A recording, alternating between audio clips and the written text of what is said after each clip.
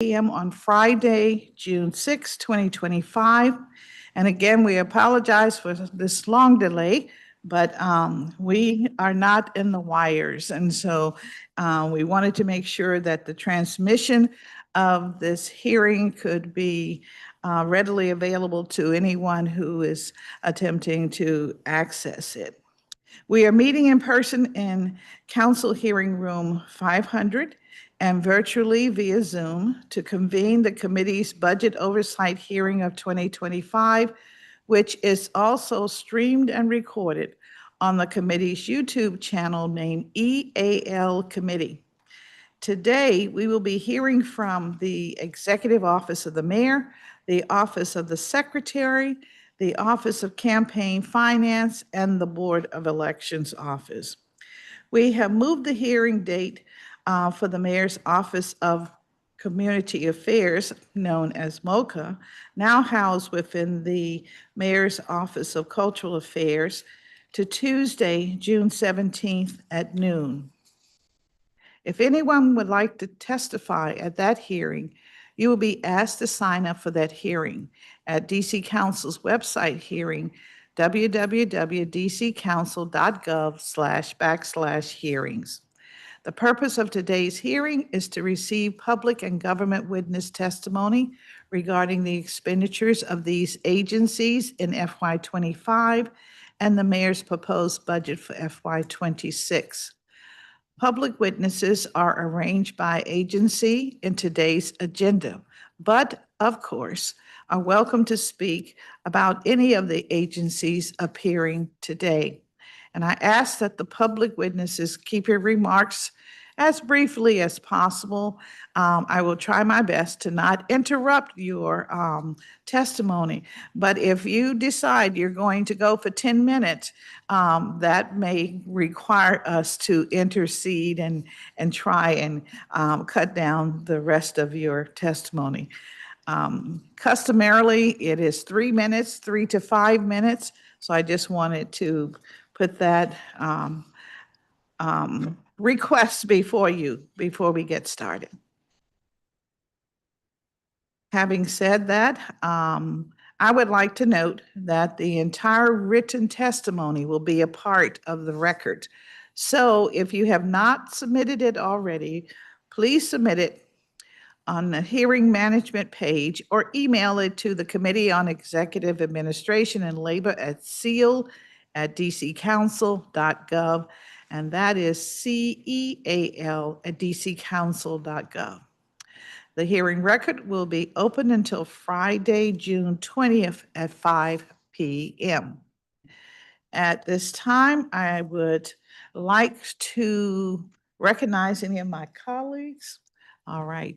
As you probably know, we have at least 4 hearings going on today, so colleagues are probably busy with their subject matter as well. And so we'll get their comments perhaps later.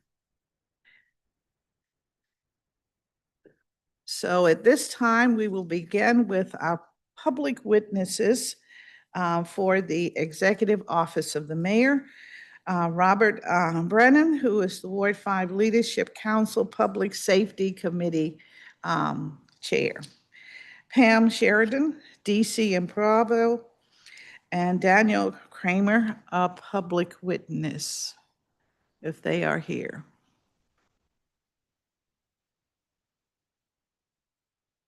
All right.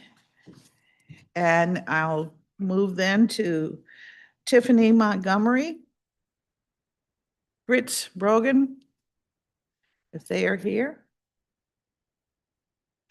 All right. This is the lineup of our public witnesses. So Mr. Brennan, you have that does not mean that you're going to take 20, 30 minutes. Okay, but we're here to get your testimony, and thank you for being here with us.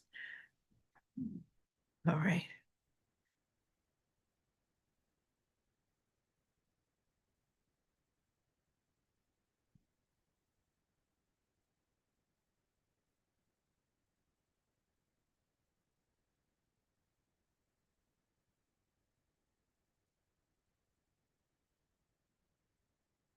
Greetings and salutations. I am here not merely to testify on the budget. I am here because of two majestic words, amazing grace. There are some who wish the 2026 district budget was equal to the Great Commission of the tablets of the covenant. But it's not. It's the work constrained by an adverse Republican politics and devil-inspired presidential prejudice.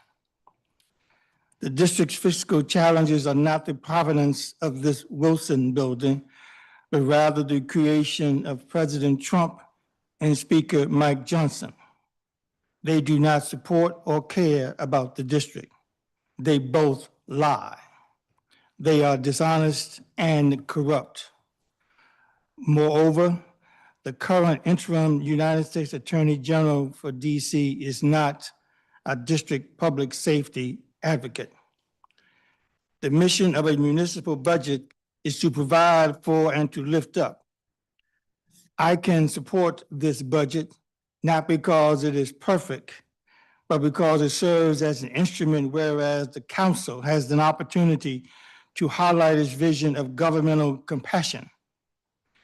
However, the Board of Elections and the executive office of the mayor have fallen short.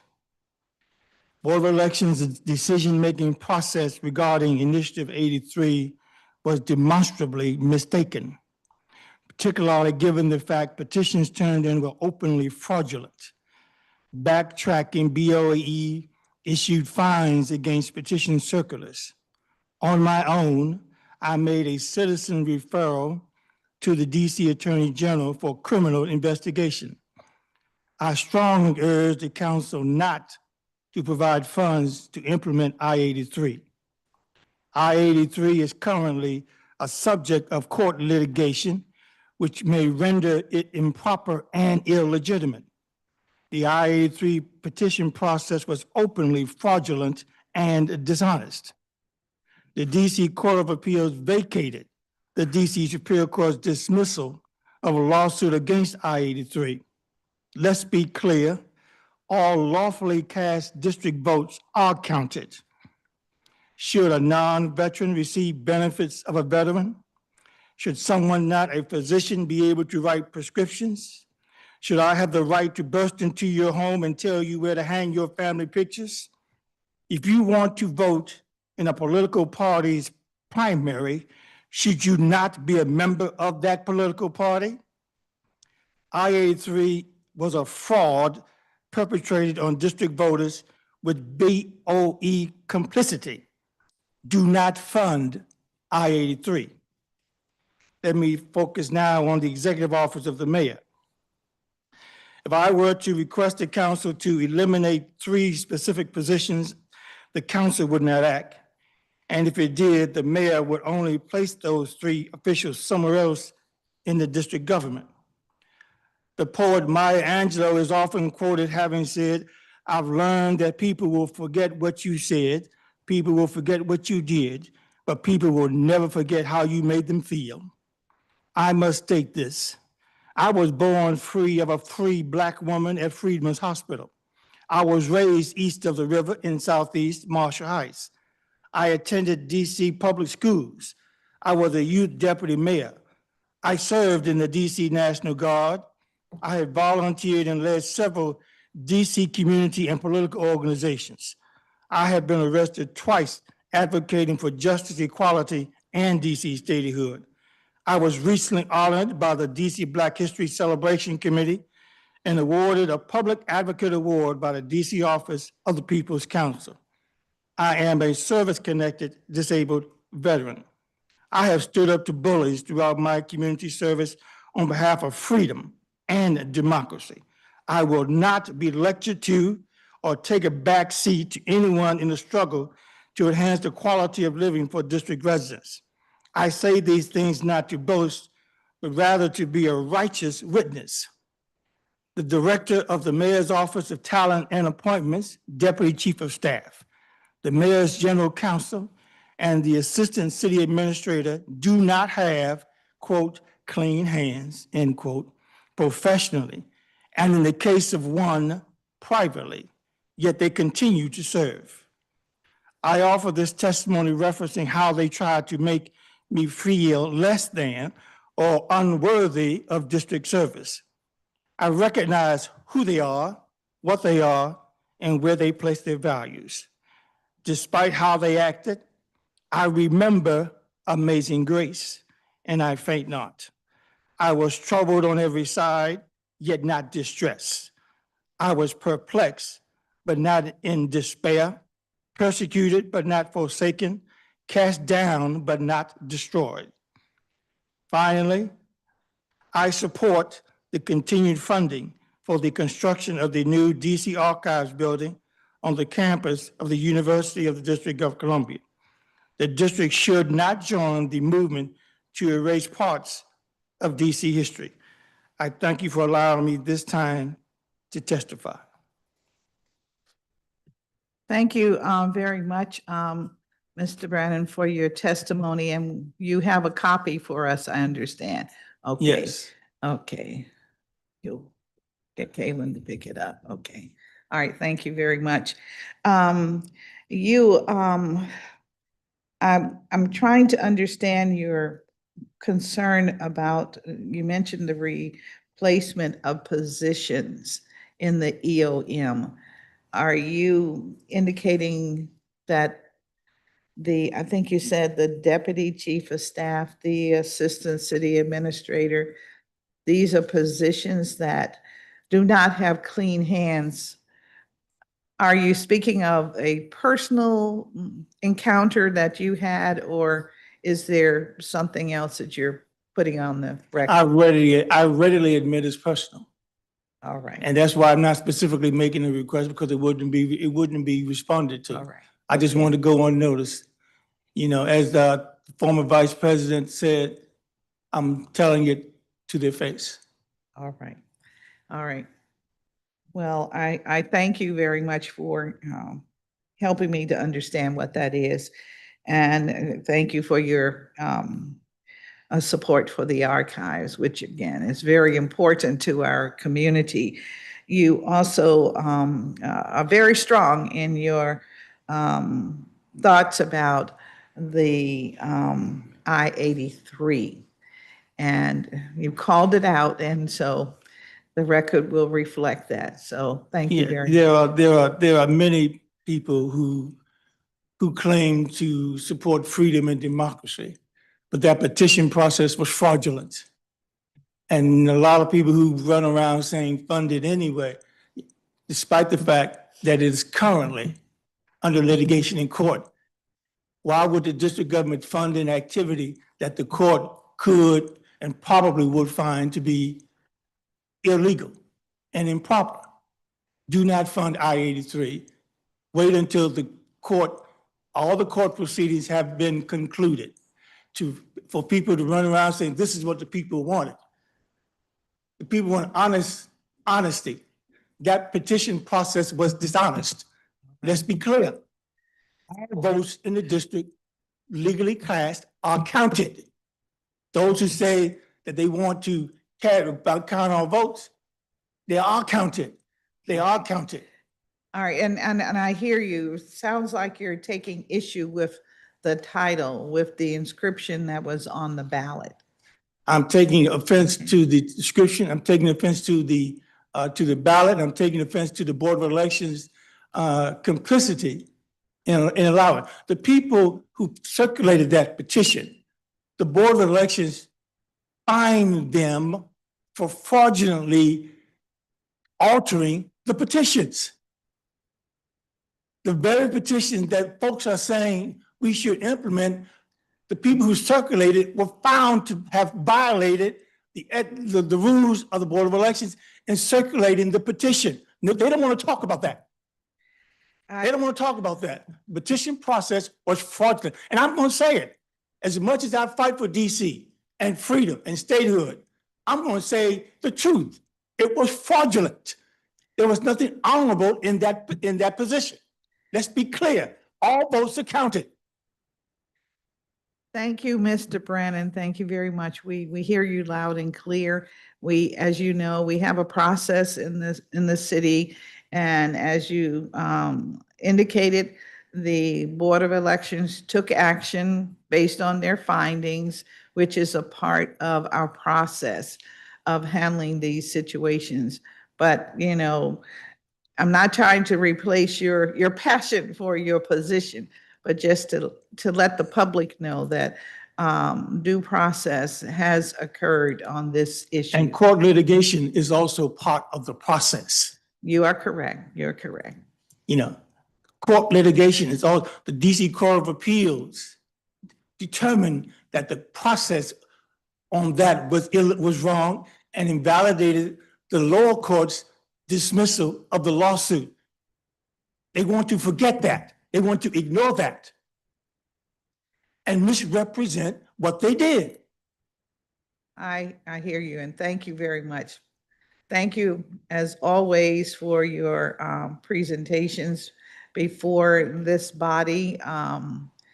We hear from you regularly, and we know that you are very concerned, interested, and excited about the work that we attempt to do here in the city on your behalf and for all of us. So thank you very, very much. I want to thank you for what you do and what your staff do also. But I want to make clear my last words before I leave this, before we move to another panel. The issue surrounding the DC budget is not your fault. It's the fault of Donald Trump and Mike Johnson. That's where anger should be. That's why we're in this situation. And I support bringing the commanders to DC. I'm gonna get that in. Mr. Brannum, you're full of ideas and thoughts and opinions that will be on the record. Thank you very kindly. Thank you. Thank you. All right. Recognizing that, New panel, yes, you Okay. are our panel. We will now, we're able to go to our government witness. And so we're inviting Lindsay Parker, the Chief of Staff at the EOM, to join us. And thank you for being here. The mission of the Executive Office of the Mayor is to support government operations and advance the policy goals of the mayor. The EOM is led by its Chief of Staff, and it has a Deputy Chief of Staff and others that are responsible for implementing specific goals and objectives as it provides district agencies with leadership support and oversight. And the office ensures that the mayor's policies and initiatives are communicated effectively to district residents and stakeholders, and that the district seeks public input as it envisions the future of the city. And with that said, I will swear in the team. All right, thank you. Raise your right hands, please. Do you swear and affirm that your testimony and any statements that you make before us today to be truthful and complete? Thank you, and thank you again for being here.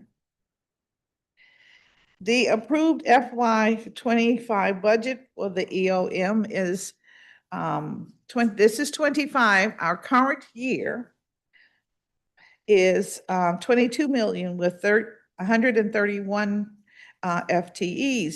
The proposed budget that we will examine today is the FY26 budget, and it is 32 million and 175 FTEs, representing an increase that is inclusive of the consolidation into the EOM of various constituents and other outreach offices, and the reassignment of some others. And so during the course of today's testimony, we will have an opportunity to look to the EOM Chief of Staff to walk us through these increases and explain how they better serve the public with the new configuration. And with that, I am going to move to ask that we move forward with your testimony when you're ready. I see your light is on and there you are. All right. Thank you. Well, good morning, Chairperson Bonds, members of the committee, staff, and the viewing public. I'm Lindsay Parker, Chief of Staff to Mayor Muriel Bowser. Thank you for the opportunity to testify today in support of Mayor Bowser's Grow DC FY 2026 budget proposal, particularly as it pertains to the Executive Office of the Mayor and the proposed structure of our community affairs offices, which you just referenced. As you know, the district faces both opportunities and challenges in the years ahead. The FY 26 budget reflects Mayor Bowser's commitment to fiscal responsibility while prioritizing critical investments that will help grow DC's economy and support our residents.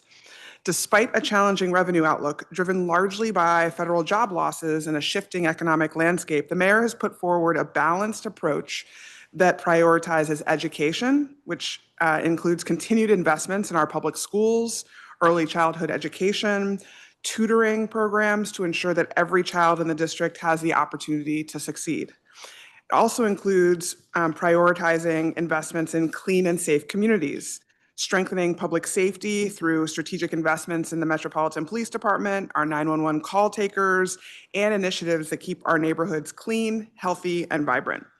And lastly, the mayor's prioritized her growth agenda, a targeted focus on attracting high growth industries, supporting our small businesses, and making the district an attractive place for companies to invest and grow. This includes bold proposals such as a redevelopment of the RFK campus to bring the Washington Commanders back to DC, stimulating local and economic activity and job creation in the years ahead. I've talked a little bit about those federal job losses. They're estimated at approximately 40,000 DC residents over the next 4 years. And that's having a significant impact on our economy, especially on office occupancy, local spending, and tax revenues. So these losses are contributing to the projected $1 billion budget shortfall over the course of our 4-year plan ending in FY29. So this FY26 budget includes strategic investments that position the district for long-term success while maintaining a balanced budget. In FY26, the budget and financial plan is made up of $21.8 billion in operating funds and $9.6 billion in capital improvement funds. The Executive Office of the Mayor plays a pivotal role in coordinating and implementing these mayoral priorities across the district. So in FY26, EOM's proposed budget is, as you stated, $31 million. These allocations support EOM's mission to provide leadership, strategic direction, and oversight to help deliver on the mayor's commitments to DC residents. The budget also supports the staff needed to deliver on these priorities with the 175 FTEs included in the FY26 proposal. The increase in operating budget and FTEs for 2026 is primarily due to the consolidation of several community affairs offices, previously budgeted in separate budget chapters, all into the Executive Office of the Mayor's budget chapter. This restructuring brings staff and resources under one administrative umbrella to better coordinate community engagement and support the mayor's initiatives in education, public safety, and economic growth. Importantly, despite this consolidation, the overall total FTE count for these functions across all of the budget chapters, and I've kind of brought both budgets, the FY 25 and 26 budget, to show kind of we're talking about 1, 2, 3, 4, 5, 6, 7, 8 budget chapters that are now consolidating into one. It's going to reflect a net reduction of 4.5 FTEs overall. So demonstrating our commitment to making sure that we're finding efficiencies where we can. So over the past year, we've successfully consolidated key functions such as policy, legislative affairs, regional affairs, as we've spoken about before, within the EOM to improve coordination and alignment. The proposed budget continues to build on that foundation by refining leadership structures and aligning roles to support the mayor's priorities, including maintaining strong interagency coordination, aligning our leadership with the priorities that the mayor has articulated, and enhancing our resident engagement or their experience. These refinements ensure that the mayor's office supports the effective implementation of the budget's investments and advances DC's top priorities. To effectively execute its mission, we're structured in sort of 5 key divisions that collectively support the mayor's leadership, policy priorities, and service delivery across the district.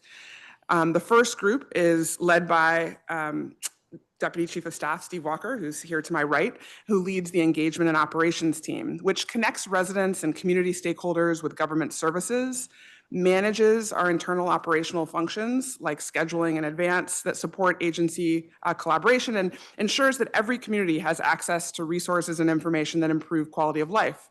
They've also helped put on successful community events like Emancipation Day Parade and concert and the Fresh Start 5K that happens every year for the past 11 years on New Year's Day, actually drawing a record-breaking attendance this past year.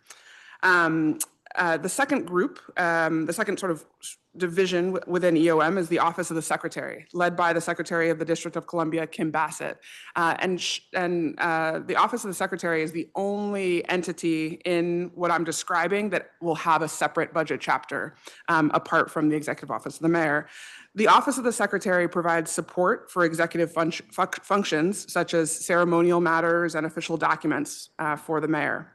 The Office of the Secretary maintains relationships with our international partners and sister cities, promoting global diplomacy and information exchange. The next division is our communications team, led by the Director of Communications, Susana Castillo. The communication team manages internal and external communications, public relations, media strategy, and ensuring residents are informed about the key initiatives and services that are available to them. In FY25, the communications team pushed out vital information to residents on major events like the presidential inauguration, the opening of the Cedar Hill Hospital in Ward 8, and the mayor's 10-year progress report, which I have a copy of right here, and you can find at mayor.dc.gov. And actually, you can find all of our previous progress reports at progressreport.dc.gov. We'll make sure that you get a copy, Madam Chairwoman. The fourth division of the Executive Office of the Mayor is the Intergovernmental Affairs team, led by the Director of Intergovernmental Affairs, Tomas Talamante. This team oversees policy development, legislative affairs, and coordination with our federal, regional, and local partners, including the DC Council, to advance the district's agenda. The Intergovernmental Affairs team, which includes the Office of Policy and Legislative Affairs, better known as OPLA in this building, and the Office of Federal and Regional Affairs, known as OFRA on the Hill, works to introduce and uphold critical legislation that best represents the mayor's and the district's priorities. I want to note that the Office of Federal and Regional Affairs was inadvertently placed under the Community Partnerships Division in the budget. This was an administrative error that doesn't reflect the intended programmatic direction and alignment of OFRA's work, which is meant to really remain within the IGA. So that's something that maybe we could work on together. And then the last division of the EOM is the Office of General Counsel. That's led by the General Counsel to the Mayor, Betsy Cavendish. Betsy provides legal guidance and oversight to the mayor and the EOM, ensuring compliance with applicable laws and regulations. Over the past year, the Office of General Counsel closed out more Freedom of Information Act requests at a faster rate than in years prior.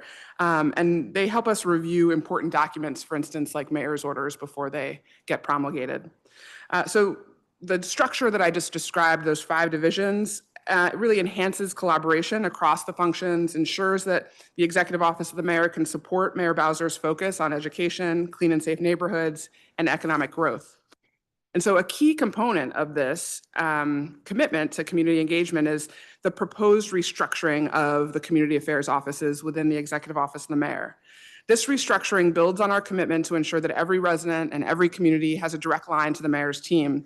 And so under the new structure, the existing 16 community affairs offices are reorganized into 3 strategic teams, but those offices will still remain.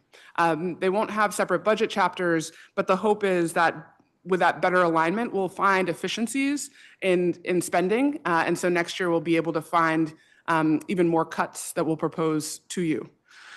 And I wanted to just describe the 3 strategic teams quickly. So the first team is the community relations team. That's going to be led by the current director of the Mayor's Office of Community Relations and Services, Phil Thomas. Under that organization, this team is actually going to remain the central point of contact for neighborhood concerns, constituent services, and coordination with other agencies to resolve issues quickly and effectively. Additionally, these offices provide essential connections to residents on quality of life issues, faith-based partnerships, and business-related community concerns in sort of a block-by-block model. So the other offices that will be under this strategic team is the Mayor's Office of Clean City, the Mayor's Office of Religious Affairs, and what was the Mayor's Office of Nightlife and Culture, which we're kind of creating a more business liaison focus, which will be during the day and at night. The second strategic team is the Cultural Affairs Cone, and that's led by what is now the Mayor's Office of Community Affairs Director, Jackie Reyes, and she'll be leading the Cultural Affairs team as well as the Community Partnerships team, which I'll explain in a second. So under the Cultural Affairs team, this team really consolidates the offices that serve our diverse communities into a single unit, enhancing coordination of engagement, events, and outreach efforts tailored to each community's unique needs. This sort of cone of cultural affairs will include the Mayor's Office on African Affairs, the Mayor's Office on African American Affairs, the Mayor's Office on Asian and Pacific Islander Affairs, the Mayor's Office of Caribbean Community Affairs, the Mayor's Office on Latino Affairs, and the Mayor's Office on LGBTQ Affairs. And then the third bucket we're calling community partnerships. Also, they will be under Director Jackie Reyes's direction. The offices under the community partnerships cone include Serve DC, which will provide sort of the coordination for this group, the Mayor's Office of Veterans Affairs, the Mayor's Office of Returning Citizen Affairs, and the Mayor's Office on Women's Policy and Initiatives. And this team will really focus on strengthening our relationships with the philanthropic sector, volunteer organizations, and other external partners, while also supporting the targeted services for the specific populations that they serve. The hope is that these four teams combined will build alliances to really deliver the resources and the services that benefit every one of these communities. An example might be if the Mayor's Office of Women's Policy and Initiatives were working hand in hand with the Mayor's Office of Returning Citizens Affairs as they think about their grants.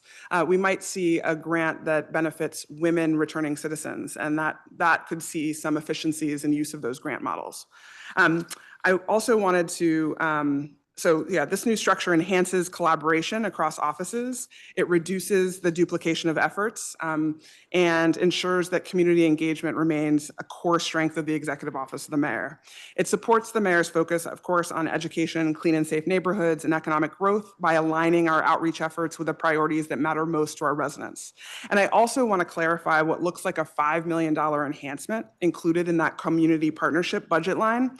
This amount is not new funding, but rather a consolidation of existing grant dollars from those previous budget chapters that I talked about right here into one. And it also includes a transfer of 6 FTEs who manage those grants. So this accounting adjustment is intended to streamline the management of grant programs and does not represent an increase in total resources available. It is an administrative realignment that consolidates the management responsibilities under community partnerships for greater efficiency and coordination. Additionally, and the last point I want to make, I realize that this has taken a long time. In the proposed restructuring, the Mayor's Office of the Deaf, Deafblind, and Hard of Hearing will move to the Department on Disability Services. This transition reflects the district's commitment to integrating services for residents with disabilities into a single specialized agency that is best equipped to provide direct support and advocacy. So by housing MODDHH within DDS, we will enhance service coordination, improve access to resources, and ensure that the unique needs of the deaf, deafblind, and hard of hearing communities are met within a comprehensive disability services framework. This move actually aligns with best practices in sort of greater policy and positions DDS to more effectively champion the rights and inclusion of these residents through kind of throughout their entire body of work. So Chairperson Bonds and members of the committee, The FY26 budget reflects Mayor Bowser's commitment to a modern, responsive, and effective government given the times we live in, one that's prepared to meet the needs of our residents while investing in the district's future. The refinements to the Executive Office of the Mayor and the community affairs offices are designed to really support the delivery of results for our residents and businesses while aligning with the mayor's core priorities: education, clean and safe neighborhoods, and economic growth. And so we look forward to closely working with this committee as you consider these proposals, and really thank you for the opportunity to testify today and welcome questions. Thank you very, very much for your testimony. And I appreciate that you have given us pretty thorough understanding of the realignment. That's very important. I guess I have to ask you, are you thinking that there may be a need for legislation that would officiate the moves that you have made, or are you comfortable with it as it is? And I ask because, we're in the budget season. Of course. And thank you for that question. I'm happy to work with your team on that if you see the need. We don't at the moment. This is simply a realignment of budget chapters, but I'm happy to talk about that further. All right. I know that some of my colleagues who had, one or two of the offices within their committee are maybe concerned. I'll say maybe concerned about what does this mean. But I appreciate understanding that this realignment is devoted to creating more efficiency and hopefully removing any duplication and therefore focus on any waste that we may have had. Now you're ordering maybe 100 pencils as opposed to 20. And the larger lot makes a big difference usually. So Yes. Thank you for that. Definitely. I wanted to, you in your testimony, you indicated that the progress report is available. How is that currently distributed? Are we going to receive that in the mail? Do you have budget to mail that to every household, or just how is it going to be done? We don't have budget to mail that to every household, but we actually handed it out at a senior fest earlier in the month or last month. And we have a copy online at progressreport.dc.gov. And, this is a commitment that Mayor Bowser made when she first took office to publish an annual report that talked about the promises made and promises kept. And this year's is really something. It's the 10-year progress report, and it's titled A Decade of Delivering. And it really kind of points out kind of what you can do with a 3-term time in office. A lot of the things that she talked about in her first State of the District speech have now come to fruition. So it's a really interesting read, and I encourage everyone to check it out. We have also emailed it out to our newsletter recipients, and that's a pretty broad group of DC residents these days. We've put it online, and we've made it available on all of our social media platforms as well. So we'll continue to push it out. We've also handed it out at an ANC meeting, an all ANC meeting that we invited all ANCs and Civic and Citizen Association presidents to last week. So we handed out copies too. All right. And so what was the budget for that document?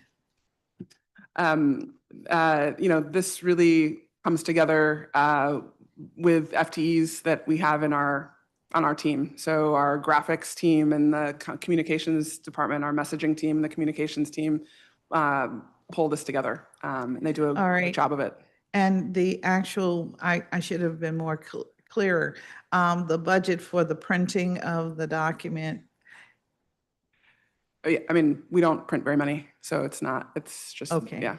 It's produced It's negligible. in-house. Yeah. All right. Now, that's a great capacity. Do other agencies have the ability to print their documents? I know that frequently an agency will have their annual report and they will distribute that. I wonder, do they do it in-house or is it through some contractual arrangement? I think it really depends on the agency and the strength of their, in-house team. All right, Yep. okay. But the EOM doesn't really have a budget line for the printing of documents? We have a small NPS budget that helps us to print things. All right. I'm asking questions that the public will want to have answers to. Of course. So I kind of know some of the answers, but I want to make sure that the public understands how we operate as a government. And so having the in-house ability to do that is great. Mhm. Absolutely. So thank you for that.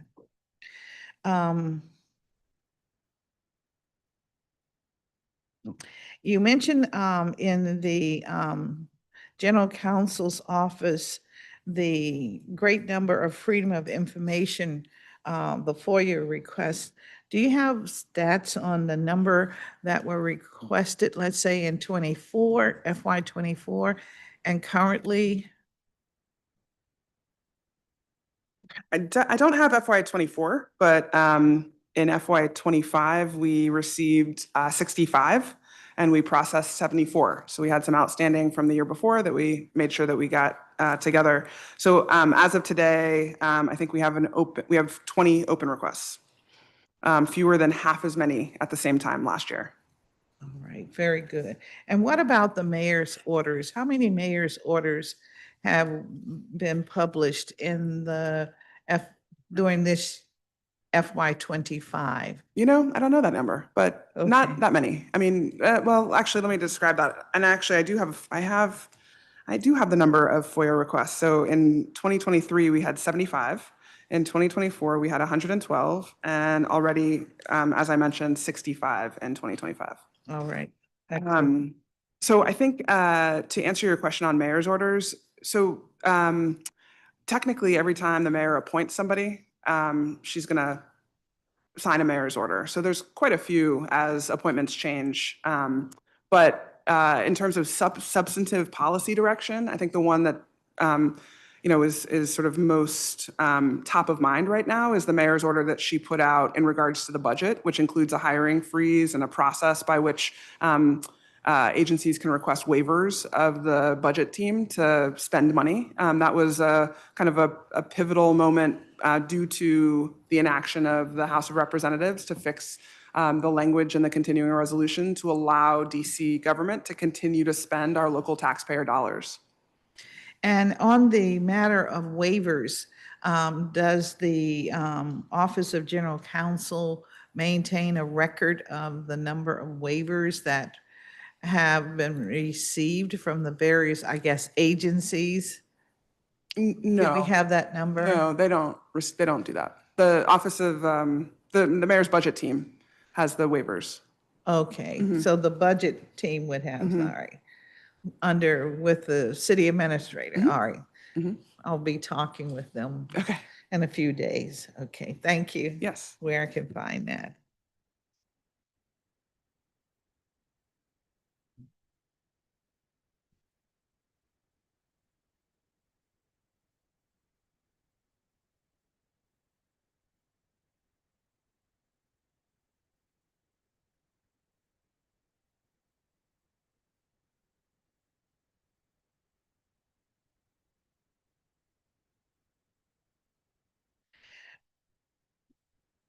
You kind of talked a little bit about how the organization chart may not be aligned the way you intended it.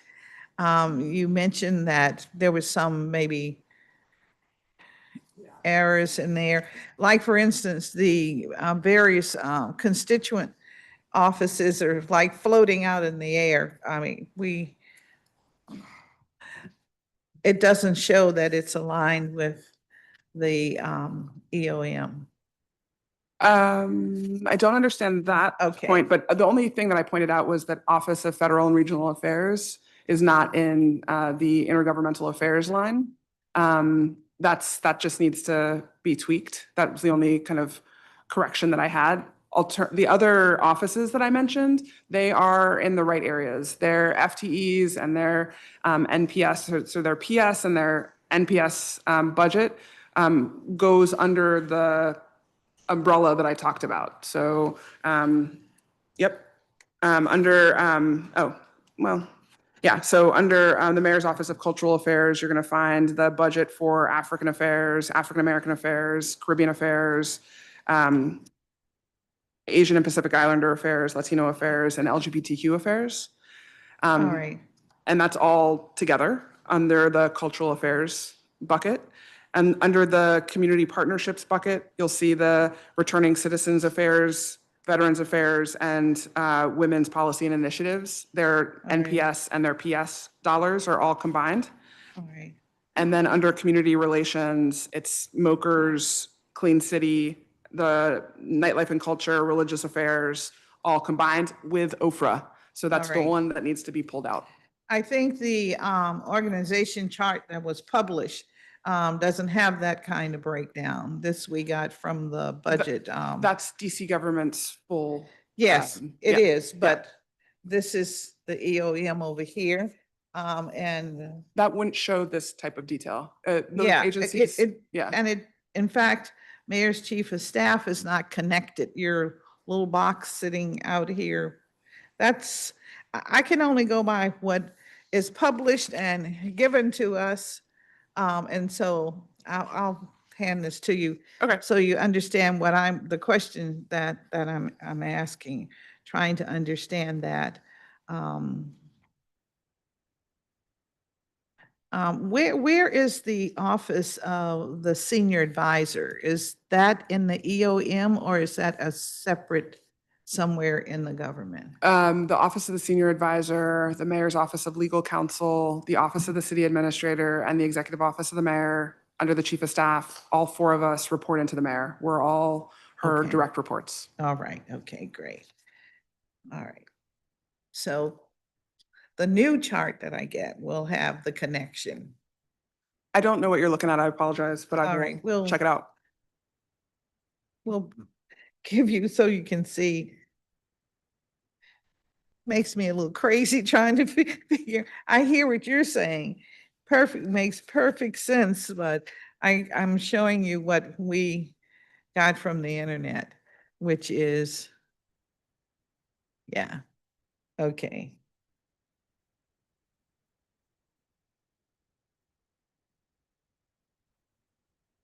Okay.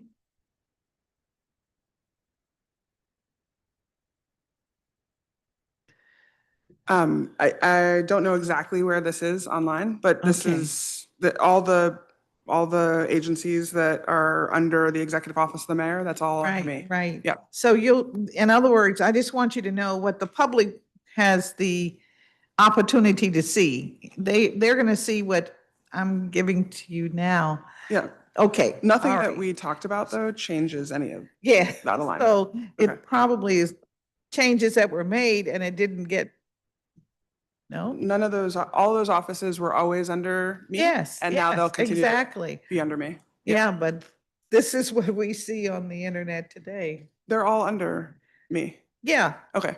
No, but you can see there's no connection, no line that connects it. Just There's no line that even connects you to the EOM. That's where the confusion Okay. is. okay. Okay. But it's underneath. That's Yeah, the point. well, I know. Yeah. Okay. Okay. All right. Thank Thank you you. very much for helping us to understand that. Are there leftover unallocated opera dollars and infrastructure dollars?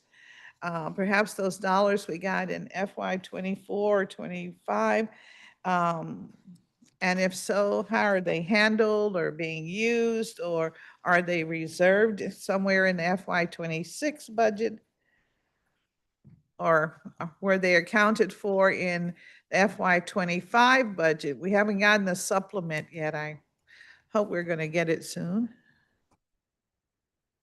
I think, are you? I know it's a lot. It's okay. Are you asking about ARPA dollars? Is that what, ARPA dollars? Yes. I see. So EOM didn't have any ARPA dollars.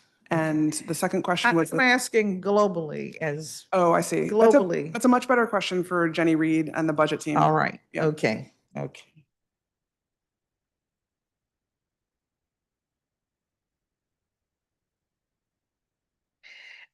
You mentioned that the Office of the Secretary has its own budget chapter.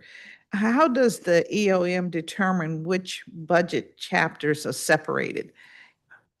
So this move that we've made today is really trying to consolidate so as to be more transparent and understandable to the public.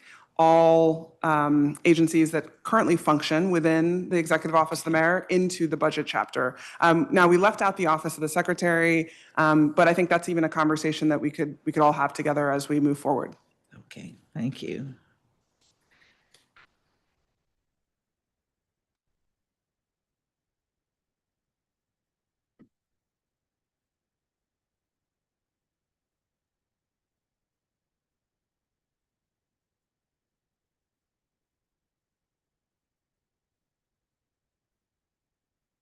So as we are consolidating these agencies, how does the EOM preserve transparency so that the public is aware of how expenditures are working to serve the different communities?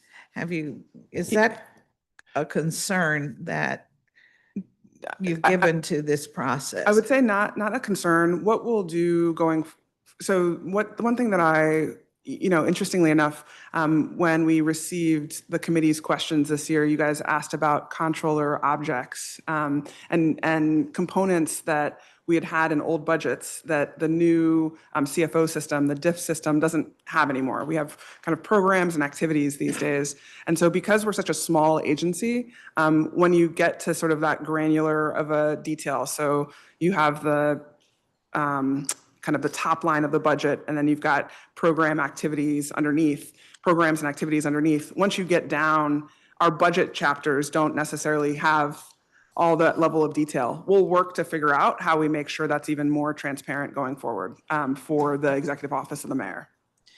Thank you very much, because it's very confusing to us trying to, budget office says, or has said in the past, you have these object lines and track that and, okay, thank you. And those don't exist anymore. Thank you. Yeah. And thank you for putting on the record that we're moving into the future, into the new present, and we're not into, because it was a mess, to be very honest with you, trying to do that kind of tracking. Thank you. The mayor has announced that she is repealing the district's sanctuary city status, and that certain provisions may be addressed through other means. Can you just give us a little sense of what that might mean? I know that that's an issue that's come up, and I know that some of our constituent agencies are busy trying to handle that kind of concern that public may have. The mayor, I think what you're referring to is in Mayor Bowser's Budget Support Act that she sent to the council. She suggested repealing a DC council passed bill that was called Sanctuary Values. It was arguably a misnomer. It picked up policy that had been effectuated by a mayor's order under Mayor Gray that's still in effect, codified it into law, and then added one section about the Department of Corrections and how they engage with the immigration law enforcement arm of the federal government. So none of the things that were effectuated in that law change our status of whether or not we're a sanctuary city or not. So again, it was a misnomer. The fact that that is something that is in law is actually misleading to the public. And that was why the mayor added that to her BSA to repeal it. Thank you very much. That's very important for us to know to the public.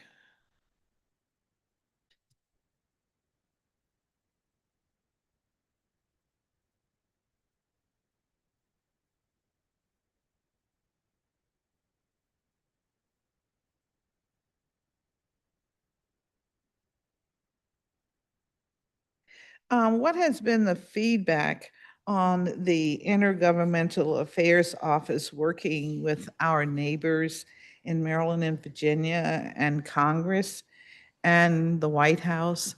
I know that you mentioned that Tomas, that's his area. Just wondered how that's going. I think tremendously. We reach out to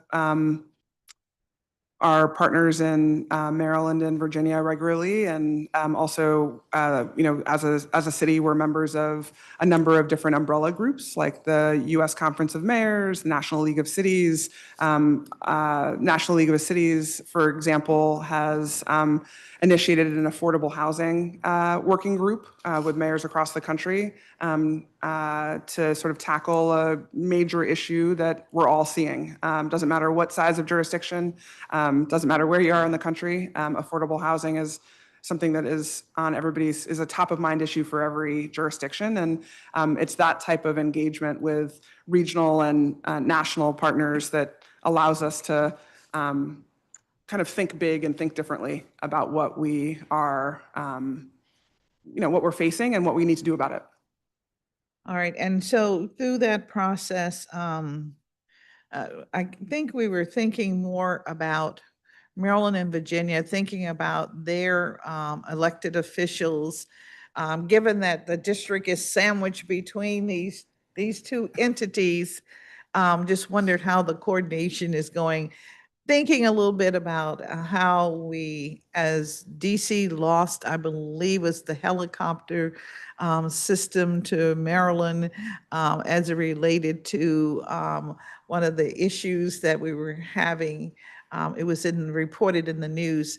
My point is that the public reads these articles, and in this era of fake news, in this era of trying to have accuracy, I just wondered how the EOM, how the mayor is handling that situation, and how you the staff, are really preparing her to handle these situations. Are there notices as soon as the fake news is in the media? Do you have a process where you begin to address that? Or how are you working to keep us solvent, to keep us on point here in the District of Columbia? Sure. I think, I've worked for Mayor Bowser for more than the 10 years that she's been in office as mayor. And one of the things that I, continuously, have not stopped learning from her is how she handles crisis communications. And so when we see anything that is amiss or a tragic event in the city, I think you'll note that Mayor Bowser is kind of one of the first to go out and tell the community kind of what she knows, what she's going to be able to do, and what comes next, and when she's going to communicate next. And that's something that sort of model has, I think, served us very well as a city, and we continue to use it. I think what you were referring to was, I think in the end of the last Congress, there was some question about whether or not parts of our National Guard would be going to Maryland, and that didn't end up happening. So there was a proposal, but it didn't happen. So, I think we continue to maintain great relationships with all of our regional partners. That's our mandate. And we use those when we're in crisis and when we're looking to coordinate and collaborate in normal times. And we'll continue to keep those efforts up so that we can call on those partners whenever needed. Thank you very much. I wanted you to put that on the record so much.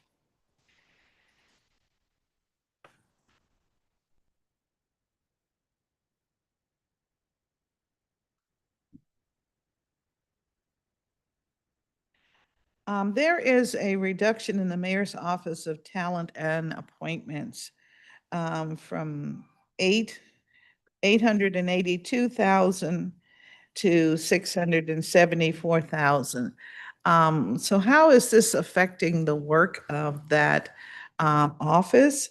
Also, I want to know about the status of recruitment and placement of candidates to fill the various boards and commission positions.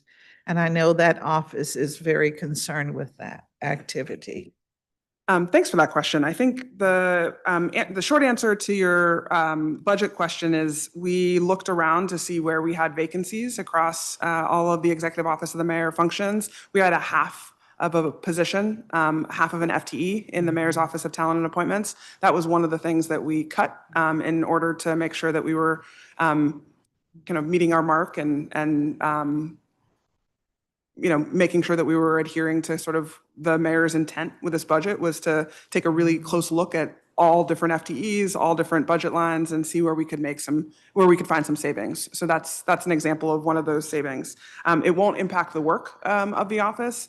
The work of the office continues. It's a very large charge, and actually wanted to point out that we have several nominees down in front of some of your colleagues' committees. So we've got a Metro Safety Commission nominee down in front of the Transportation and Environment Committee.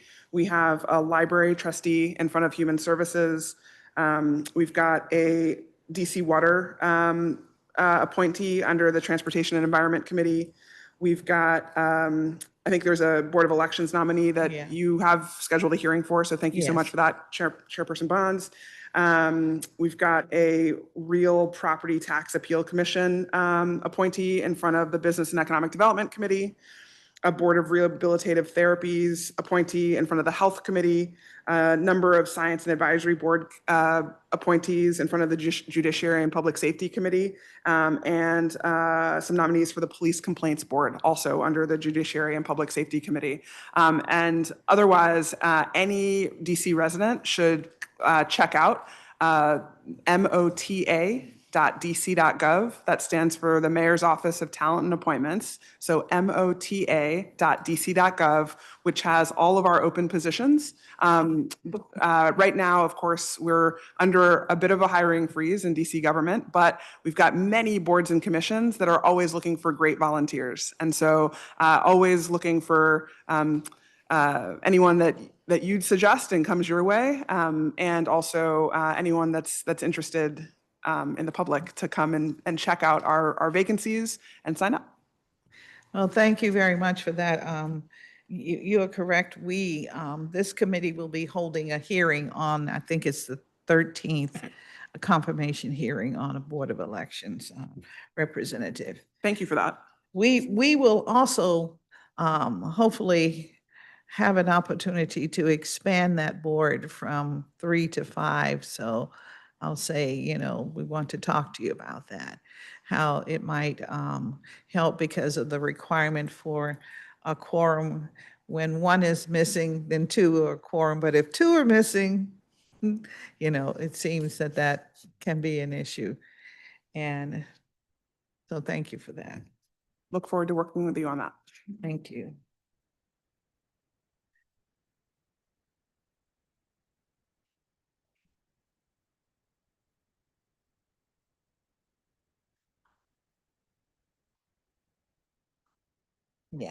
Yeah. I was wondering. Okay, yes. Let's be done with.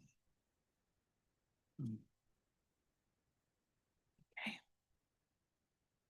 The community has expressed concern over funding a new stadium at RFK site. Can you just give us a sense of the public engagement events that the mayor has held to gather feedback about this site?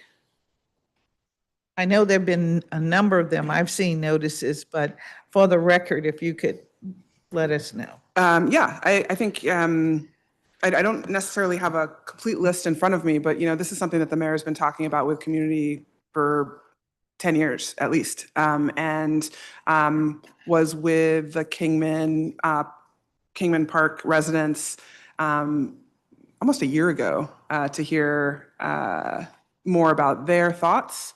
It was actually a very productive meeting, despite some of the news reports. And what I hope a lot of those residents saw as a product of their conversation with the mayor is we're thinking about how their ideas were included in the mayor's proposal. I think the top idea, the thing that we've heard loud and clear from community is that the fields at RFK need to stay. And the mayor was delighted to be able to keep that in the proposal that she sent down to the council. And so now at this point, it rests on the council to kind of pass this swiftly so that we can get going on planning and ensuring that sort of all the community needs are met as we build out this campus, which is super exciting.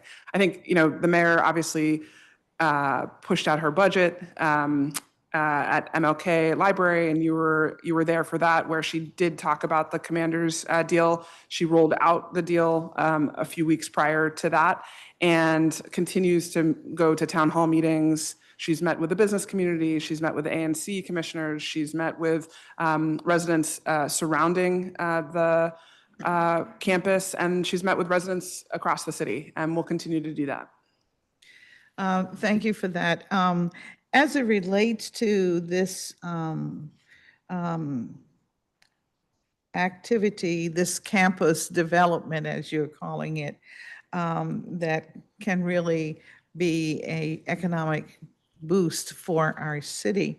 I just wondered if you could give us a sense of what the timeline has to be when it is necessary to hear from the council on this. There's been some talk that, the deal may go away if there is not a decision from the council by July 15th. I really want, if you have real information on that, some accuracy as to what is the situation. I think one thing that we'd want everybody in the public to know is that they can go to ourrfk.dc.gov. That's OURRFK.dc.gov to find more information about the deal, the campus, and how folks can get involved. There's actually a survey there where we've heard from a number of different residents about their thoughts on the campus. In terms of that date, I think the mayor's made it perfectly clear that this needs to move with the budget, and that is, that is the best way to make sure that in 4 years we have a stadium built and ready to, attract major attractions going forward. So I'm hoping that happens. All right, well, thank you. I wanted to at least get some sense of it. Because as you know, there have been some discussions where, maybe the council will not get an opportunity to vote on the project until maybe next spring of 2026. And so just want to give the public a sense of what the dynamics are in order to get this economic boost in our community. That would be unfortunate. Needs to happen much before that, as the mayor has Thank you. indicated. Yep. And I hope you notice that I'm trying very hard not to get you to use words that, in some way would be the words that the mayor would use. The mayor's not here. You're the chief of staff. So I just wanted to make sure, but at least have a sense of where we are moving on this particular issue. All right. And with that, we thank you very much for your testimony today.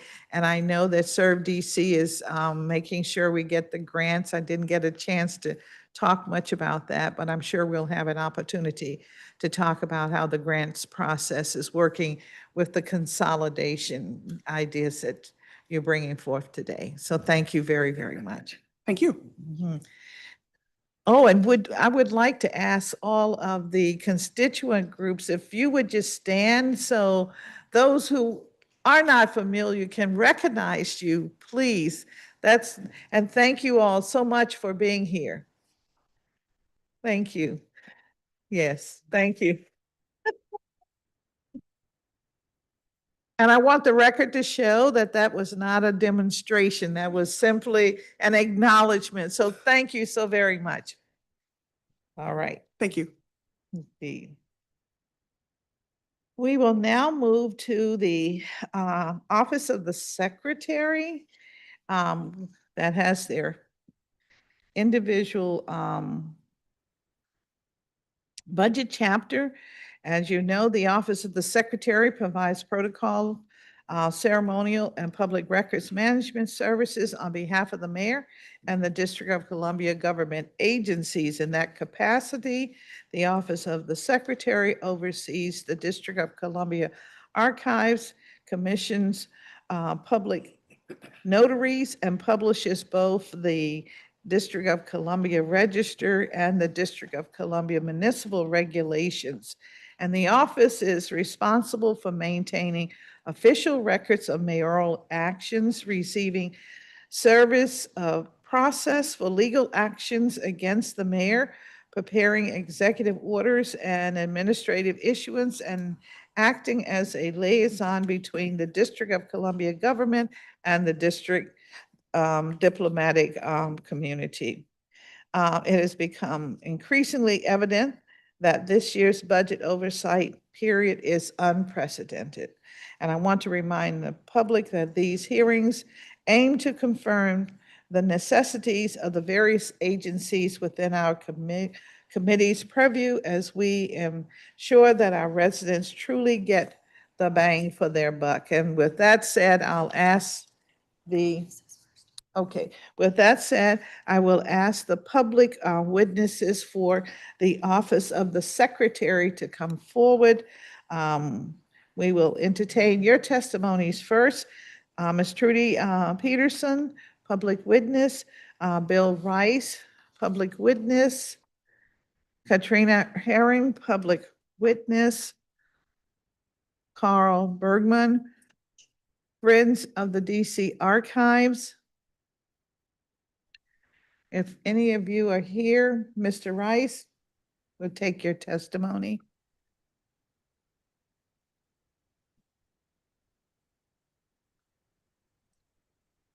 All right, and we understand Mr. Bergman is online, but for some reason, we're not able to see him, but we expect to be able to. I'm here. Oh, we have him. Yes, thank Yes, you. ma'am. Very good. So we have a complement of 4. All right, and we'll start with you, Ms. Peterson, and thank you for being here, all of you today. Thank you. Thank you, Chairperson Bonds, and thank you for your continuing interest in the archives. You held a special hearing last year that was really important, I believe. So thank you very much. But I'm sorry to be here to oppose the mayor's proposal to stop construction of the planned archives building on the campus of the University of District of Columbia. I'm sure my colleagues will all give you a lot of details about this. So I want to make 4 broad points to start us off. First of all, this is a good plan.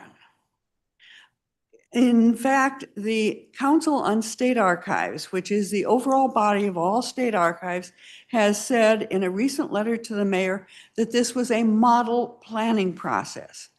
We've been working since 2013 on this. There have been any number of citizen looks at the proposals. We've evaluated at least 7 sites other than the District of Columbia. And we have had a thorough evaluation of what an archives needs. Then, after the site was selected with the agreement of the council and the mayor, the city hired the best architectural firm in the country for building archives building to do the plan. So we have an excellent plan from an excellent architectural firm. And then after that was completed, we had the hiring of Gilbane Construction, which has a good reputation for building buildings in the city. So this is really a good plan that is laid before us for the District of Columbia's archives. My second point is that planning for the UDC campus gives important benefits to that university. You bring onto campus a big research facility. You make it possible for students to have internships. You make it possible to have experiential learning in the classrooms. You're not only then preserving the records of the city, but the plan is to preserve the records of the district's own public university, the University of the District of Columbia, which of course is rooted in very important Black college that started in the 19th century. And those records will be there. Also, the records of the Felix Grant Jazz Archives will be there. You know, another really important part of our city's history. And the ability to go between those three and get a good look at what happened in our city would be marvelous, just marvelous. On top of that, the plan is to have there the Mayor's Institute of Politics, Policy, and History, which will give a permanent home for that, which Mayor Bowser actually said in 2019 when she inaugurated it, will inspire new generations and inform the quest for a more perfect union. So you have all of these benefits if you put that at the university. My third point is that we have spent untold hours and millions of dollars on this project. We don't want to waste this investment on a heedless squandering of the best efforts of the city. We really have spent time, money, and in-depth consideration of this project. Don't throw it out. Finally, if the issue is only cost, then let us talk together about the options that are available. Sadly, the mayor did not consult with any of the interested parties or professional archivists to look at alternatives. I believe options should be thoroughly explored before we decide to waste this much time and money. In summary, we need to work together, the mayor, the council, the interested public, and look at what is the responsible path ahead. And I'd be happy to answer any further questions. Thank you very much for your testimony. Next. Yes. Okay. Dear Chair Bonds, dear committee members, my name is Katharina Herring, and I've been working with the Friends of the DC Archives for more than a decade. I'm a Ward 1 resident, a professional archivist, and also a college instructor. Like my colleagues and fellow DC Archives advocates, many of whom will testify here or submitted written testimony, I was deeply disappointed and discouraged when I heard about the proposal in the mayor's budget to cut the funding for the new state-of-the-art facility at UDC's Van Ness campus. I urge you, Chair Bonds, and the members of the Committee on Executive Administration and Labor and all other members of the DC Council to do everything in your power to restore the funding to ensure that the construction of a new DC Archives facility can go ahead as planned. DC needs the new archival facility at UDC. As you know, the current facility at Naylor Court is inadequate. While Dr. Matthews and his great professional team have made great progress in accommodating researchers and in making records available for on-site and online research, the space at Naylor Court is not adequate for researchers, records, and archival workers alike. As Trudy has stated, the site at UDC was carefully selected following a more than a decade-long process of evaluating alternative sites in DC. You may remember sites that were considered included the MLK Memorial Library, Penn Center, the W Street Transfer Station site in Northeast, and the Recorder of Deeds in combination with a storage facility. And we toured quite a few of these sites back then. Hartmut Cox conducted detailed professional facility studies of all of these 7 sites. On the basis of these studies conducted in collaboration with archival facility specialists, they concluded that the new building on the site of Building 41 at UDC was best suited of all alternatives, both in terms of academic environment, accessibility, and requirements for the construction. The archives will be a great, wonderful professional facility for records and people, including spaces for archival processing, researchers, and also for public events, for exhibitions, and for training, including the much-needed training for records managers, and also for instruction, including K-12 instructions. Archives are not warehouses. Archives are vibrant centers of research, education, and civic activity.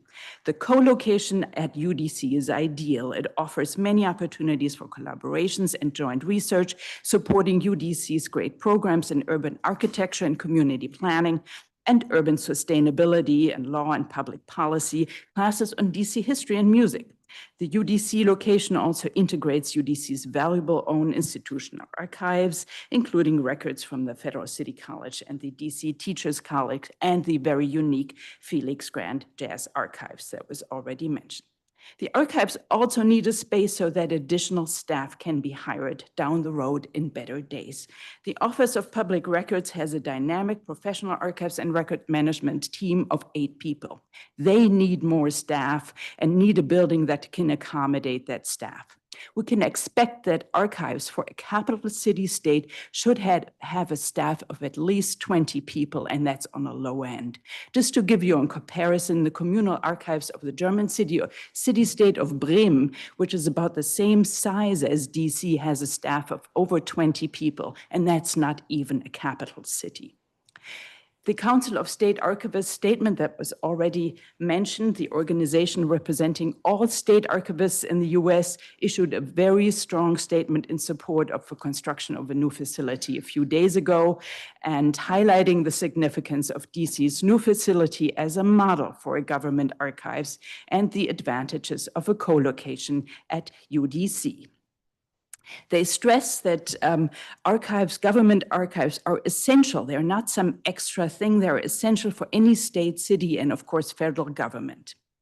Placing the facility, quote, on the UDC Van Ness campus helps inspire a new generation of DC historians and will increase collaboration, programming, and outreach possibilities.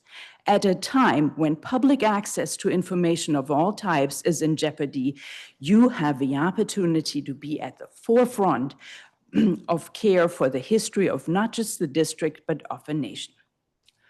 Please don't let the mayor play off the archives against student housing at UDC. These are completely separate issues based on separate needs. We'll need the archives. UDC needs student housing. They are not mutually exclusive. I support the council to work closely with UDC to study their student housing needs and possible locations on the Van Ness campus and the Lamont Riggs campus, and I know you will. And just as an aside, as you know, UDC is on federal land, so it's going to be a really complicated process, especially in the current administration, to go back to the National Capital Planning Commission. I don't think this is going to just go over there really quickly, going anywhere soon. I also want to add that there was no feasibility study of a summer school as compared to the 7 other sites. But even without a study, the proposal and the allocated money seems utterly unrealistic and inadequate. And we can assume that there will be similar issues as with the Recorder of Deeds building, plus the storage, which were actually included in the feasibility studies. We can expect a complex, expansive planning and permitting process with a landmark building, the Sumner School, and the feasibility study highlighted that operational costs of a co-location of the Recorder of Deeds building will be much higher than a facility on a single site. So this will require additional staff, duplications of functions, and really complicated logistics. As has already been mentioned, much time, expertise, and money, millions of dollars have already been spent. Please do not waste it. We're well on our way to build a state-of-the-art facility. It doesn't serve anyone to disrupt this process.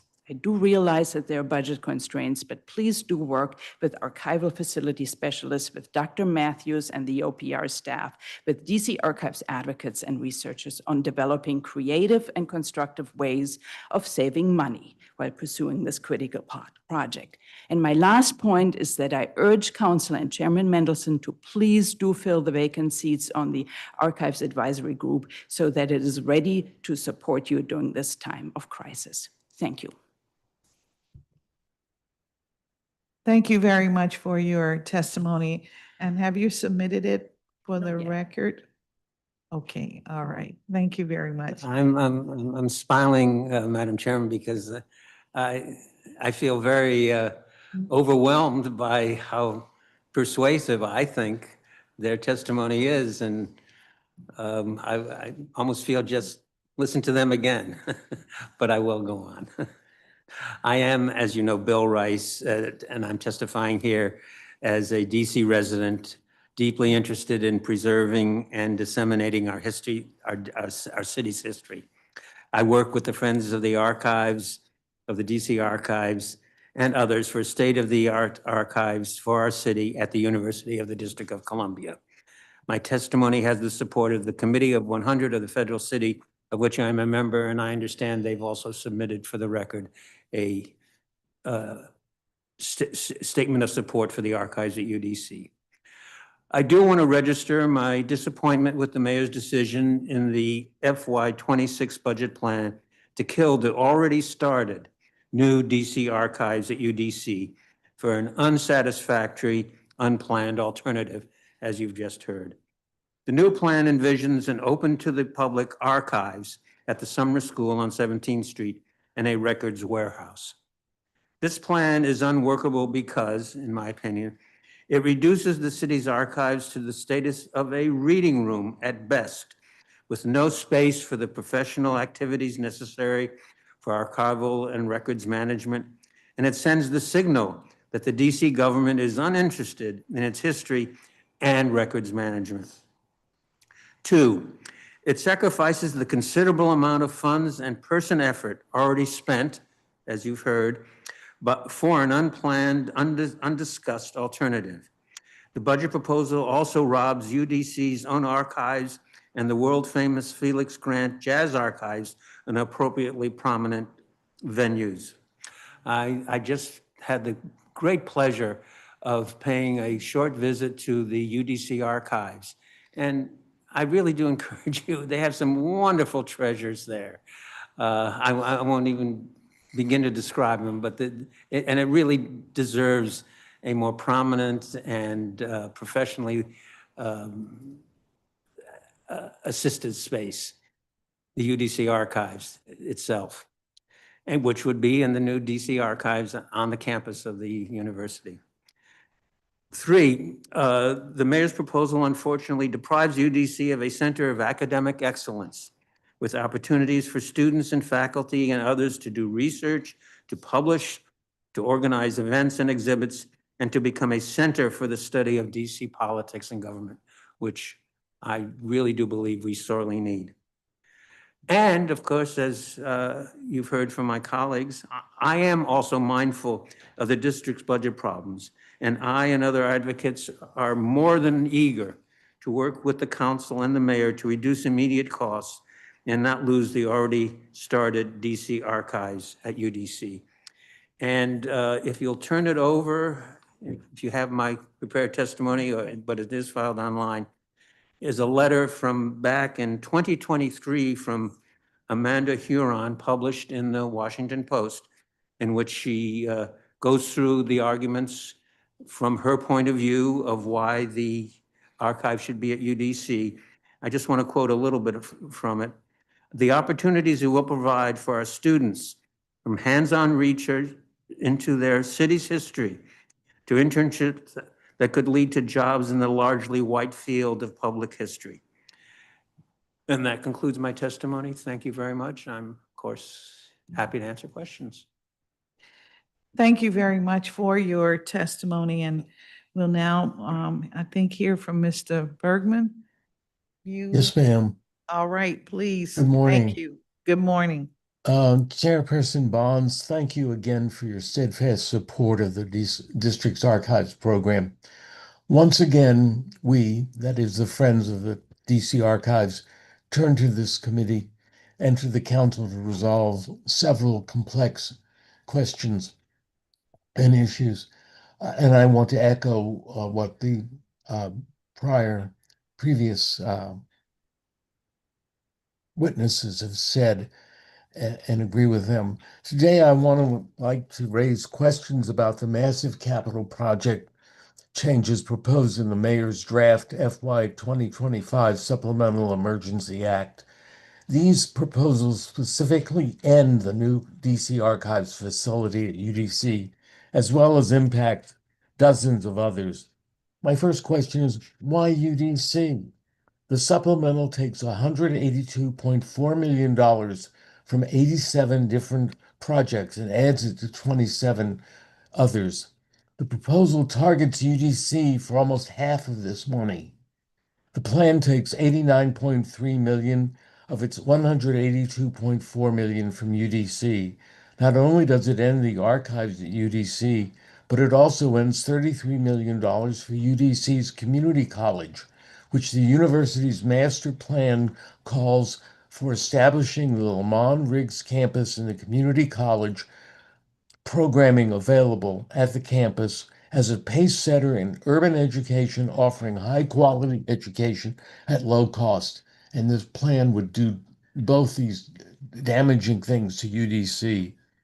UDC would also lose a significant component of its Institute for Politics, Policy, and History, headed by former Mayor Pratt, which was designed with having the DC Archives there and is an integral portion of the institution's actions. Why all in fiscal year 25? Usually major capital projects are spread over several years to coincide with their progress. Why allocate all of the funds this year when a shovel will not break ground for any of them by September 30, the end of the fiscal year? Where is the plan, as others have asked?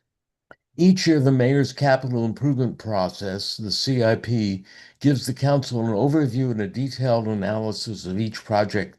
The CIP is a product of a complex, data-driven process that undergoes numerous iterations of review by the capital budget team. The process is spelled out in the CFO's long-range capital financial plan report to the council, which was sent last November. At its heart is the Capital Asset Replacement Scheduling System, CARS, which is an asset management planning solution, this is what the report said, that delivers a comprehensive view of the district's capital asset health and process and provides information on each project or asset. The report says that CARS is now generally recognized as the most comprehensive and detailed capital asset management system of any state or city government in the country. After several additional steps and reviews, the CBT produces the plan, which is then submitted to the council. If this is the best CIP development system in the nation under the American flag, where is it? It is not there. There is no plan. The supplemental has no project descriptions. Indeed, what ranking did the CFO system give the archives project? We don't know. Has the system ranked it? What I call the Sumner program, Archives Light. Has it done that at all? Why write off $44 million? Currently, UDC's archives project has $102 million allocated to it, which your committee recently increased to that amount in the last supplemental budget. The FY 2026 CIP says that 58 million is unobligated of that money, which would be taken away for the other projects. That means the city would write off $44 million, giving it an abandoned Building 41 for its efforts and nothing else to show for it. Why Sumner? The substitute of the current project would be Archives Light. The 2026 CIP only has one reference to the Sumner School, and that is to take it back into DC hands. Currently, the Sumner School is one of two buildings managed by Boston Properties. In order to take back Sumner, as the plan proposes, as the mayor's plan proposes, and is the only action for Sumner School, it will take until summer of 2026 to separate the two buildings managed by Boston Properties and put the other Sumner under DGS. And even after that's done, the necessary construction work would be prior to the handoff, would include the strengthening of the roof, a new cooling tower, emergency generator, boiler replacement, and other work. In other words, Sumner's not in great shape. Once all of that is done, OS, DGS, and the school system can start on Archives Light. How many more years would this process take? And how many more frustrations and how many other priorities would step in the way? Why do the Office of Secretary's answers to this committee's questions assume that the project will continue at UDC? It says, after in a long answer, that, well, we're having to work on this and that, and DGS is working with the UDC. And then it adds, as an aside, in addition, the Office of Secretary's lease budget should be eliminated as the current design, and they're talking about UDC, accounts for the full storage volume. That is, our records, which are scattered among the dozens of city agencies and 4 different parts of the National Archives, including St. Louis. And 3 of the 4 are closed to the public and cannot be looked at all. All of those sites would be gathered in to this site. The point is that even the Office of Secretary's recent responses to your committee assumes the great need for this particular facility. We know this is a hard task. We also know that completing the archives project, as we've all envisioned, will require both cost-cutting and new funding. Rather than acting immediately, the committee and council should place the current project on hold for a few months, especially since the site will require time to stabilize it, given the parking deck problems, regardless of what its use is going to be. During that time, the council could hire an independent firm to assess the current project's scope and costs, as well as examine the costs and benefits of alternatives for both the site and the archives. This approach, along with the council's already announced desire for an outside assessment of the mayor's plan, would be in the city's best interest.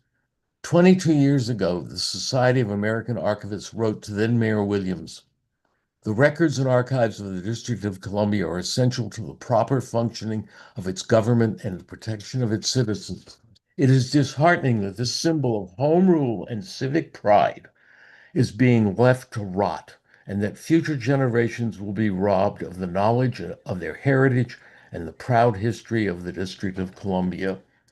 We know the committee does not want our archives condition to continue for yet more years, and we trust that it will act with the same wisdom and insight as it has in the past." Thank you. I've submitted this for the record.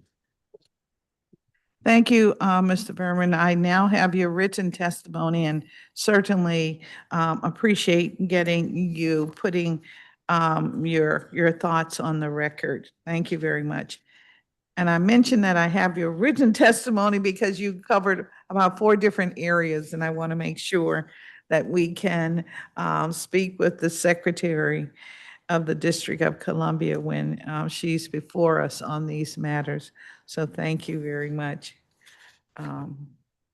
As we will speak with her about all the matters, but yours was a little more technical than I was anticipating this morning, but thank you very much, sir. Not the first time I've been accused of that.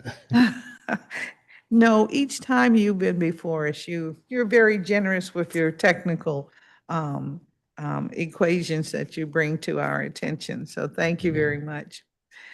I do want to ask this panel some very basic questions, and that is, as it relates to the removal of the archives from the location that had been settled on, what conversations have you had with the Office of the Secretary about this change as presented in the mayor's budget? Any conversations? Well, I think this is the place to have that conversation. I mean, the Office of the Secretary is a part of the mayor's budget, and they have to support it. So I'm not going to try to press the Office of the Secretary and make them toggle between different positions. So. All right. Ms. Herring, any? That was my feeling. I like to think I have a very good relationship with Ms. Bassett, and we've talked numerous occasions about how we can support the archives, especially, and I forgot to mention it, more staff now that that the archives needs to support Dr. Lopez. But I did not want to put her in a frankly awkward position of trying to persuade her not to support the mayor. All right. And Mr. Bergman, have you had any conversations? No, ma'am, and I agree with the other witnesses about this. The Office of Secretary has been most supportive, especially in the hiring of professional archivists to take over this project, and has been very supportive.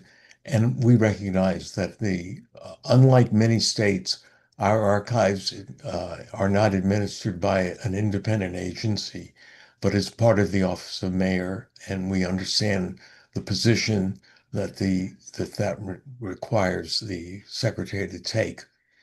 And that's not to gainsay she doesn't support it. All right. Well, thank you. Thank you all for your testimony, and we will have the secretary before us momentarily. And we also will have additional questions for the mayor's office on this matter. So thank you very, very Thank you. much.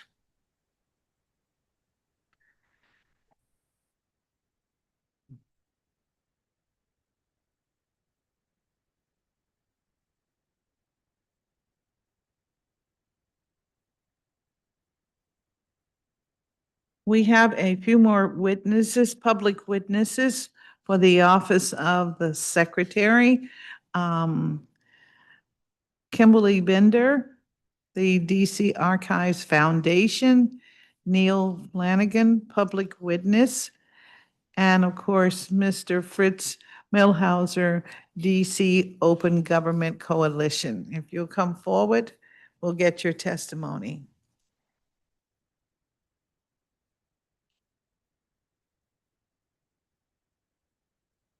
And we'll start with Ms. Bender when she's ready. Turn the red light Good on and morning. you're ready. Okay. Thank you, Chairperson Bonds, for the opportunity to testify today. I'm speaking as the president of the DC Archives Foundation, which is a 501c3 nonprofit that is dedicated to providing philanthropic support to the District of Columbia Archives, which is our largest and most comprehensive historic resource, as you know. A budget is a statement of values. Mayor Bowser's complete elimination of the new DC State Archives building in her 2026 budget is a renunciation of the values that she has claimed to hold during her mayoral tenure. Excuse me. The mayor has claimed to fight for DC's autonomy and for years made statehood the center of her agenda. Canceling this project, which would prolong the DC Archives' current status for many more years, significantly increases the risks to the collection of documents and artifacts that best tells the story of DC citizens and institutions. Imagine if there were best-selling books and movies based on research from the DC Archives, showing the real DC and countering the smears against the district that come from Capitol Hill. How much easier would the case for statehood be? The mayor says she values building a strong economic future for the district, but the DC Archives underwrites the arts and culture production that would draw new residents and spark tourism. Imagine if DC's art and culture offerings were so world-renowned that it would help the city distinguish itself as a premier work-from-anywhere environment. The mayor says she values public education, but removing the DC Archives from the University of the District of Columbia's campus eliminates the great benefits the project would have brought to the school. Imagine if UDC was known for producing archivists and historians. This last-minute decision was made without any input from experts or residents, discarding a decade of effort by DC agencies, community groups, and archives users. A new state archives building at UDC is supported by executive directors of history organizations in DC, like the DC History Center, the National Building Museum, Dumbarton House, Lincoln's Cottage, Tudor Place, and Humanities DC, as well as hundreds of local archivists and librarians. ANCs from across the district unanimously adopted a resolution endorsing the new facility.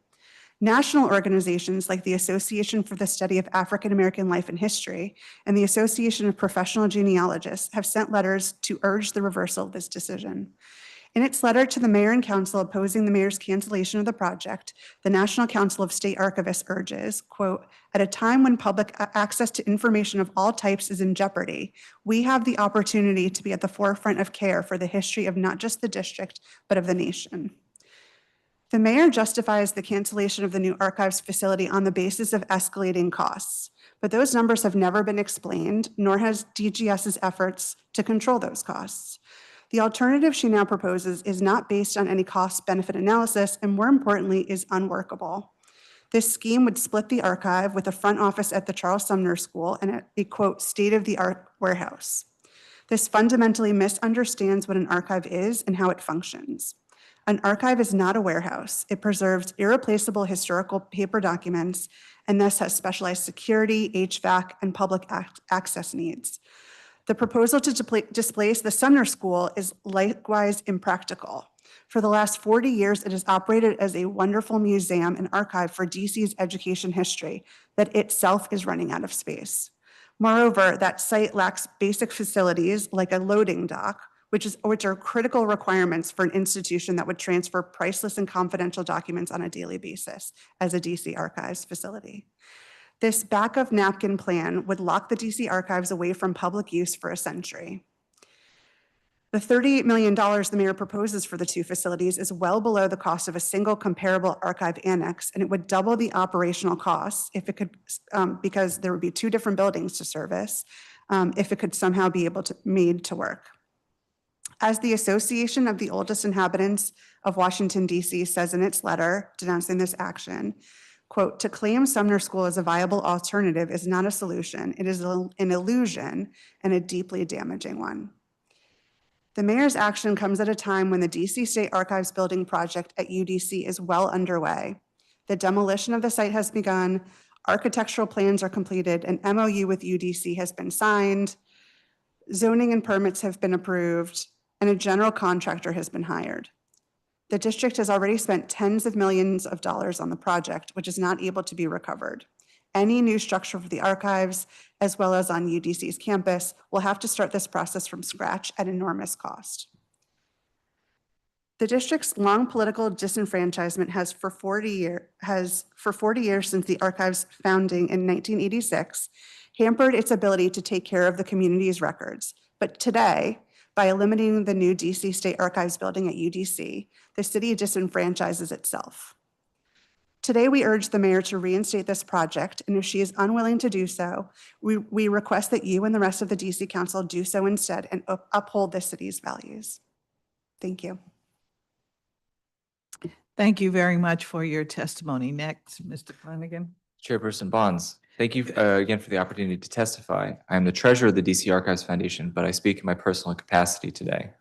I want to echo that a great number of points have been made by previous panelists in addition to Kimberly Bender, and I think they're all worth paying attention to.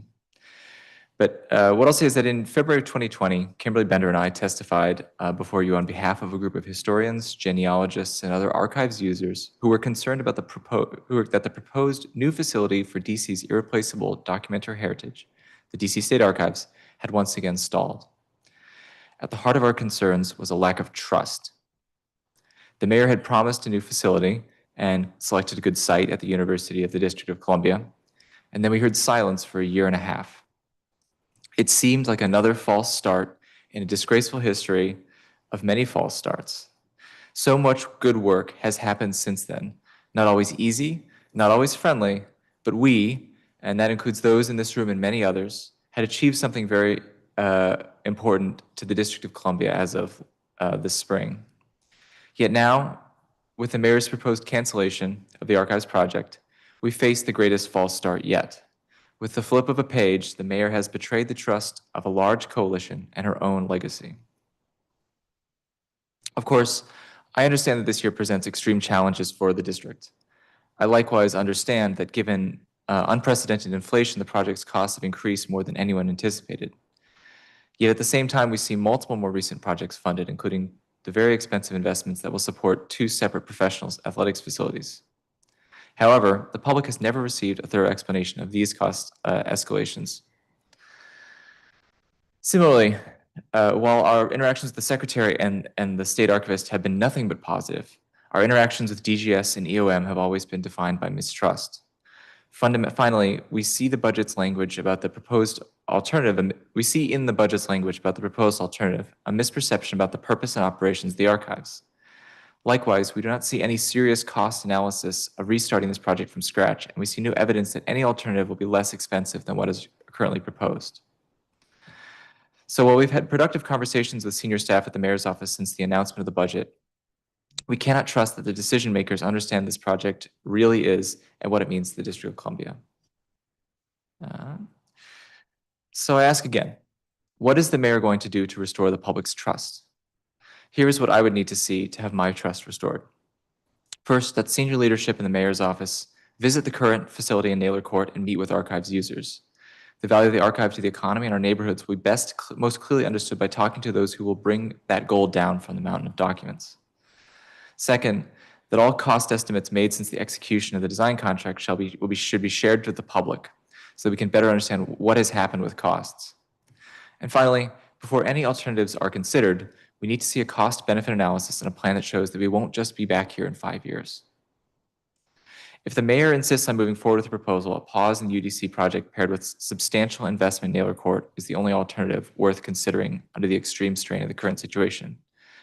If the mayor wants us to trust her, she must trust us.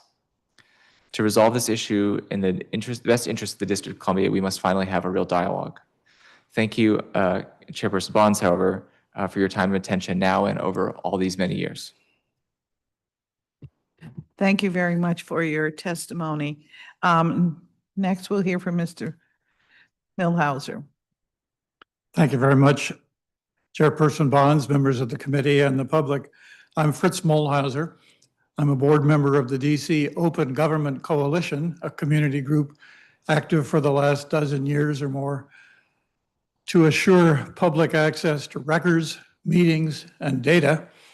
And archives are part of our effort where we've joined in coalition with the colleagues that you've heard from today. I'm a Ward 6 resident for many decades. It's been said, no archives, no history. And that's a way of capturing the importance that an archive can play. The National Archives says it in more flowery terms, that archives strengthen democracy. It allows the public to claim their citizenship, hold their government accountable, understand their history, and participate more effectively in their government. At a time like this, no agenda could be more important than that. We support the plans underway at the UDC campus. We join the 6 other people you've heard from this morning in that regard. And we urge you to reject the mayor's proposal to shut down the project and substitute an unexamined, unsuitable set of alternatives. Our testimony gives you our version of the similar points that have been said already. The need for the archives is a new building is undoubted. Naylor Court is impossible to live with, and we've known that for decades. The cost justification alleged by the mayor lacks support. The chairman said it on Monday. It's unvetted, untested. She claims high escalating costs. No one has seen a shred of data. The public needs to know more before we toss aside plans on unproven allegations of cost pressures. Third, Sumner School is unsuitable. Mr. Bergman explained how even current plans for the school involve years of undoing a relationship with a neighboring building. The building's parameters are unappetizing from the outset. It has an elderly elevator, no loading dock, and so forth.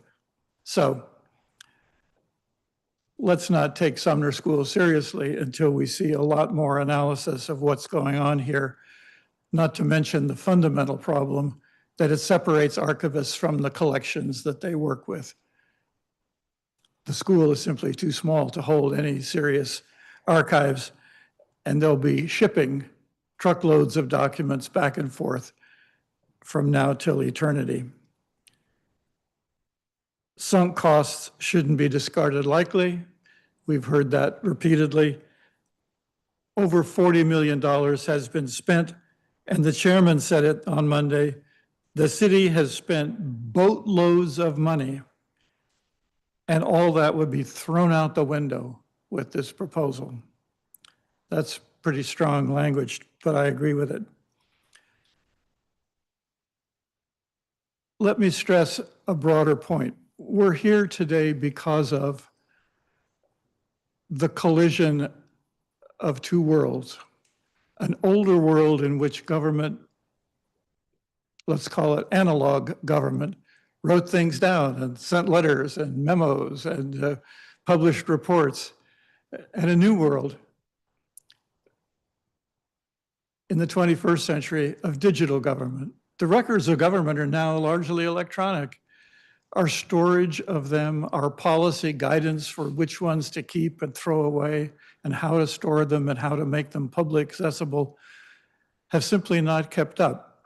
Our coalition has called for several years for a commission to study the future of information and technology in DC government, so that we have, from the work of government, outside independent experts and community, after 6 or 12 months of serious study, a framework to think about the future of how we do digital government and how we fund it. We're talking about building another warehouse to substitute for Naylor Court, but that's the old world.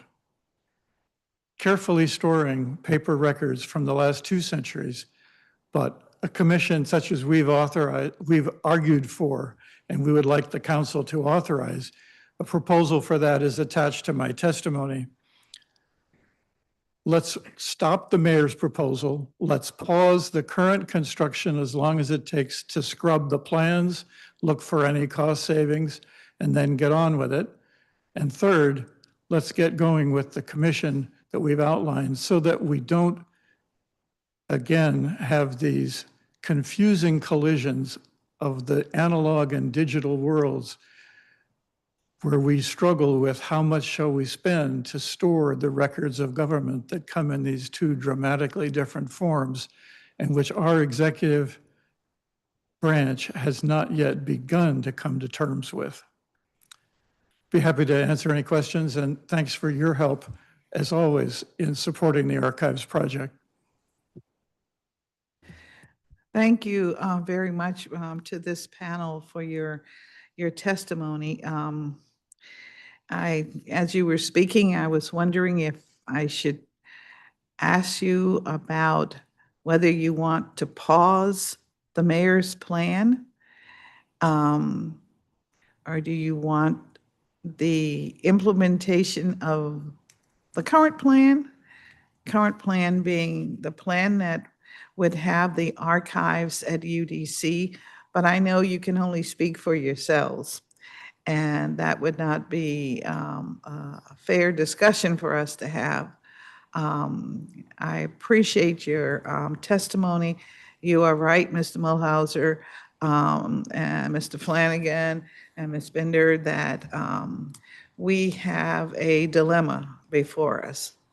A dilemma in that this is really a budget hearing, and if we pause, are we then saying that this $38 million that is in the capital budget might be reinvested to other projects?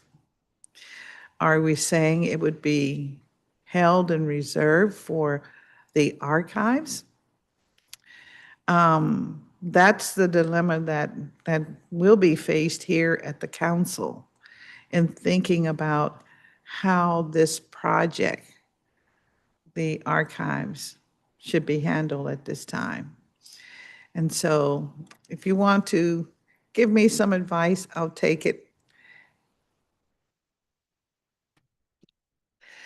I think that, you know, the price tag that has been put on this project as an excuse for eliminating it, I think has been the biggest question mark for us. We don't know where those numbers come from, and I'm not sure anyone really does. And it would be really great to see where those numbers come from and whether that was a true. No, I'm talking about the $150 million price tag. So there's a $50 million supposed escalation on cost on this project, which was the basis for this. It's been said it was the basis for this decision. It would be great for anyone to explain where that number, like to see the actual numbers in a spreadsheet, not just a general explanation. That's where I would start. And I think, you know, given how much money we've invested in many other things that we've decided to prioritize, I know you said you don't want our individual answers, but I think the idea would be to continue with this project as is. It is a good project. It was practically shovels in the ground ready. So this is almost an arbitrary pause, an arbitrary decision to eliminate it. Thank you very much, Mr. Flanagan. Well, I'll say that, you know, if you're going to, there's a contract that's been executed. I understand that the final construction contract has not been executed. We can only guarantee that construction costs will increase due to tariff policies. I mean, there are extremely large tariffs now on steel. The United States imports almost all of its steel. So in addition to to basic input goods, you also have a lot of manufactured goods that are generally have to be imported. If there's any, the construction industry is entering a severe contraction, there could be major difficulties in securing any work. Or on the other hand, contractors may be hungrier for work, so the costs may actually be controlled by the economic decline. So I think that from a financial perspective, pausing the project will make the project more expensive no matter where we try to put it. And proceeding is going to be the safest bet. I only propose the alternatives of a pause. I wouldn't really support a relocation, but a pause if we truly were backed into a corner. Because I don't think that there's any solution that will be cheaper than going forward as planned. Thank you very much for that. Mr. Milhauser? I agree with the colleagues. The mayor's proposal is devoid of facts and support and analysis. We have no idea where the alleged cost pressures come from. The price of steel has been falling until the recent tariffs, and it's anybody's guess where tariff policy is going to go, but other cost elements are volatile.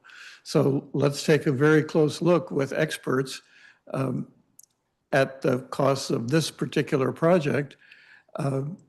And let's not entertain fantasy solutions such as Sumner School and a warehouse on cheap land miles far away.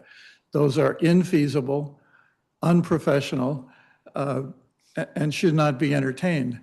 But we need to understand the cost pressures and the lack of transparency for all of us who have been asking these questions since the spring, when testimony in the oversight hearing raised the same questions about fearful cost raises being bruited by the mayor's office. Let's hear the proponents of this drastic execution, death of the project. Let's hear them put their analysis on the table for public review and council review. So definitely, we should not entertain the mayor's proposal because it amounts to killing a very important project. Thank you. Thank you all very much for your testimony.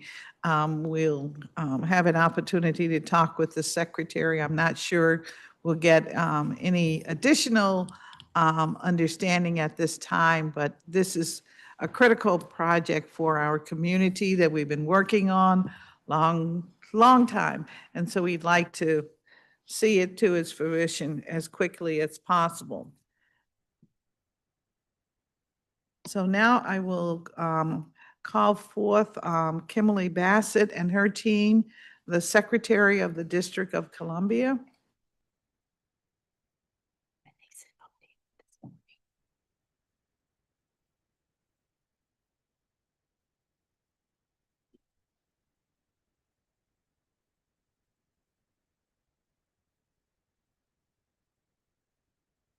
Thank you.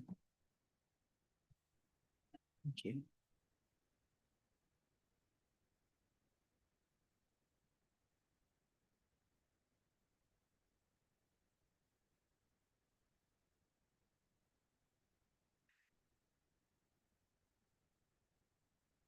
And Madam Secretary, we'll swear you and your team in if you'll raise your right hand. Do you swear and affirm that your testimony and any statements that you make before us today to be truthful and complete?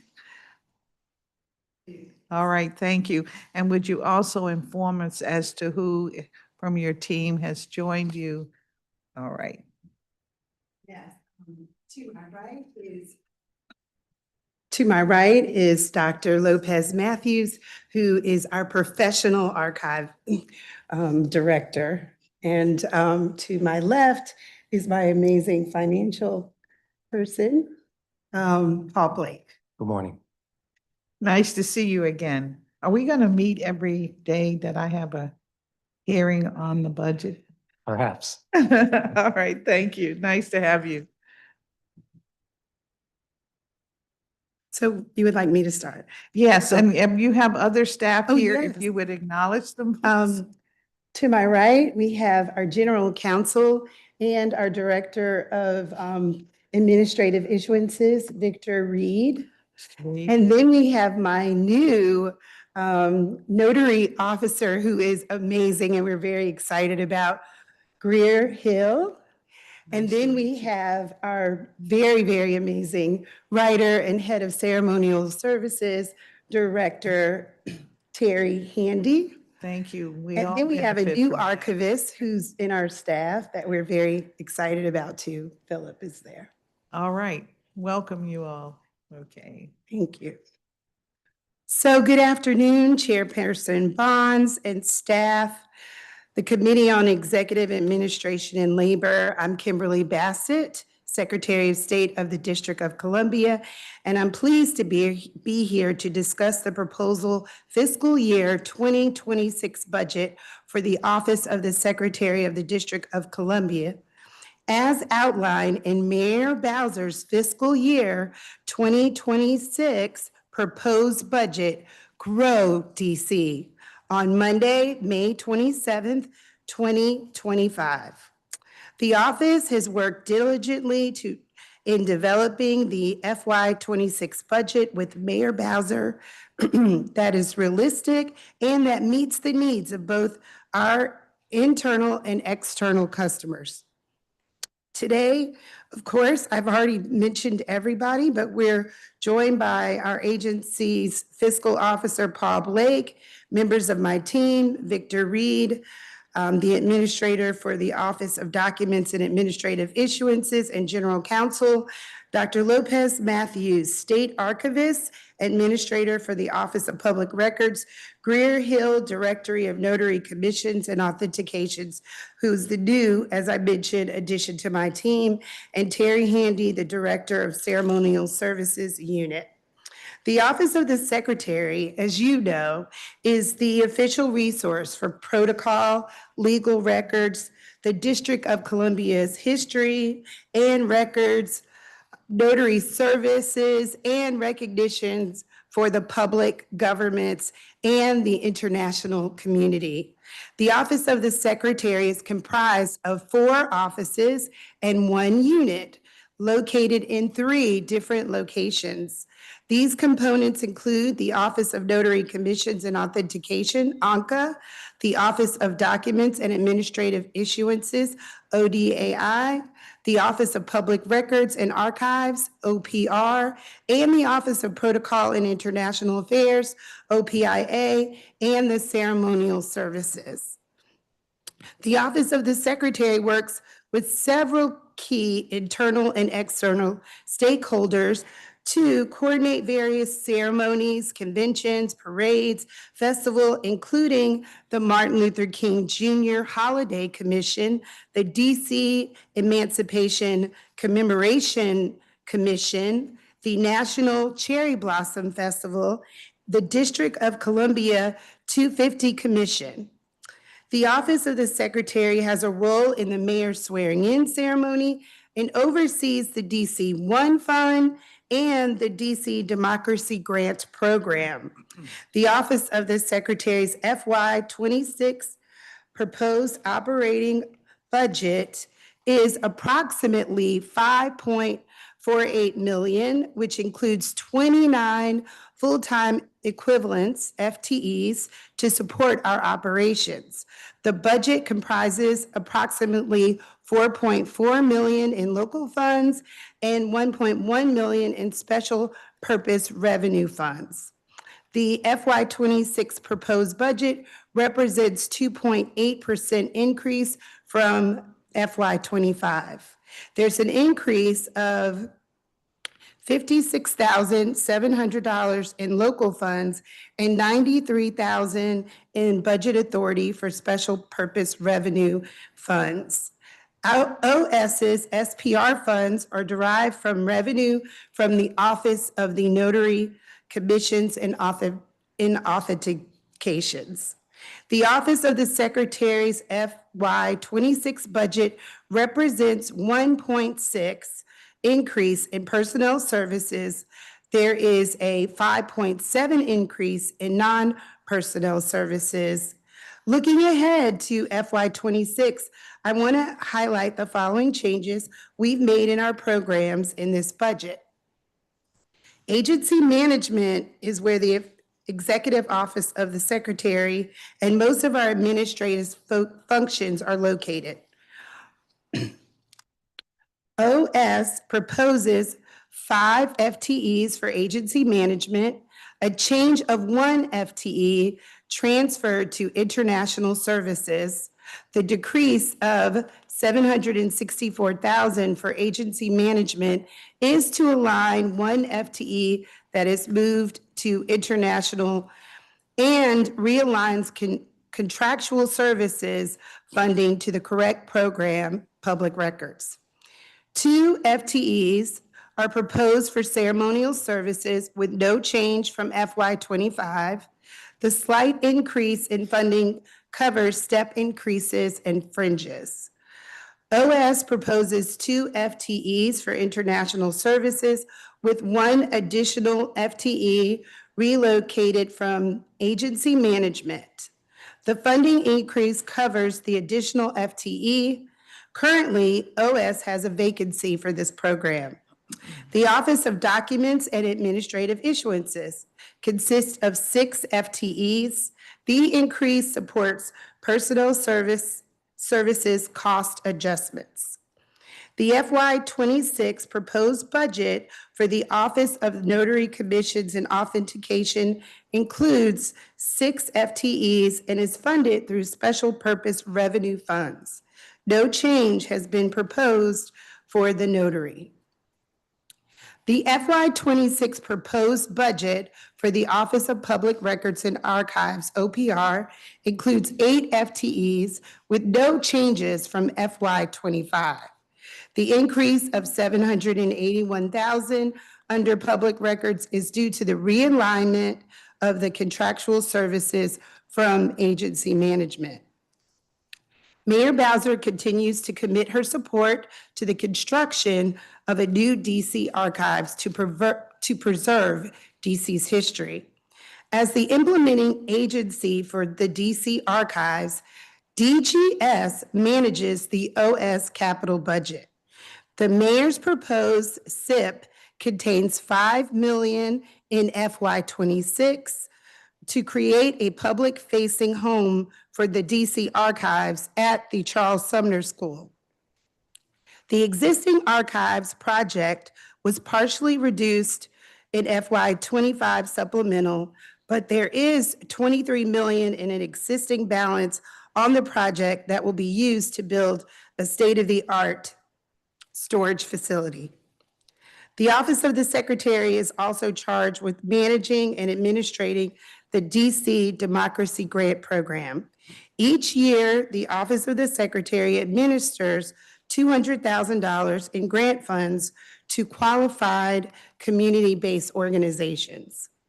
In closing, Mayor Bowser's fiscal 2026 proposed budget, Grow DC, gives the Office of the Secretary the resources necessary to maintain its critical role executing key high-profile projects on behalf of Mayor Bowser.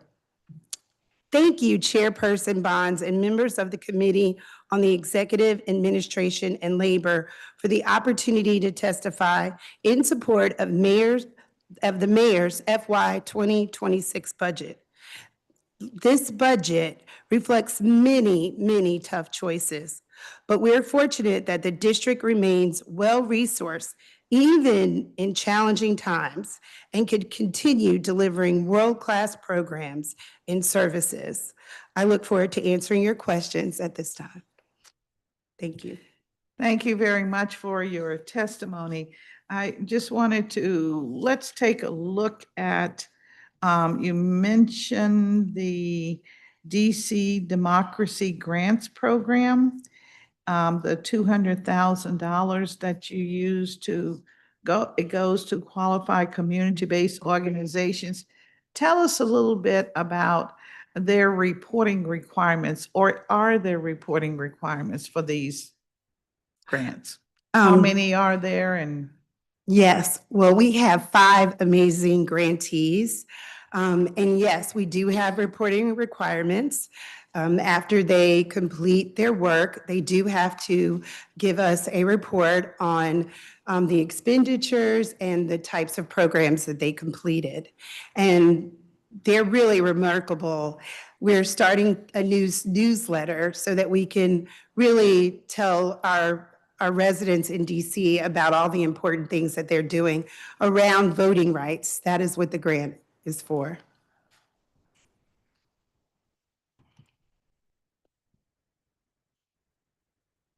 So how do these reports and the activities these agencies or grantees participate in help the district as a whole? So they're so creative, Councilmember Bonds. They find really creative ways to promote DC statehood.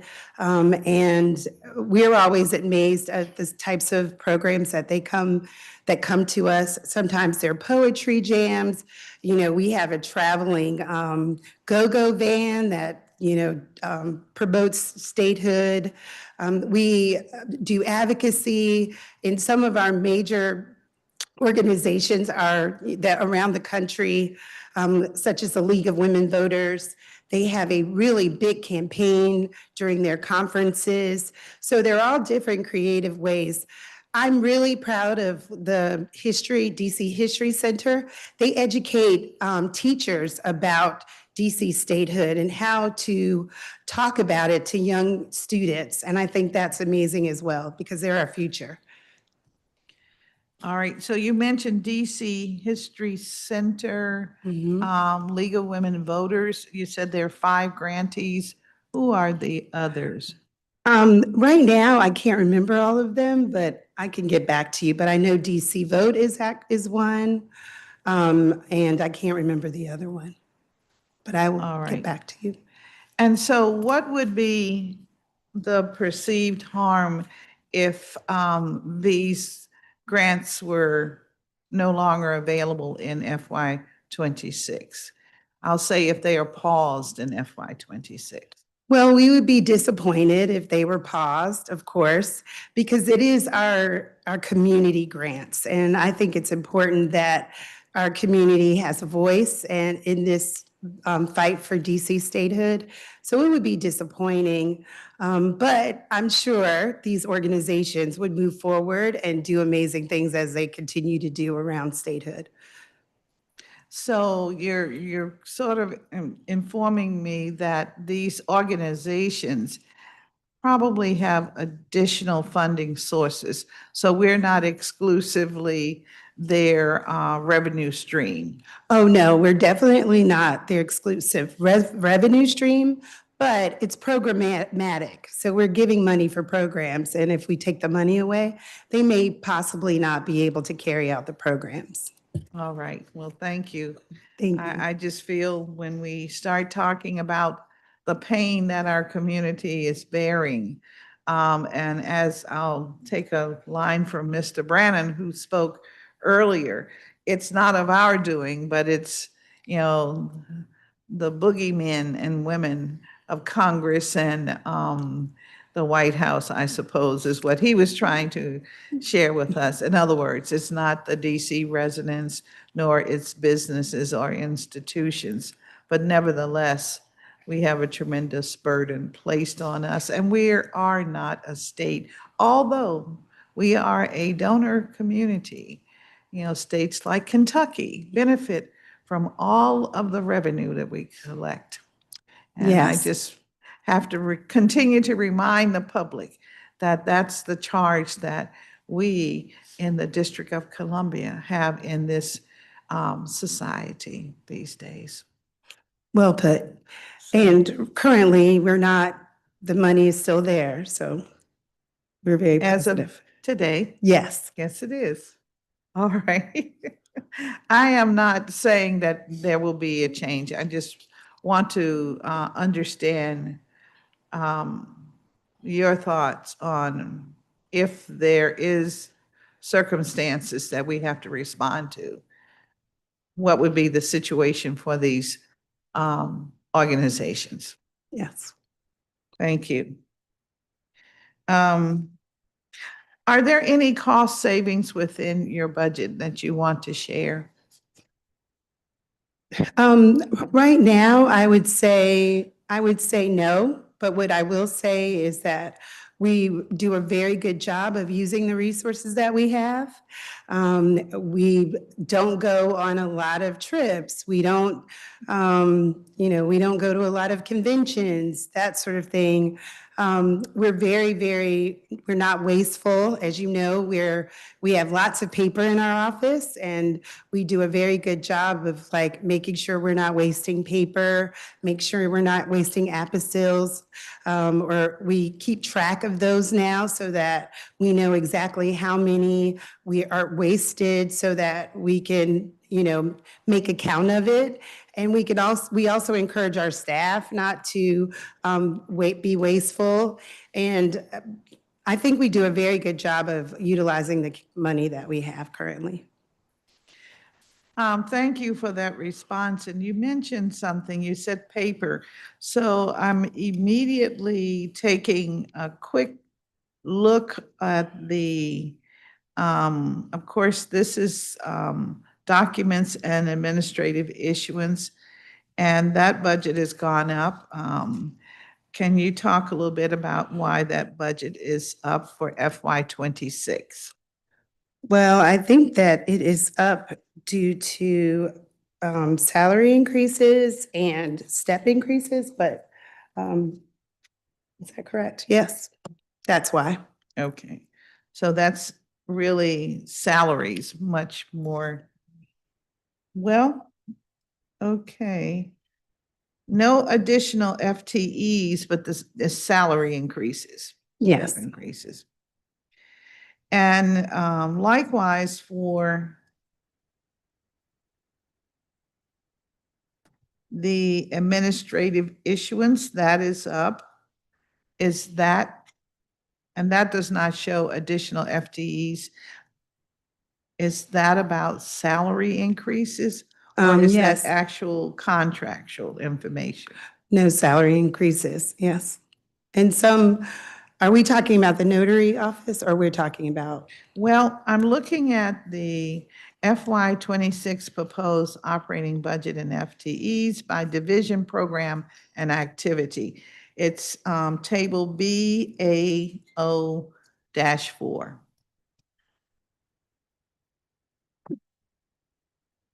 It shows the international services also up more than 110,000.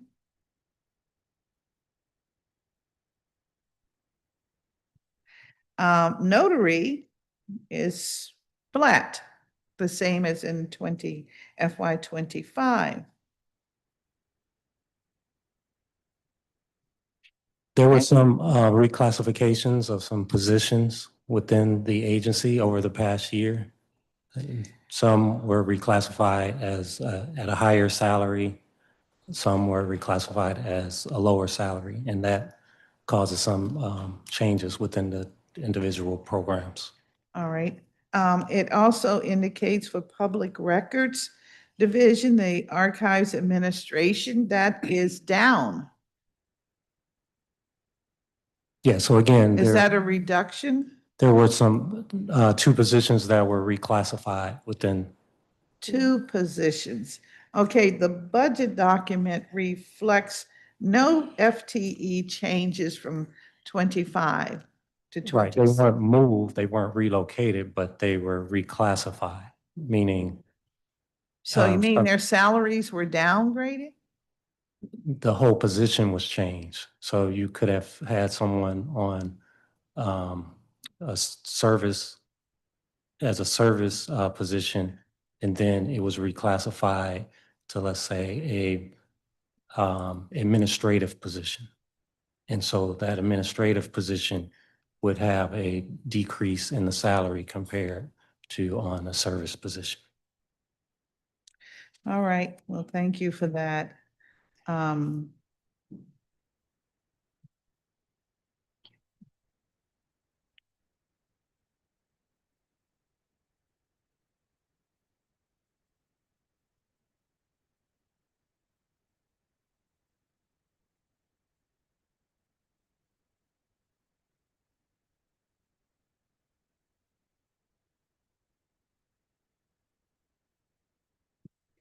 Can you talk to me a little bit about the international services increase, the 110? Is that the number of FTEs remains, well, it went up one.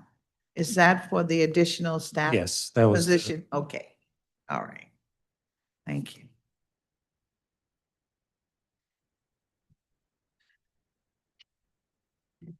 Secretary Bassett, you've heard a great deal today about the archives and the status of the archives as proposed in the mayor's FY26 budget.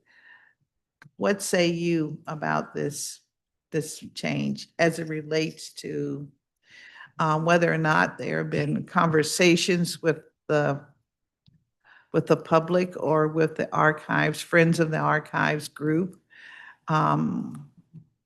What was done to inform them before the budget document was made public?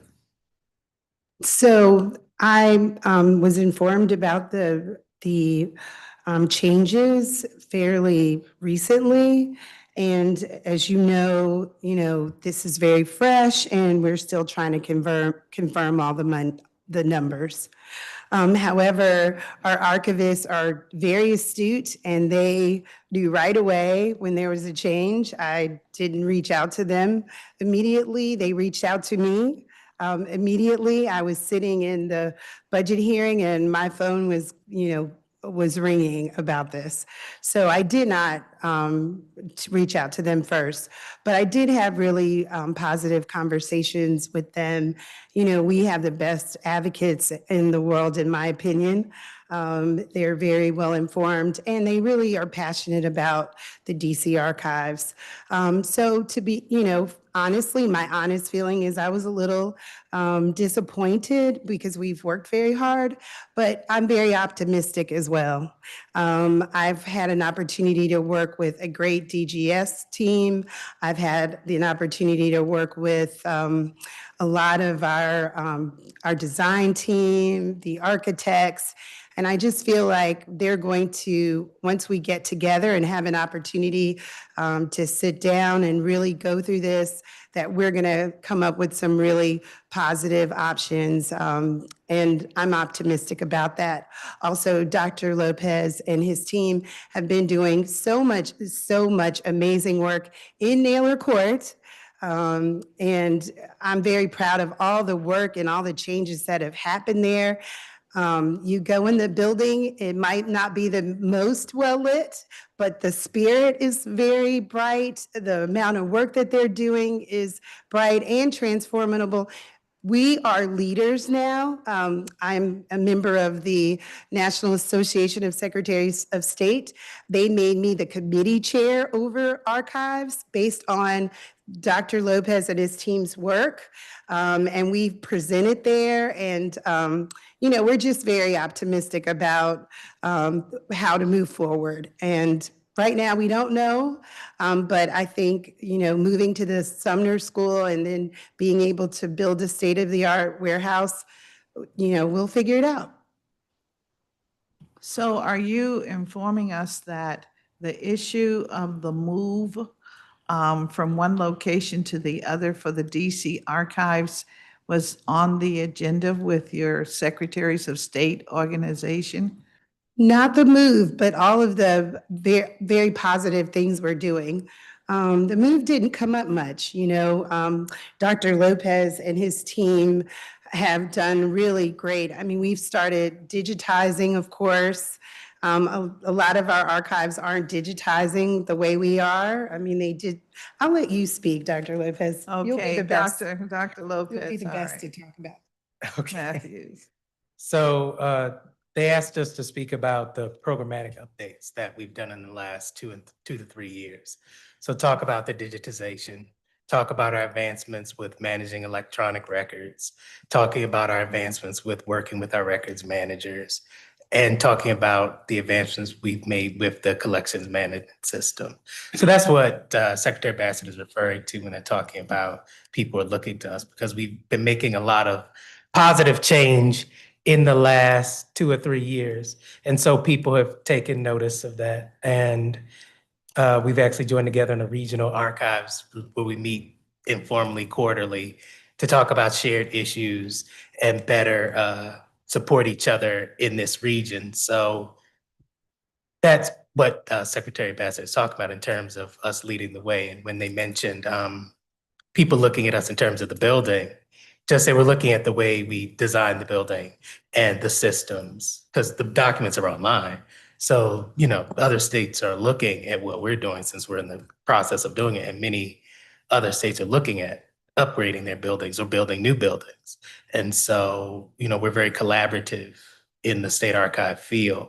And so, oh, you're doing this, let's see what this is. Oh, you're doing that, let's see what it is. All right, so you're informing us that you have informed your regional archivist group as well as the Secretary of State organization about, I'll call it the current plan, because it's still the current plan, which is state-of-the-art location at the University of the District of Columbia, correct? Yes. Okay, so they're not aware of this new proposal. Oh, they're aware. News travels fast, so they're aware. Oh, they are aware, but you have not given a sort of a No, discussion about this? no. Okay, so then from those that have given you feedback that are aware of a proposed change, can you share or glean anything from their conversations with you that you would put on the record? Well, They give you support. they give me support. They're very supportive. They're supportive of the dual location? They're supportive of the work that I've done and the work that we've done at the DC Archives. Since there's really been no discussion of the new plan. Okay, There's no nothing discussion to of the new comment. plan. All right, I had to come at it No discussion. trying to get to the real deal. Okay. What analysis are you aware of that has been done about the feasibility of the new location as the housing of the archives activities?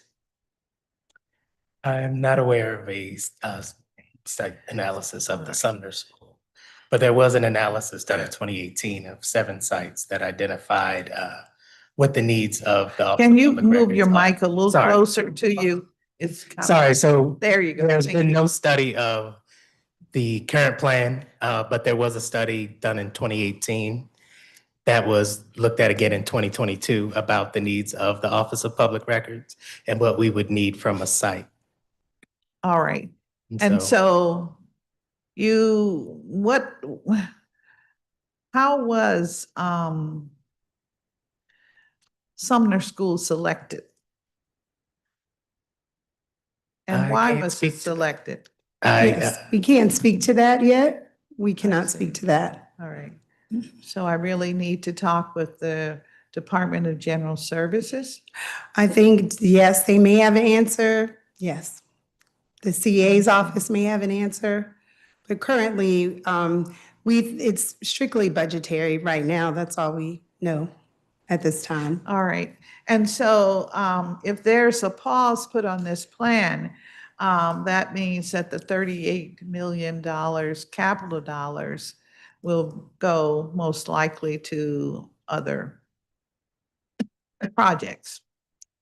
Well, right now, we plan to move forward, and we're going to work with the CA's office and DGS to move this forward as quickly as we can, to find a site and to create a new design. So we don't plan to halt right now. There's no mention of that. So we're working with the plan that we have currently. So you are in fact then acknowledging that there needs to be a new site, and perhaps the announced new site would not be the finale for where the archives would be located. Well, as you know, Councilwoman, there is the budget. Right now, we have 4 weeks, and I don't know what will change, what will remain, but I do know that the mayor's committed to having an archive space for the District of Columbia. And right now, we'll just have to wait and see.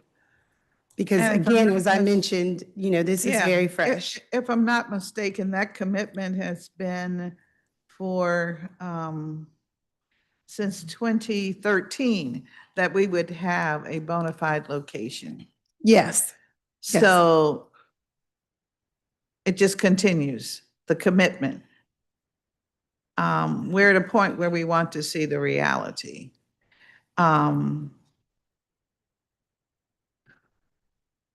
do you think we justify the expenditures that have already been made, the millions that have already been made on the current location at UDC?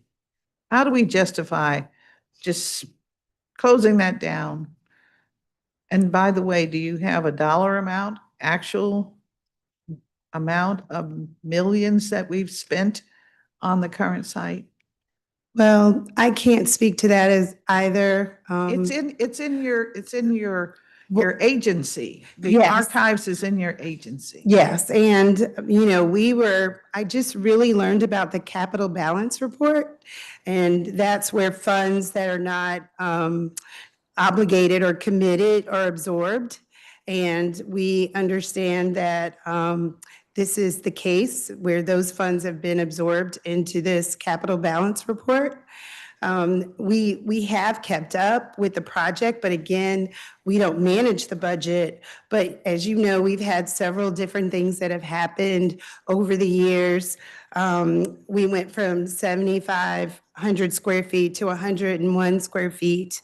We had COVID with inflation. We had to do our MOU with DC. We had a PLU that came up, and we weren't aware of that. We also had net zero. We worked with the community, and we changed the design so that we could meet the net zero requirements. And also, we have UDC now that's going to be housed in our archives. Not only is there jazz collection, but also their archives. And, UDC had to clear the building. We had an antenna issue.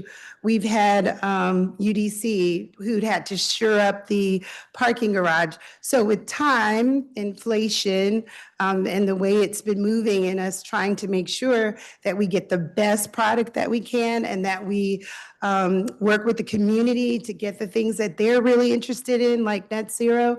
It took time, and of course, with time and with our economy and COVID, things just kind of were increased. And I do know that, I can tell you, but the budget right now, I can't tell you the exact numbers, but DGS will probably be able to give you that information next week.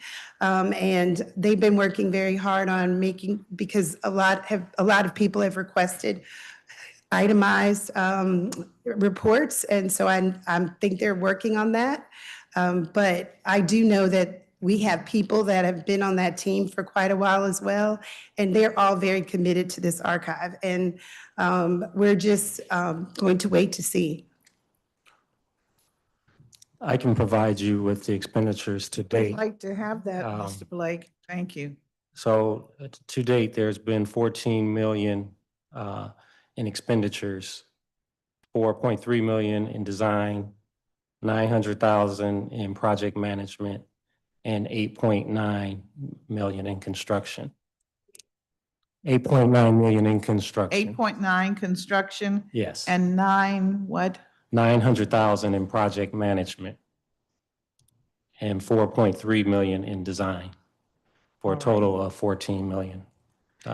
And that is dollars that came out of our capital budget, correct? That's correct. Yes. Thank you. Thank you very much. You're welcome.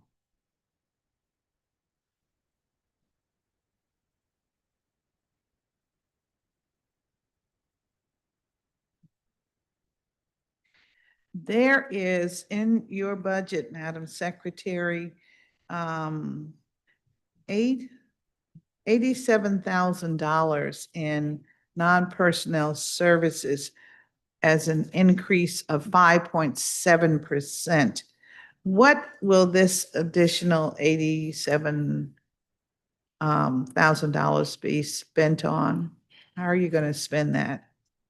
I'm pretty sure that most of that money will go to NARA. You know, we have a big price tag on NARA, and I think that that would go to that. Correct. Yeah, that's correct. The National Archives and Record Administration contract, which has been increasing each year.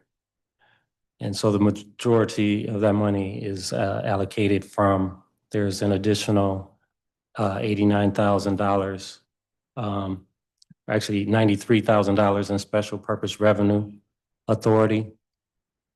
If you compare year over year from FY25 to FY26.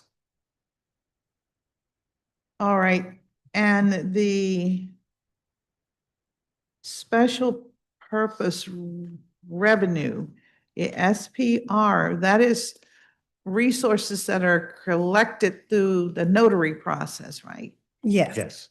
All right, okay, so you're saying 93 of that will be used for the National Archives records? What I said was that the budget has increased 93,000 compared to FY25. And that 87, I think that's what you Yeah, mentioned. 87,000. 88 for NPS specifically would be 88,000 of that would be allocated specifically for NPS. All right. Gotcha. Thank you very much for that. You're welcome.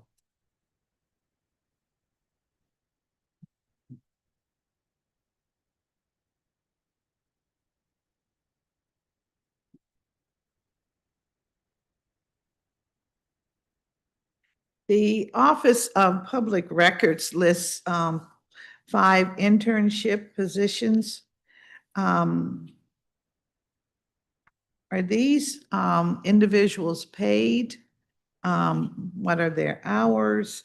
And are they primarily university and graduate internships, or tell us a little bit about these? Well, I'll let Office of Dr. Public Lopez speak to Records. that because we really use amazing interns. So the interns used in the Office of Public Records are a mix of college students and high school students. So we have a work study student that's funded through Howard University, a district leadership program intern right now that's funded through DCHR, and we have an unpaid student who is doing a practicum from the University of Indiana Bloomington, and trying to remember. And we're bringing on a Marion Barry Summer Youth Program intern. So they're funded through the Marion Barry Summer Youth Program. All right, so one from that is, I guess, paid through DCHR, is that Yes. correct? And then you have a University of Indiana unpaid Yes, they don't pay that. scholar. Yes, And you're going to have a summer employment program, one student. yes. And then we have a high school One intern. student. One student, yes. In my office, I have 2. I'm much smaller. Just want to bring it up. Yeah. So one student. We have limited space, so we want to make space for both the Marion Barry Summer Youth Intern, the District Leadership Program, and the other college students who have asked for internships. There are a lot of students who ask for internships, but we just don't have the capacity in Naylor Court to host that many. So we're trying to be judicious in how we spread out the opportunities to learn. 'Cause So that's it's a space consideration for you. Yes, Mhm. yes. All right. And also in my agency, we have 2 in our office. Our notary office has 3 Marion Barry summer interns. Okay. So we are represented. You're well represented. Yes. So, all right, thank you. So remind us of your 3 office locations. Put that on the record for us, please. Yes, we are very excited. We have 2 offices that have moved into 899 North Capitol. That is our notary office and our documents and administrative issuances office. And they moved from 441, and now they're there, and we're so excited about that. And of course, Naylor Court, where our archives is housed. I'm sorry. Naylor Court, where our archives is housed. And also the Wilson Building, where my executive office is. All right, thank you.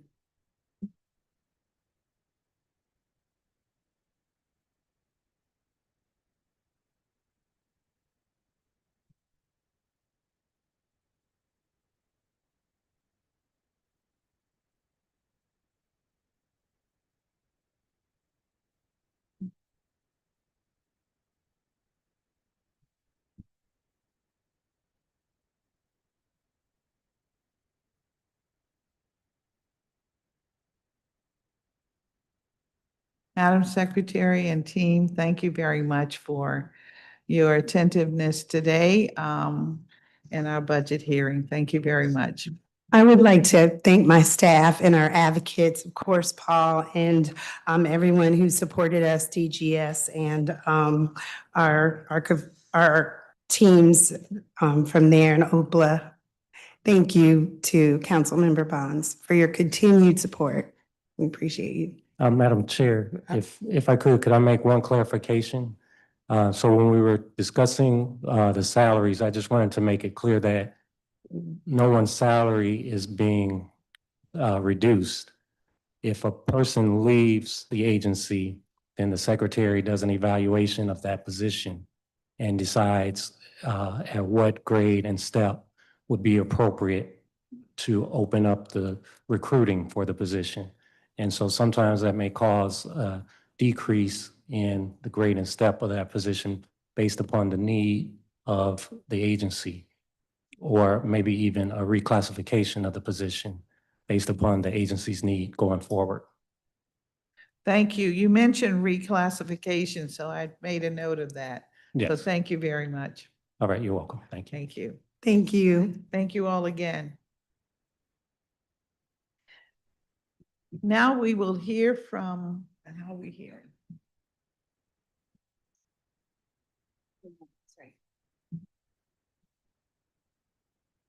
How are we hearing? Are they remote or they're here?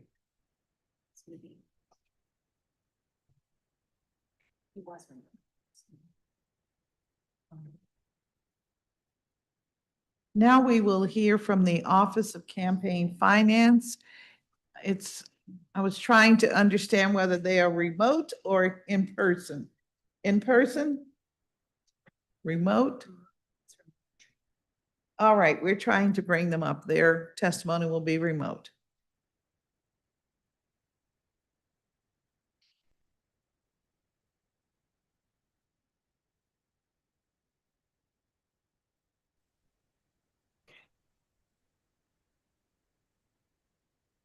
Good afternoon. Good afternoon. Thank you for joining us, Mr. Sanford. Thank you very much. I'll swear you in. I'll just give a little synopsis of the work of your office. The Office of Campaign Finance is responsible for administering and enforcing the campaign finance laws of the district. As such, it oversees requirements for both traditional campaign finance and finance associated with the district's fair elections program. And this includes receiving and reviewing required disclosure records, conducting candidate trainings, conducting enforcement actions, and auditing records. The proposed FY26 budget for the Office of Campaign Finance is $16.8 million with 38 FTEs, and this does represent an increase over the FY25 budget of 114.8%.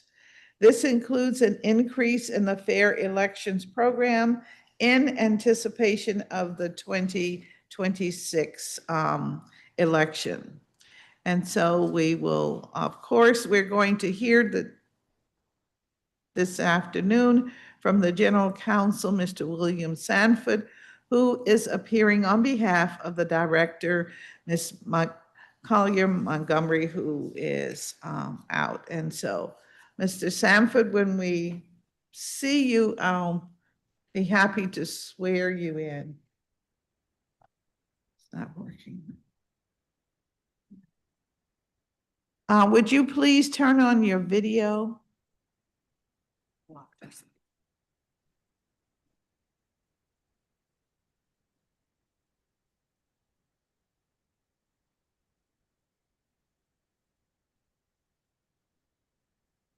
Mr. Sanford, can Yes, you hear? I'm trying. Okay, you're I- trying. All right. Okay, I clicked on it and I thought I was on.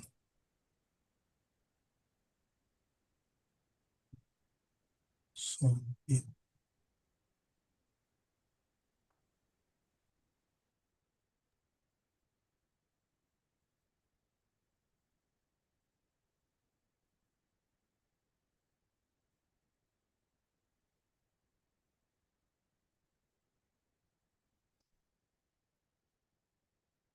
I know. I got a note that said the host would like for you to turn on your video, and I clicked on that, and I thought the video was on. Mr. Sanford, we will therefore do our best and trust that you have raised your right hand I so have. we can swear you in. I swear and affirm that I will testify truthfully. All right. Do you swear and affirm that your testimony and any statements that you make before us today to be truthful and complete? I do. All right, please begin your testimony when you're ready. Thank you. Good afternoon, Chairperson Bonds and distinguished members of the Committee on Executive Administration and Labor. I am William Sanford, General Counsel for the Office of Campaign Finance, appearing on behalf of the Director, Cecily E. Collier Montgomery. Appearing with me today are Renee Coleman Rawlins, Audit Manager, Eric Jackson, Fair Elections Program Manager, Wesley Williams, Operations and Policy Officer, Dolores Ramsey, Training Manager, and Than Hewen, Budget Officer. Thank you for the opportunity to testify today on the fiscal year 2026 proposed budget request of the Office of Campaign Finance. The proposed fiscal year 2026 gross budget for the agency totals $16,838,290 and 38 full-time equivalents.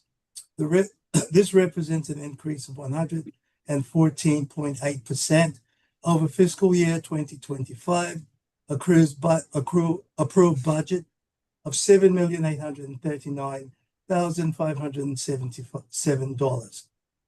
The personnel services budget is $4,505,805, and the non-personal services budget is $12,332,485.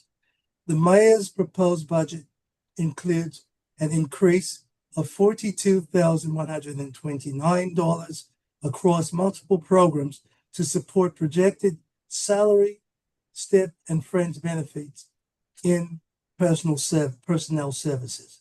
An increase of $8,956,584 across multiple programs in non-personal services, including a $9 million increase in the Fair Elections program. In each budget cycle, the need to adequately fund contractual services and personnel services remains critical to the success of the OCF programs. The non-personnel services proposed budget of $12,332,480 $5 may not be sufficient to support the cost projected for the last year of the 2026 election cycle, which ends on November 3rd, 2026, the date of the general election. Despite the proposed allocation of $12 million to the Fair Elections Fund to support the projected cost of the last year of the 2026 election cycle, it does not appear that this amount will support the payouts required for candidates who may be certified during fiscal year 2025 in the Fair Elections Program to participate in the June 2026 primary election during the 2026 election cycle. The 2026 election cycle commenced on November 9th, 2022, the day after the November 8th, 2022 general election cycle. Election cycle 2026 will overlap in fiscal year 25, and it has been the experience of the agency that candidates began to register seeking to participate in the Fair Elections Program in the calendar year immediately preceding the date of the primary election for the office sought. The covered offices scheduled for election during the 2026 election cycle are the office of the mayor, the attorney general, the chairperson of the council, two council at large seats, ward members from council wards 1, 3, 5, and 6, and ward members of the State Board of Education from wards 1, 3, 5, and 6. Under the Fair Elections Act, candidates certified to participate in the Fair Elections Program may qualify to receive base amount payments in contested elections and matching payments payable at a rate of 5-to-1, dependent upon the number of qualified small donor contributions collected. Matching payments are subject to a maximum cap based upon 110% of the average expenditures of the candidates elected to office in a set number of prior election cycles. And base amount payments are prescribed by the Act, dependent upon the covered office sought. The agency has preliminarily projected that the amount of $5,502,059 will be required during fiscal year 2025 for the 2026 election cycle. If 75% of the number of candidates who participated in the 2022 election cycle for the offices of mayor, chairperson of the council, the attorney general, at-large ward members, and council ward members 1, 3, 5, and 6, and ward members of the State Board of Education in wards 1, 3, 5, and 6 are certified in the Fair Elections Program. A total of 57 candidates qualified for ballot access during the 2022 election cycle, and 37 of the candidates were certified participating candidates in the Fair Elections Program overall. The matching fund and base amount cost projections for the 2026 election cycle total $32,365,053, with 75% participation of the number of candidates who qualified for ballot access in the 2022 election cycle for the offices to be elected in the 2026 election cycle. By way of background, during election cycle 2022, the second cycle of the program, the agency authorized a total of $12,358,606.95 for disbursement from the Fair Elections Fund in base amount and matching payments to 42 candidates who were certified in the Fair Elections Program to participate in the 2022 primary and general elections. 52 candidates registered to participate in the Fair Elections Program 39 for the primary, and 13 for the general election. 42 of the 52 candidates met threshold requirement and were certified as participating candidates eligible to receive public funds. 31 candidates for the primary election and 11 in the general election. And 37 of the FEP candidates qualified for ballot access, 27 in the primary election and 10 candidates in the general election. By comparison, 20 candidates registered in the traditional campaign finance program and qualified for ballot access, 7 in the primary election and 13 in the general election.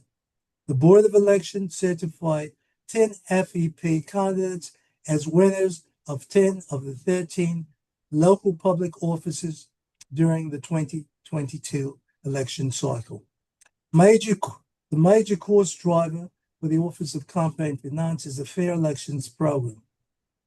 Participation in the Fair Elections Program has shifted dramatically from the traditional campaign finance program, where candidates rely heavily on private financing.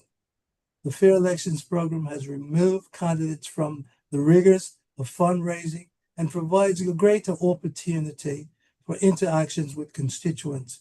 Overall, 65% of the candidates who achieved ballot access in 2022, in the 2022 election cycle, were Fair Elections Program candidates, specifically 37 of the 57 candidates. Consequently, the agency made the decision to raise the marker used in 2020, 2022, and 2024 election cycles to forecast the number of Fair Election Program participants from 50% to 75% of the total number of candidates who achieved ballot access in the most recent completed election cycle. Certainly, the availability and the timeliness of the disbursement of public funds to candidates who are certified to participate in the program is essential to the success of the Fair Elections Program. The Fair Elections Act establishes timeframes within which payments from the election funds must be authorized and distributed to certified campaign operations and prescribes the date for filing financial reports which may trigger payments from the fund. The failure to provide sufficient funding for the Fair Elections Program will impair the ability of candidates certified under the FEP to successfully campaign for office. Even though the elections fund is non-lapsing, the agency does not speculate as to the amount of funds which may remain in the fund at the close of a fiscal year and carry over into a subsequent fiscal year when the potential for a sweep exists. Hence, the agency does not factor into its calculation of amounts required for an upcoming election cycle the surplus amounts which may remain in the Fair Elections Fund. Therefore, the agency is requesting an enhancement in the amount of $15 million to fully fund the projected cost of the anticipated activity of the 2026 election cycle during fiscal year 2025. The enhancement will ensure the goals of the Fair Election Program are achieved, specifically to provide an incentive for more candidates to compete in the electoral process, to encourage district residents to have greater civic participation in the electoral process, and to amplify the voices of district residents by matching qualified small dollar contributions. From a performance standpoint, during fiscal year 2025, the agency will monitor the campaign activities of the candidates and the committees who registered to participate in the 2026 election cycle. In both the traditional campaign finance and fair election programs, following the November 5th, 2024 general election, the agency initiated post-election full field audits of campaign operations of all fair elections program candidates certified to participate in the primary and general election, and all newly elected candidates to the office who registered in the traditional campaign finance program. In addition, the agency has continued to manage the remission of funds which was due within 60 days of the 2024 general election to the Fair Elections Fund. Consistent with our ongoing statutory responsibilities, the agency continues to oversee the reporting of constituent services and statehood fund programs and has maintained the full range of mandatory operations in the areas of public information services, legal counsel and enforcement, auditing, and agency administration. The agency will also produce and publish at the LCF website the Fair Elections Program post-election cycle report due 9 months after the November 3rd, 2026 general election. The report will list the names of all candidates who were certified to participate in the Fair Elections Program in the 2026 election cycle and describe for each the receipt of all small dollar contributions of personal and public funds, as well as the total of any remitted funds. Last, the Office of Campaign Finance has already reviewed regulations which implement the Campaign Finance and Fair Elections Acts and has proposed revisions of regulations based upon changes in the law and the business practices of the agency. In conclusion, the Office of Campaign Finance will continue to direct all of its efforts during fiscal year 2026 to execute its responsibilities under the Campaign Finance Act in a timely, effective, and useful manner to achieve voluntary compliance with the Act and to provide the full, complete, and accurate disclosure of financial information. This concludes the Director's testimony, and I am pleased to answer any questions the committee may have. Thank you, Mr. Sanford. I believe, Is there any chance I could well, turn on the camera? we are trying to we need to get you to another monitor. It seems to be your monitor. So your financial officer has indicated they wanted to come on. Were we able to get them on? They're as payments, they need to start their video. There it goes. She's on.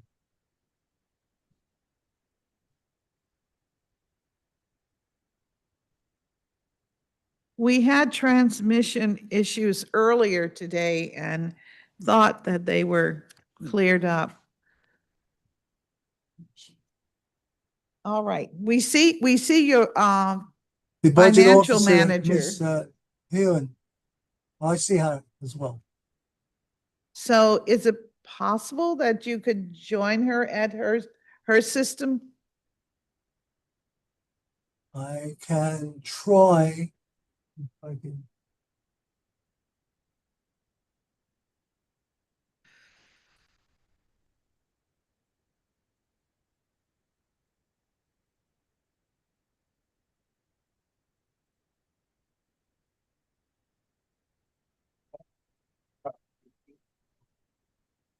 Okay, can you try it? I mean, they would have to send me something. Yeah. Oh, you're not in on it? Your name's on. Why is it? But my camera's not working. They can try. They can try me.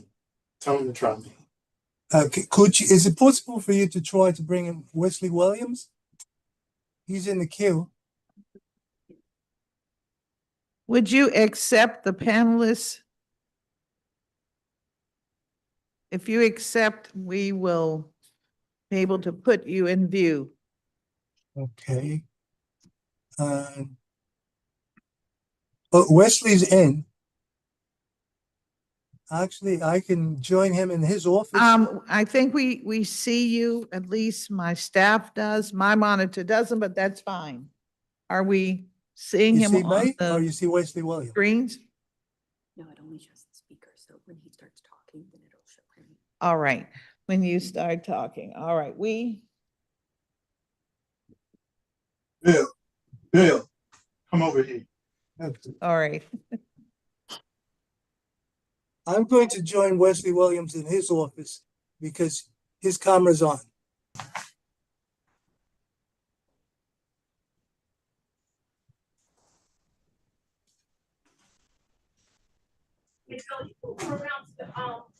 Board side, we're on. We're on here. Yeah. Cause we got the. We have you on your monitor is working. We see you. All right.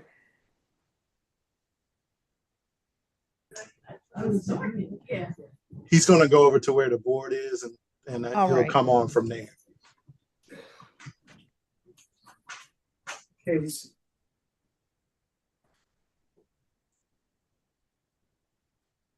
Thanks.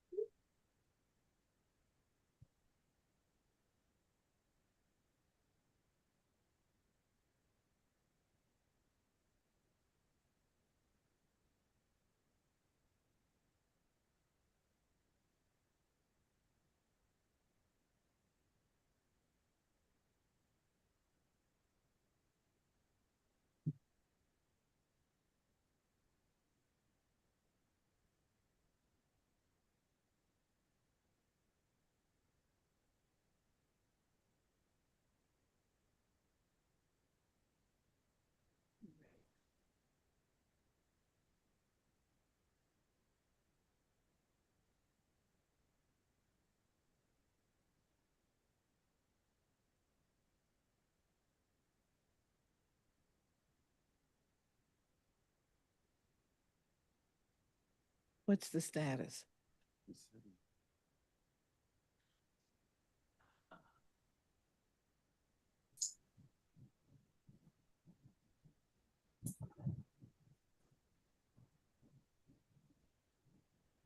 My apologies to everyone for the delay. We're trying to get video as well as the audio. Councilwoman Bonds, Yes, this is Wesley Williams. Mr. Sanford is going over to the Board of Elections side of the office and he's going to appear from there. all right. And I guess I'll note in the future, the government witnesses need to be in the, in person. That just settles this whole issue. But thank you very much. Well,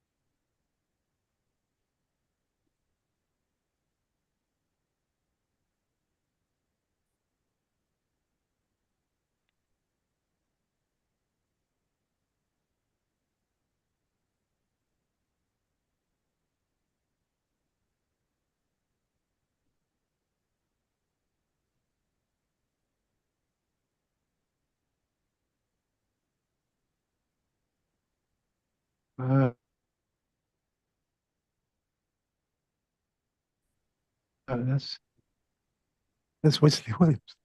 All right, Okay, I we're see. gonna Okay, take, I'm we're here. gonna take a 5-minute break until we get this set up and we'll come back. Thank you. This is, this is ridiculous. I- I think you're right, though. For now, on, maybe not do that. No, they will have to. No.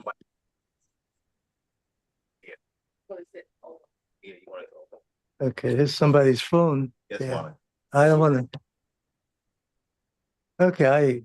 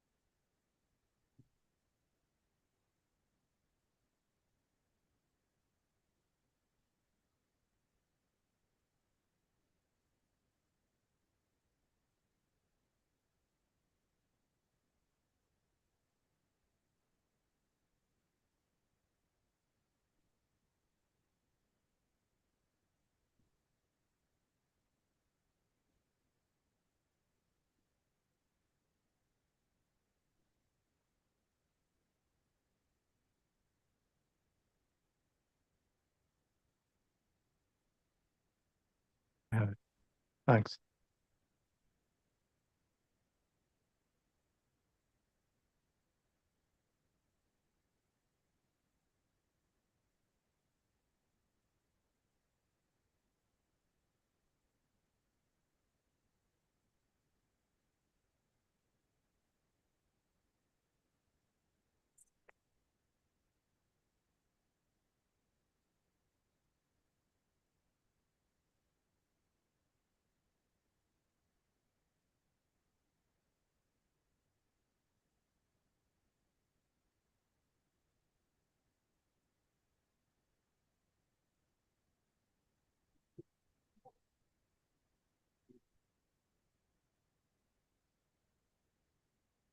We are reconvening.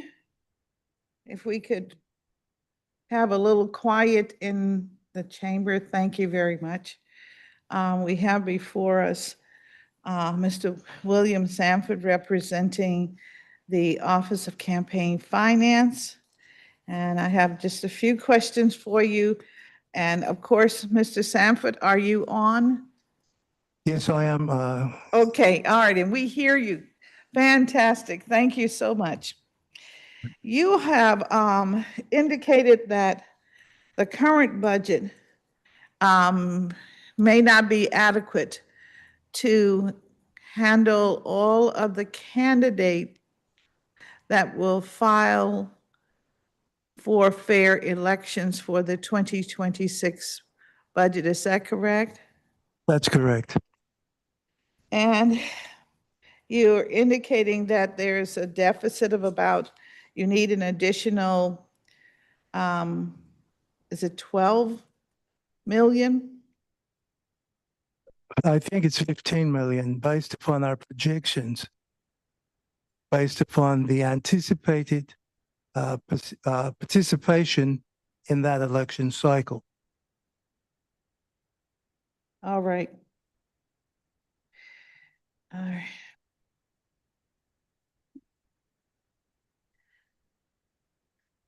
Are there any places within your current budget where you can generate some reductions that are not part of the fair elections program?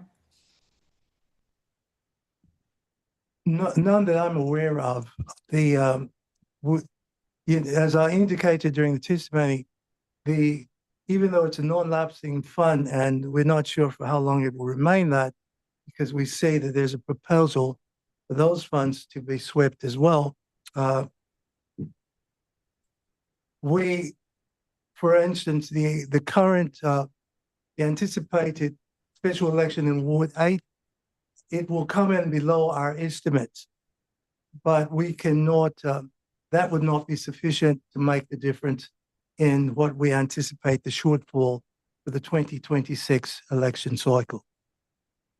All right, and so for the Ward 8 July 2025 special election, you're anticipating spending approximately what dollar amount? We had estimated about $1 million. It appears since there are only 3 candidates certified in the fair elections program, it might be just around four to 500,000, which is about half of our estimate. All right, so 400,000 to 500,000 that you would be spending? Yes, as opposed to 1 million. All right. And you have budget for that? Currently we do. All right, okay.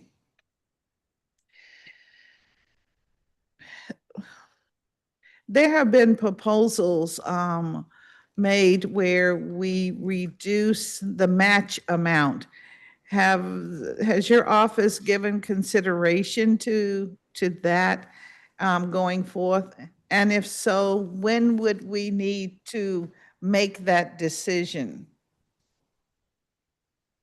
Well, we have prepared proposed regulations as well as legislative recommendations that include the ability to reduce the match.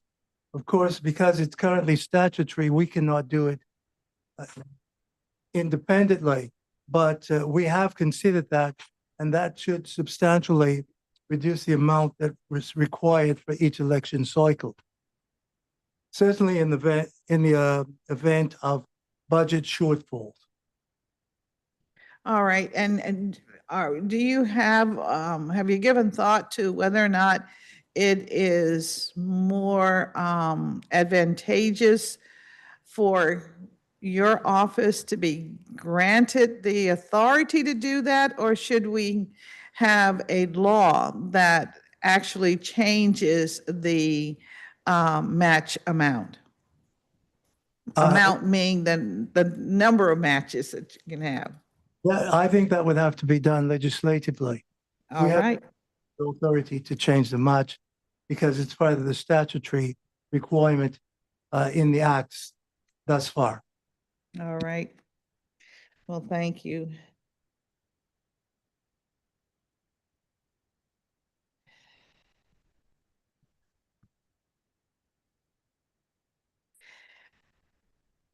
Is there any thought, have you given any thought to changing the requirement, the base amounts that go to the candidates once they have qualified? Would that help with some of the financial pressures? Here again, that should be done legislatively, but the base amounts are really not that high. The majority of the funds in the fair elections funds are through the 5-to-1 match. All right. Well, my office has been working on reducing the match amount. We've done scenarios, reducing it to 3 times, 2 times, and actually also trying to think of how we can increase the amount of contribution via the various offices.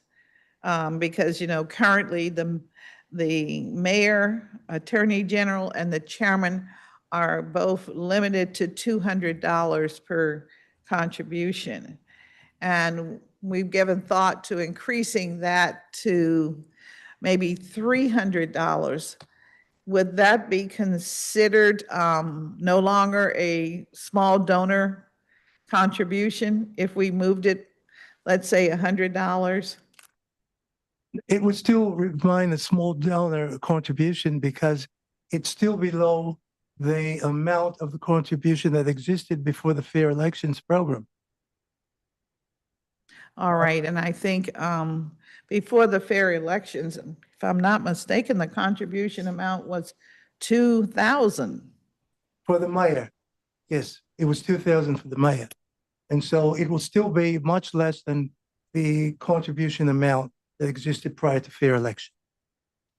All right, well, we will consult with you on some of the scenarios, the numbers that we've been running, trying to create and keep the fairness to the fair elections program, but at the same time, take less from the public budget that it's really becoming untenable.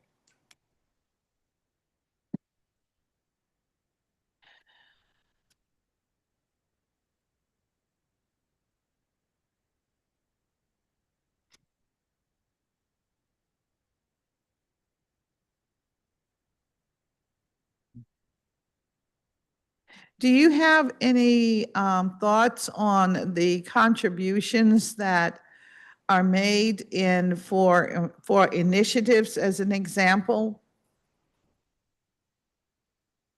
Well, there are no restrictions on those contributions, no limits, because they are not directly to political campaigns. So it has not posed any problem for our agency thus far. All right, we have received some inquiry and a couple of proposals for also restricting the amount of contribution for initiatives and referendums. And so I just wondered if you had received any information or any inquiries about that.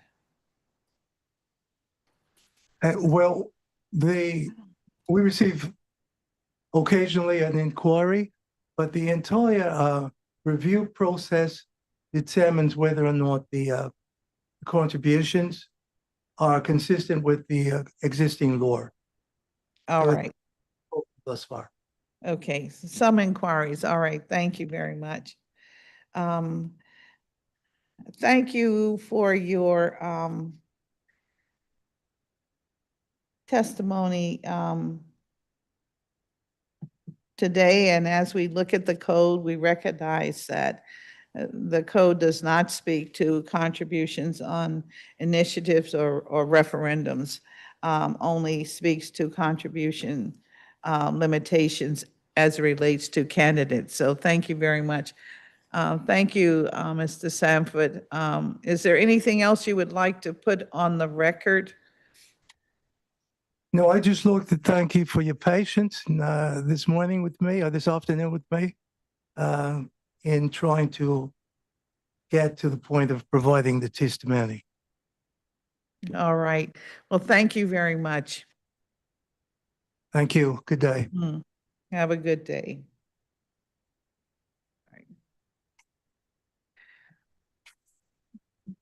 We are now going to move to the public witnesses for the Board of Elections. And I think we have a lineup here. I know we have a number of people in the, we will go through the first, I'll try to go through the first 3 panels, and then we may have to take another break. Sorry.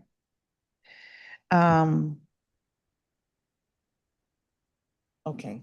These are All here. in person. Okay, all in person, okay. All right. Ms. Dorothy Brazil, Ms. Trupti Patel, Brian Surge, Miguel Duramo. I can know where. I know. Thank you.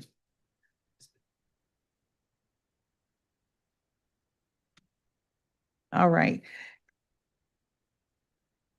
Ms. Brazil will take your testimony when you're ready. Just take your time when you're ready.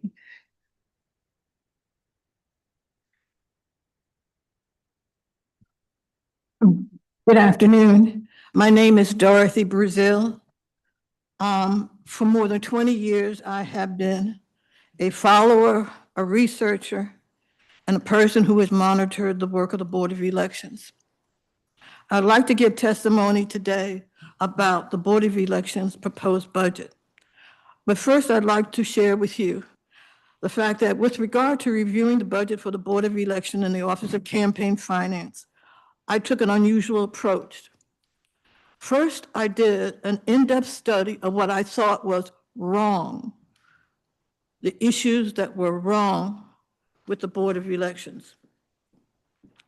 And let me detail what those are, because it's then that I backed into looking at whether or not the proposed budget from the mayor would solve or resolve any of those issues. First, I looked at the board's handling of the Initiative 83 initiative, which, as it turned out, detailed a myriad of problems and issues at the Board of Elections. For example, the Board of Elections ruling that I-83 was a proper subject for an initiative. Subsequently, we know that the CFO issued a financial study indicating the true cost of the initiative if implemented. I also looked and found that the Board of Elections in March 2024 had informed in writing the Initiative 83 committee that it could not manipulate or white out information on the signature box on the petitions. I also looked at BOE's actions that severely restricted the ability of certified petition observers to actually monitor BOE's review of the submitted petition sheets.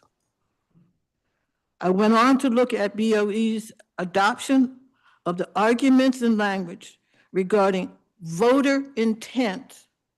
I stress the term voter intent that was put forward by the I-83 committee and their attorney, Sandler, to justify the use of whiteout.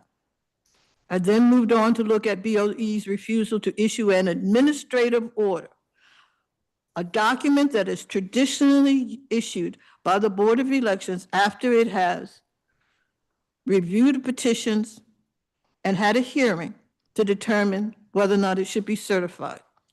But instead, the board refused to issue an administrative order in August that would detail the background information and how the Board of Elections decided to approve the petitions so that the initiative could go on the November ballot.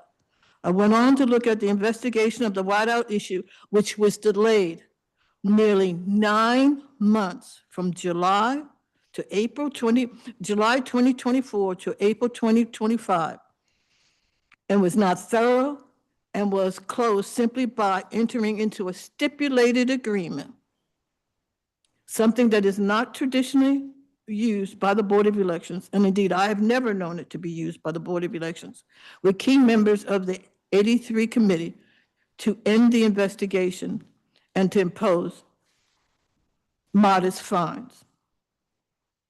The second set of issues I looked at had to deal with longstanding problems at the Board of Elections, such as its warehouse, which over the years has lacked working toilets and running water. BOE's effort to prevent certified election observers from monitoring the election process, including the tabulation of votes. BOE's effort to bar and restrict citizens from attending board meetings of the Board of Elections or visiting their offices, and efforts to restrict and severely limit the general public's attendance and participation in the legally required monthly meetings of the board. And finally, BOE's delayed investigation and administrative action, which it has taken on numerous occasions.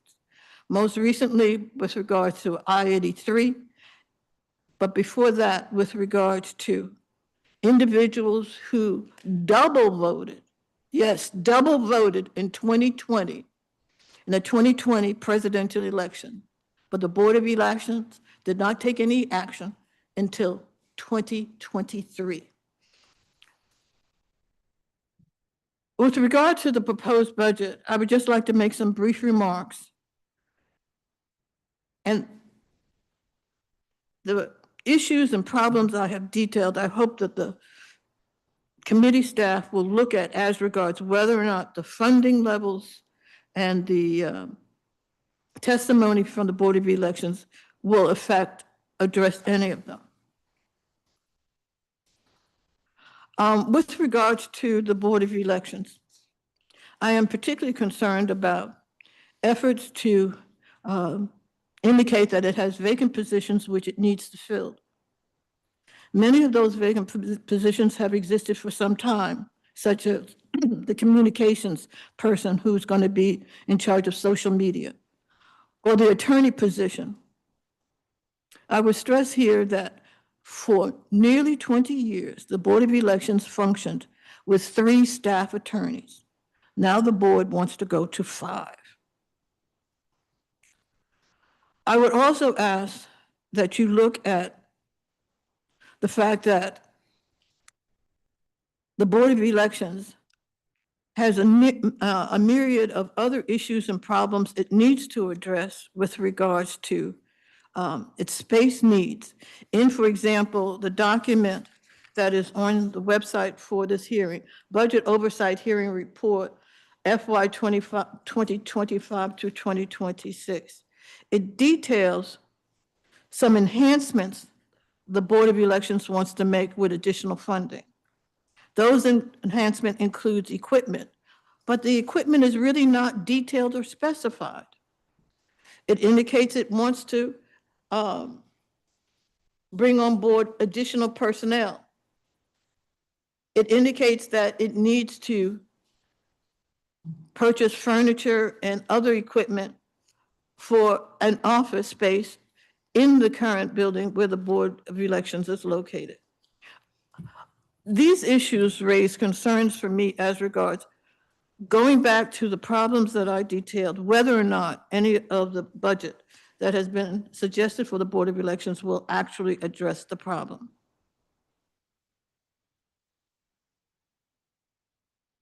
Just let me run through a few other things.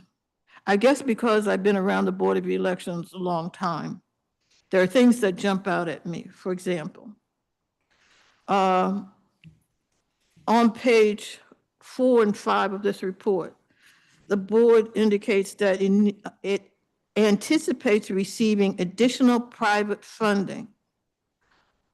Never indicates specifically where that funding would come from and how much it would be. It also indicates that it anticipates receiving additional funding from the federal government, the U.S. Election Assistance Commission. Never indicates how much those funds would be, and if they would be required to be dedicated to a particular purpose. Finally, on page 4 through 6 of the report, it talks about enhancement requests that the Board of Elections seeks to make in the coming fiscal year. One of them is election technology upgrades, $7.9 million. Again, no details. It refers simply to aging election equipment. What does that mean? Who is the vendor? What would we be spending $7.9 million on? I think the thing that jumped out at me most in terms of enhancement requests was the $250,000 it wants to secure to purchase new mail drop boxes. Last time I checked, we acquired the mail boxes that we had, the ballot boxes that we currently have in 2020, when we went to all mailed ballots. I can't believe that these big metal boxes have deteriorated so fast that they all need to be replaced. Finally, I would also mention that on page 12 of the report, it details BOE facilities. It, however, does not mention the second warehouse. The Board of Elections has 2 warehouses on V Street Northeast, and it has office space on the 6th floor, suite 650, at the 1015 Half Street building. Space that I would emphasize to this committee, the board has had for several years, that when you visit that space, it is vacant. There are no personnel working there. There are no telephones and no computers.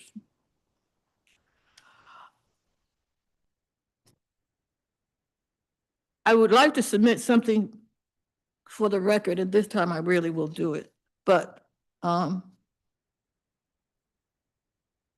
Board of Elections is a small agency, has an important job to do, but quite frankly, it has serious problems that need to be fixed. And this committee is charged with looking at the board and fixing it. And I dare say that it has to be done, it must be done before we go into the next election cycle in 2026. So with that, I'll end and be receptive to answer any questions you might have. Thank you very much for your testimony, Ms. Brazil. Next, you are. My name is Brian Streggy. All right, please go ahead with your testimony, sir. Sure thing, thank you. Good afternoon, Council Member Bonds. Thank you for the opportunity to testify. As I said, my name is Brian Streggy. I'm a Ward 8 resident, and I'm the chair of ANC 68F, which is the ANC that covers Navy Yard. And as it happens, it's also where the Board of Elections is located. I'm here on behalf of my ANC to request that Initiative 83 be fully funded in this year's budget. More importantly, though, I'm here on behalf of the over 2,700 voters of my ANC who voted yes on Initiative 83 last November. You're going to hear a lot today about respecting the will of the voters and respecting the initiative process more broadly. I want to open here by making a more specific point. Those on the DC Council should take even more care to uphold Initiative 83 than they would almost any other initiative because of what Initiative 83 is about. Elected officials, such as yourself, derive their power from the democratic process. The reason those of you on the council have the right to sit in those seats, to pass laws, to set budgets, is because you have a measure of democratic legitimacy granted to you by the voters. If those same voters tell you that they want to change the electoral process, which 212,000 DC voters just did, you must listen to them. If the council decides instead to substitute its own judgment for that of the voters, ignore Initiative 83, and go on conducting the 2026 election under the old rules, it will essentially be an election unsanctioned by the voters. Your democratic legitimacy will cease to exist. You know, we've currently, unfortunately, got a president and a Congress that really don't care very much about democratic principles. Don't be like them. And one last thing on this topic, Initiative 83 contained 2 reforms. Don't get cute by only implementing half of the initiative and then patting yourself on the back as if you've done right by the voters. If you do that, you haven't. So speaking of the 2 points, I don't have time here to discuss both pieces of I-83, and I'm sure you'll hear from many supporters of ranked choice voting today, which is a great reform. But I'd like to talk specifically about the other half of the initiative, the semi-open primaries portion, and maybe appeal to some of the council's Democratic Party sensibilities. I may be a nonpartisan elected official, but I'm personally a registered Democrat, and I enthusiastically support letting independents vote in our primaries. The reality is that Democratic Party registration is slowly declining, both nationwide and in DC right now. I want people to join the Democratic Party too, but not by coercion. Not because they feel that they have to register as Democrats in order to participate in the only election that matters. Let's look at the landscape here. Maine, Massachusetts, Rhode Island, and Colorado, all solid blue states with strong Democratic parties, allow independents to vote in their primaries. New Mexico, another solid blue state, just made the switch. And right across the border in Maryland, independent voters are suing to end their closed primary system. Closed party primaries are not the wave of the future. There are only 9 states left with party primary systems as restrictive as ours here in DC. Don't be on the wrong side of history. And lastly, just one more thing on this whole partisan discussion. As I'm sure you're aware, one of the main opponents of Initiative 83 has been the DC Democratic Party as an organization, which got me thinking, wouldn't it be nice if we could somehow know how actual registered Democrats voted on I-83? So we can't know that exactly. I go into the numbers in more detail in my written testimony, but I requested turnout data from the last election by party divided by ward from the Board of Elections, and I used that data to establish a minimum level of support for I-83 by registered Democrats, basically assuming everyone else, independents, Republicans, voted yes. So I determined a floor, essentially, on Democratic support. And maybe I'm breaking some news here, but Initiative 83 had an overwhelming victory last November by registered Democratic voters. Citywide, at minimum, again, this is a floor, registered Democrats voted for Initiative 83 by a 30-point margin. In fact, there was not a single ward where I-83 had less than a 20-point margin amongst registered Democrats. So it's not clear to me who the DC Dems think they're speaking on behalf of, but it isn't registered Democrats. In closing, I'd just like to say that it has been frustrating to see that most of the opposition to this initiative tends to ignore the actual vote. There's always talk of the initiative process, critiques of the petition verification process, but no acknowledgement that 212,000 of our fellow DC residents voted for this thing. Someone earlier mentioned the DC Court of Appeals said the petition process was illegitimate. That is false. That is an egregious misstatement. There was no finding of fraud by that court or any court. There's definitely room for a discussion about the initiative process going forward. In fact, I plan on being back here in a week to testify in support of your bill, the Petition Administration Clarification Amendment Act. The opponents of I-83 got their due process at the Board of Elections and in court. But the bottom line is that Initiative 83 was on the ballot. Voters were presented with a choice and they voted yes. The council should listen to them. I wish I had the time to get into pay-fors here. I'd love to be able to work with your office if you're interested to find a way to get I-83 funded. It's got a very small price tag, but it isn't zero. And I'd also be happy to answer any questions you might have. I was also a watcher for the campaign if that's helpful for any of the discussion about DC BOE. Thank you. Thank you very much for your testimony. Okay. We can't have demonstrations. I will not be able to control it. The officers will come in. I'll just be very honest with you. Okay. Thank you. Next, and you are, Thank you, Miguel Trindade de Ramo. okay. Thank you for inviting me here today. My name is Miguel Trindade de Ramo. I've had the pleasure of serving for the better part of 2 years as a member of the steering committee of the Initiative 83 campaign, which we lovingly named Make All Votes Count DC. The premises of our initiative were simple. No voter should be locked out of a taxpayer-funded election, and no politician should win office with less than majority support. These propositions are in line with my fundamental beliefs. Public services are for the whole public, and in a democracy, decision-making requires a majority. Letting independents vote in the elections for which they pay is morally right.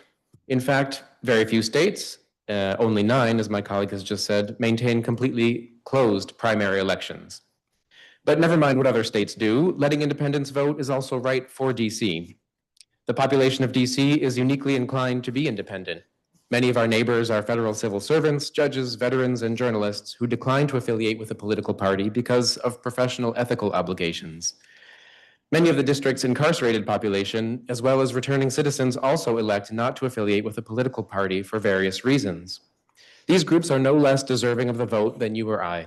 They are no less citizens, no less taxpayers than you or I. On the campaign, folks all around the city would express shock, I mean it, real shock, that a taxpayer-funded election could exclude certain voters.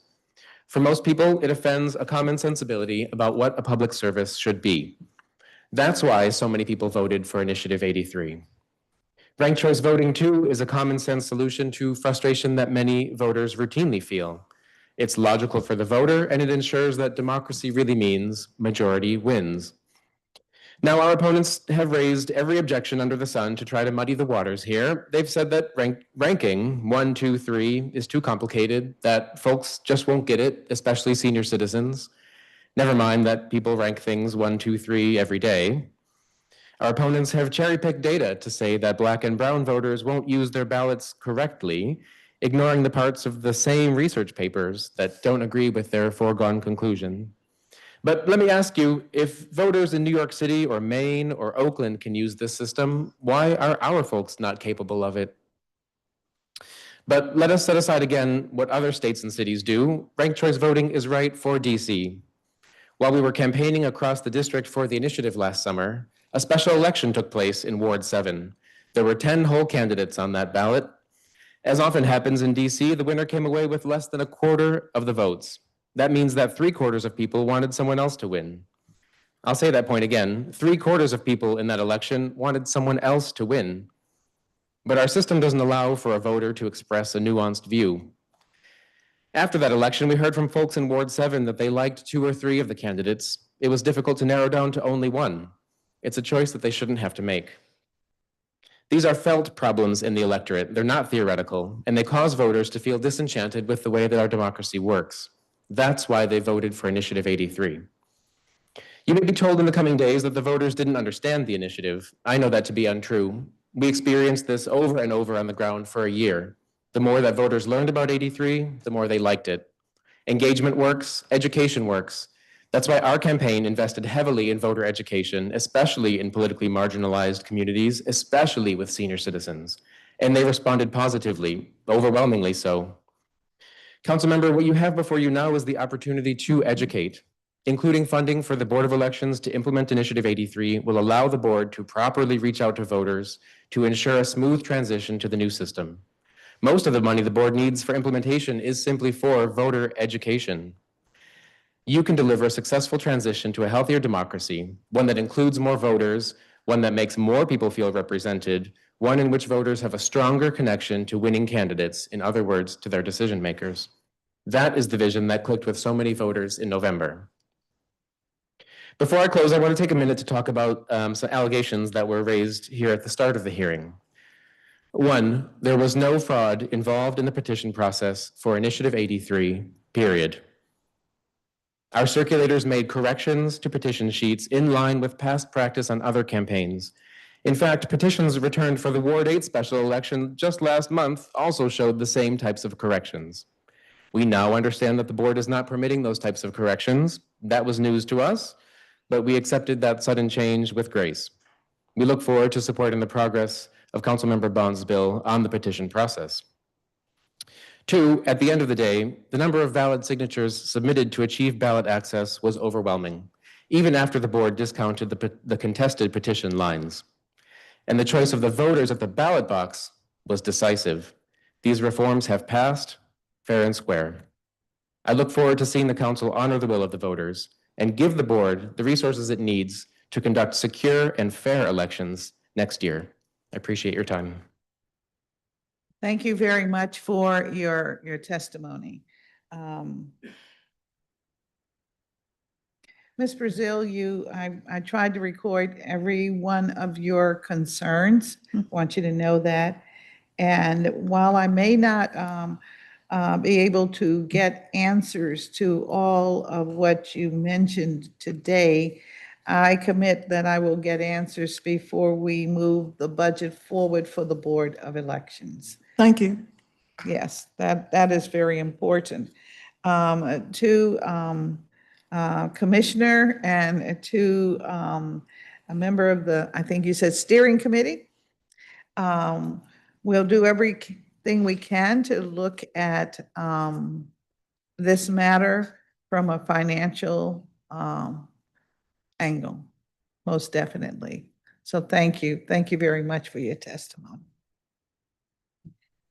Our next panel, Jacqueline Castana, Adrian Alexander. I don't see Travis. Let's see still. Let's see him. Oh, okay. Travis Valley and I guess Slobodan. All right. Okay. Thank you for that.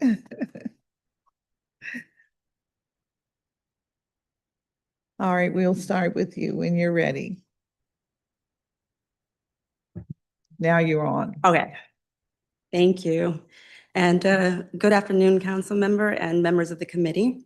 My name is Jacqueline Castaneda, and I am a native Washingtonian born and raised in Ward 1.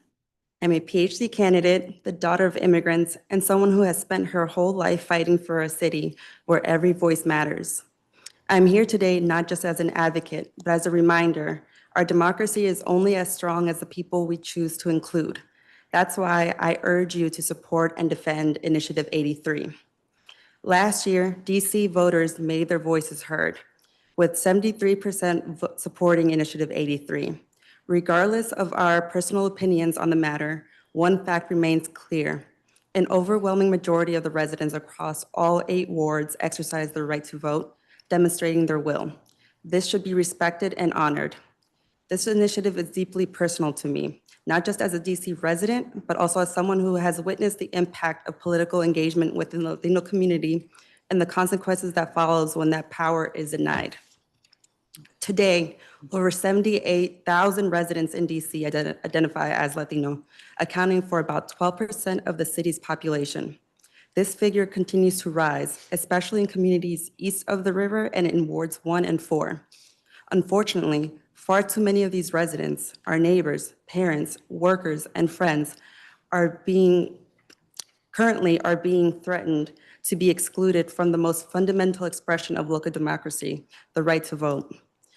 For young Latino voters, myself, and for many of my peers, this measure, Initiative 83, is about more than just expanding access to the ballot box. It's about fostering deeper civic participation in our homes and communities. Many of us come from mixed status families where we are eligible to vote, but our parents previously have not. And even though they have paid taxes, worked multiple jobs, and contributed to the local economy and send us to public schools here. When our families have been threatened to being excluded from the democratic process, it sends a clear message. Their voices, and by extension ours, do not matter. but we do matter. We deserve a local government that represents our entire community. Research and recent polling indicate that young Latino voters are becoming increasingly politically independent, driven by pressing issues such as affordable housing, access to jobs, and educational equity. We are not just future leaders, we are present ones. However, we cannot sustain civic momentum when entire households are excluded from participation. By empowering our parents, grandparents, and our neighbors with the ability to vote through more accessible measures such as I-83, it reinforces that what we've always known, that our communities are woven in the fabric of DC. This is especially a crucial time when young voters, particularly Latino youth, are targeted by disinformation, neglected by traditional campaigns, and frustrated by political gatekeeping. Initiative 83 provides us with an opportunity to undertake something bold and just, to exemplify inclusive democracy and create conditions where the next generation of voters sees their family represented in civic life. Supporting and fully funding I-83 will establish DC as a national leader in creating a democracy based on equity, belonging, and truth in communities to young Latinos, and by extension to all young and future voters in DC, that our communities are not marginal, they're foundational. I urge this community to defend Initiative 83, this committee to defend Initiative 83, not just for those currently denied the vote, but for the generations of voters whose inclusion will empower. Thank you. Thank you very much for your testimony. Next, Mr. Alexander.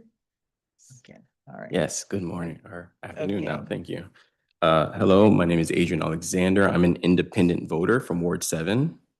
And I'm here to ask the DC Council to provide funding to the Board of Elections to implement Initiative 83 in 2026 as the voters asked. I moved to DC exactly 2 years ago because I believe in democracy. I believe our democratic norms are under threat. And I believe that fuller participation in the mechanisms of our democracy is the only safeguard that democracy can have. Thusly, I believe that DC is currently the place to be, and the fight for full enfranchisement of the DC residents is part and parcel to the fight for DC statehood. We really can't call ourselves a democracy without DC being a state, and DC cannot be seen as upholding the tenets of democracy without implementing the will of the people. 73% of the people who voted told DC Council loud and clear that they want to see I-83 implemented. A supermajority in every ward in the district voted accordingly. In my opinion, the work of any functioning democracy is to see the will of the people enacted. What that means to me is that it's DC Council's job to figure out how to do what the people have said. Not when to do it, not offer reasons why not to do it, not why now is not the time to do it, because now is always the time to implement the will of the people. I do not think that DC can make a valid claim for statehood if she's actively denying the will of 73% of her voters or disenfranchising any segment of her residents. Moreover, I know that the team behind I-83 is ready, willing, and able to work with the council in all ways to see I-83 implemented as efficiently and inexpensively as possible. Therefore, I'm asking that you work with us rather than against us to find a pathway forward for getting the people what they overwhelmingly asked for. Thank you for your time and your attention on this matter, and I look forward to working hand in hand with you as we go about, we make it possible for independent voters like myself to have access to to have full access to our democracy. And I look forward to doing that with full eyes to the future, as this is a crucial stepping stone in the fight that we all have for DC statehood. Thank you. Thank you very much for your testimony. Next, how are you? Hello, Councilmember Bonds. Thank you, Chairperson, for the opportunity to testify today. My name is Travis Bally. I am a Ward 7 resident of the Randall Highlands neighborhood and a registered Democrat my entire life. I've lived in the district for 20 years and stay here because of the vibrant spirit of civic engagement and willingness to boldly lead on proven initiatives which enhance our local government. I'm here today to ask that the council provide funding to the Board of Elections to implement Initiative 83 in 2026 as the voters, including over 22,000 of my Ward 7 neighbors, instructed. This cost is estimated to be $1.5 million over a 4-year period, primarily to fund voter education initiatives. A fundamental value I hold close to my heart is that each vote is precious and should count to the fullest extent possible. Generations of Washingtonians have shed blood defending this value, knowing that their efforts made progress in improving our democracy, even if there's still a long road to go. Our time today is part of a continuation of building a more representative democracy. In my Ward 7 community, I have come to know some neighbors who care about the district as deeply as I do, whose families chose to build every brick of their home themselves here in the district and pass that home down across generations. It is deeply unfair that simply because these neighbors of mine are registered as independents, their voice is cast aside whenever our community comes together every 2 years to choose our leaders. Our democracy here in the district is antiquated and deeply out of date. The majority of states have already opened up their primaries to independents.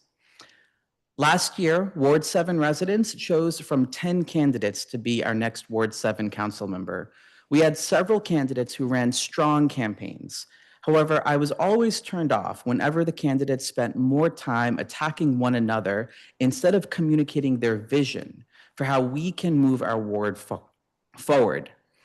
Our current political system incentivizes negative campaigning. If ranked choice voting were in place last year, candidates would have been incentivized to build coalitions with their fellow candidates based on where their platforms and vision for Ward 7 align. The impact would have been that we would have heard more campaign rhetoric focused on a proactive policy agenda for Ward 7. I hope for our next elections to have ranked choice voting in place so that we can take the next major step to enfranchise Washingtonians and improve the quality of our civic life and discourse. Thank you for your time. Thank you for your testimony, sir. Ms. Bonds, thank you for this opportunity. My name is Slobodan Milic. I guess my parents had a funny sense for names, so it made it difficult for you. I spent 25 years, my entire career, assisting countries of the world, and I assist them in their transition to democracy.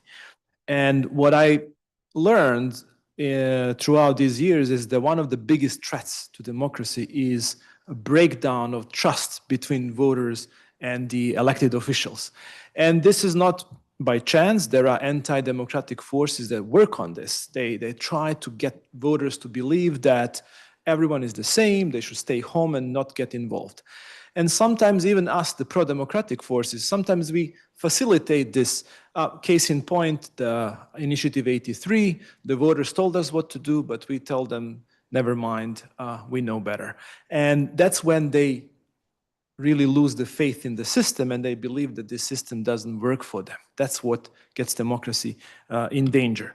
I worked for the National Democratic Institute.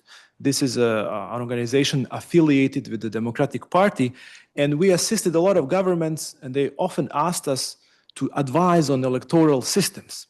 And there is a consensus about the ranked choice voting that this system actually builds the trust back. And it does mainly by two mechanisms. First is that there are more candidates. So more people believe that the barriers are lower and that they actually stand a chance as candidates.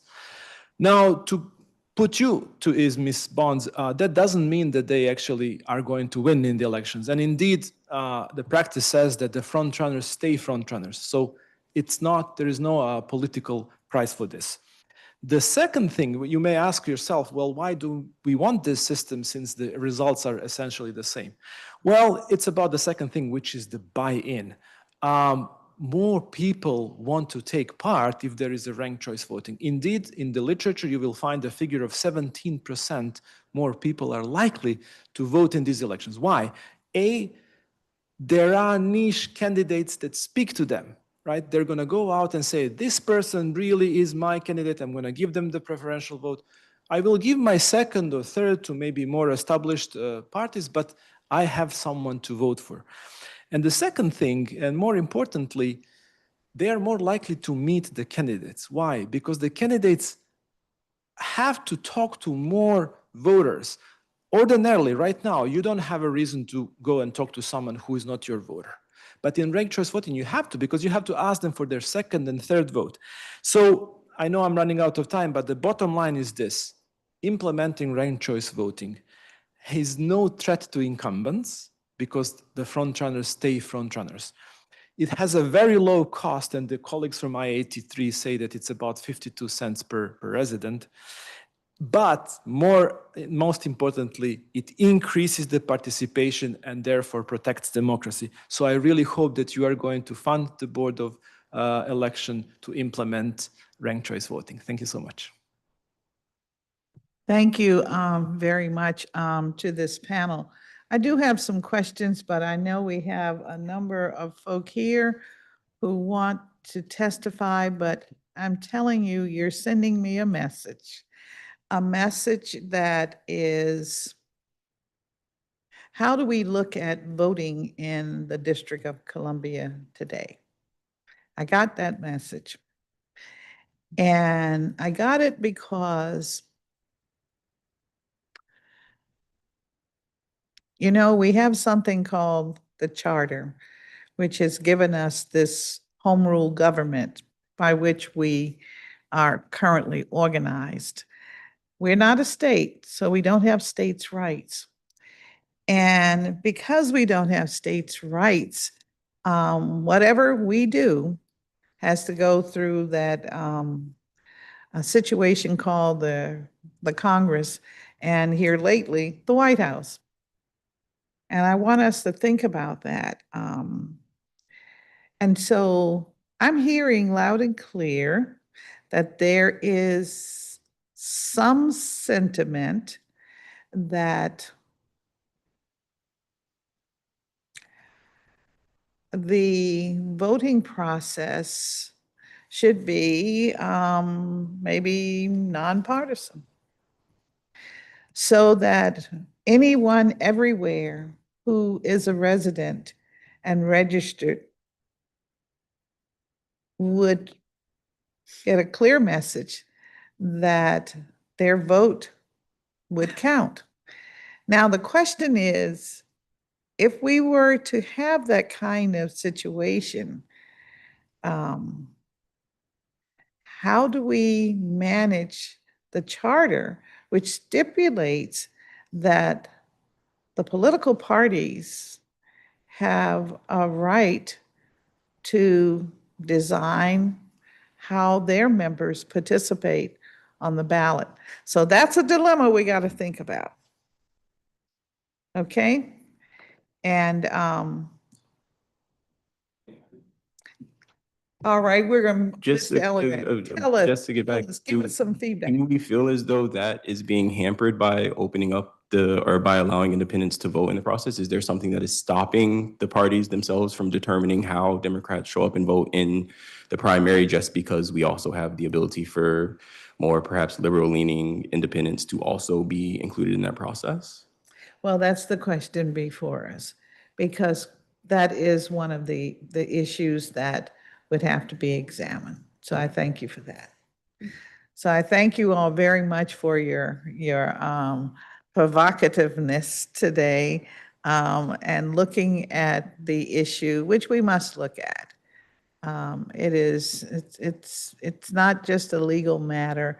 It's also, where are our principles and where are we headed as a society? So thank you very much.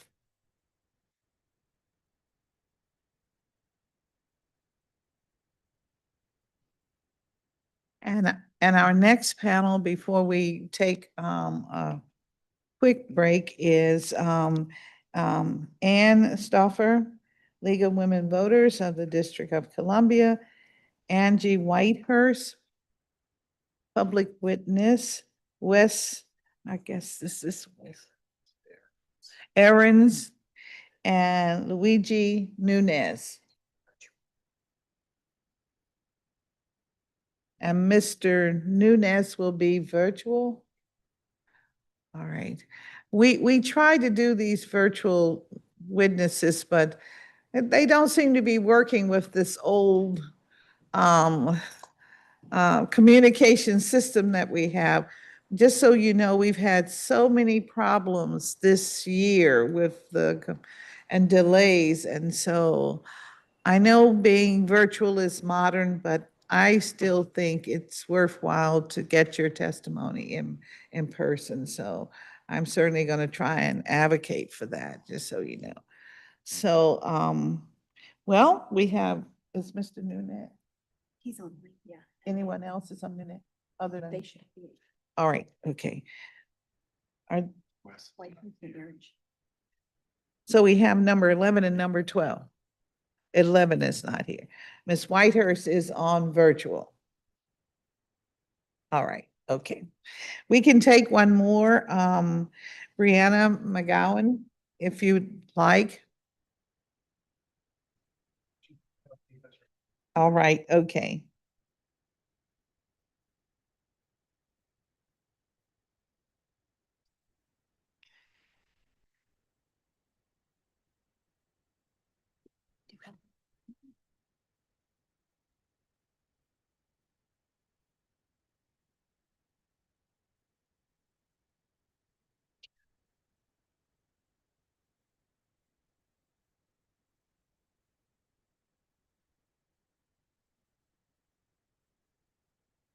All right, Ms. Whitehurst, no? Oh, Mrs. McGowan, all right, okay, thank you. Got you. All right, and we'll start with you. Yes, please, League of Women Voters. And you're on. Great. Good afternoon, Chairwoman Bonds. I'm Ann Stauffer, co-president of the League of Women Voters of the District of Columbia and a Ward 1 resident. I appreciate the opportunity to speak with you today. The League supports a funding level for the Board of Elections that ensures it can conduct voter registration, education, and outreach and run secure and accessible elections. We appreciate the board's dedicated work in all these areas. Currently, we are coordinating with the board to help register and educate voters in the DC jail and within the Federal Bureau of Prison System for the Ward 8 special election and pending special ANC election to replace Commissioner Shamika Hayes. We also work with the board and correctional facilities to provide voters who otherwise have no way to research election information with printed ballot information from our nonpartisan Vote 411 website. So we bring these printouts into the jail and send them to the prisons. Giving justice-impacted voters the right to vote and then ensuring that they have the opportunity to vote is one example of how forward-leaning the council has been in expanding voting rights and access to democracy in the district. We ask that this committee continue that tradition by funding the costs for carrying out voter-driven and approved Initiative 83, which implements ranked choice voting and opens primaries to independents in our election process. District residents voted in clear majorities for the initiative. There was 73% support overall, with clear majorities in every ward, ranging from a high of 80% in Ward 1 to a low of 68.5% in Ward 4, which is a level that's often called a supermajority. The League has supported this initiative for ranked choice voting and letting independents vote in the primaries since its inception, because we believe in election processes that encourage the most voters as possible and those with minority opinions to participate, and that truly reflect voter choices. We also strongly believe that in a healthy democracy, elected officials should respect the will of voters. Therefore, we strongly urge the committee to provide sufficient funding for effective implementation of the changes enacted by DC voters. According to the fiscal impact report, a majority of the funding needed is for voter education, which is key to the board's mission overall. The board has risen to the challenge of implementing the other forward-leaning efforts the council has done to expand elections access and democracy, like non-citizen voting and all mail-in ballots. It needs this committee's support to do the same for Initiative 83. And if I may, I just want to also mention, Chairwoman, you mentioned the question of congressional review, which means every law that DC passes has to pass Congress.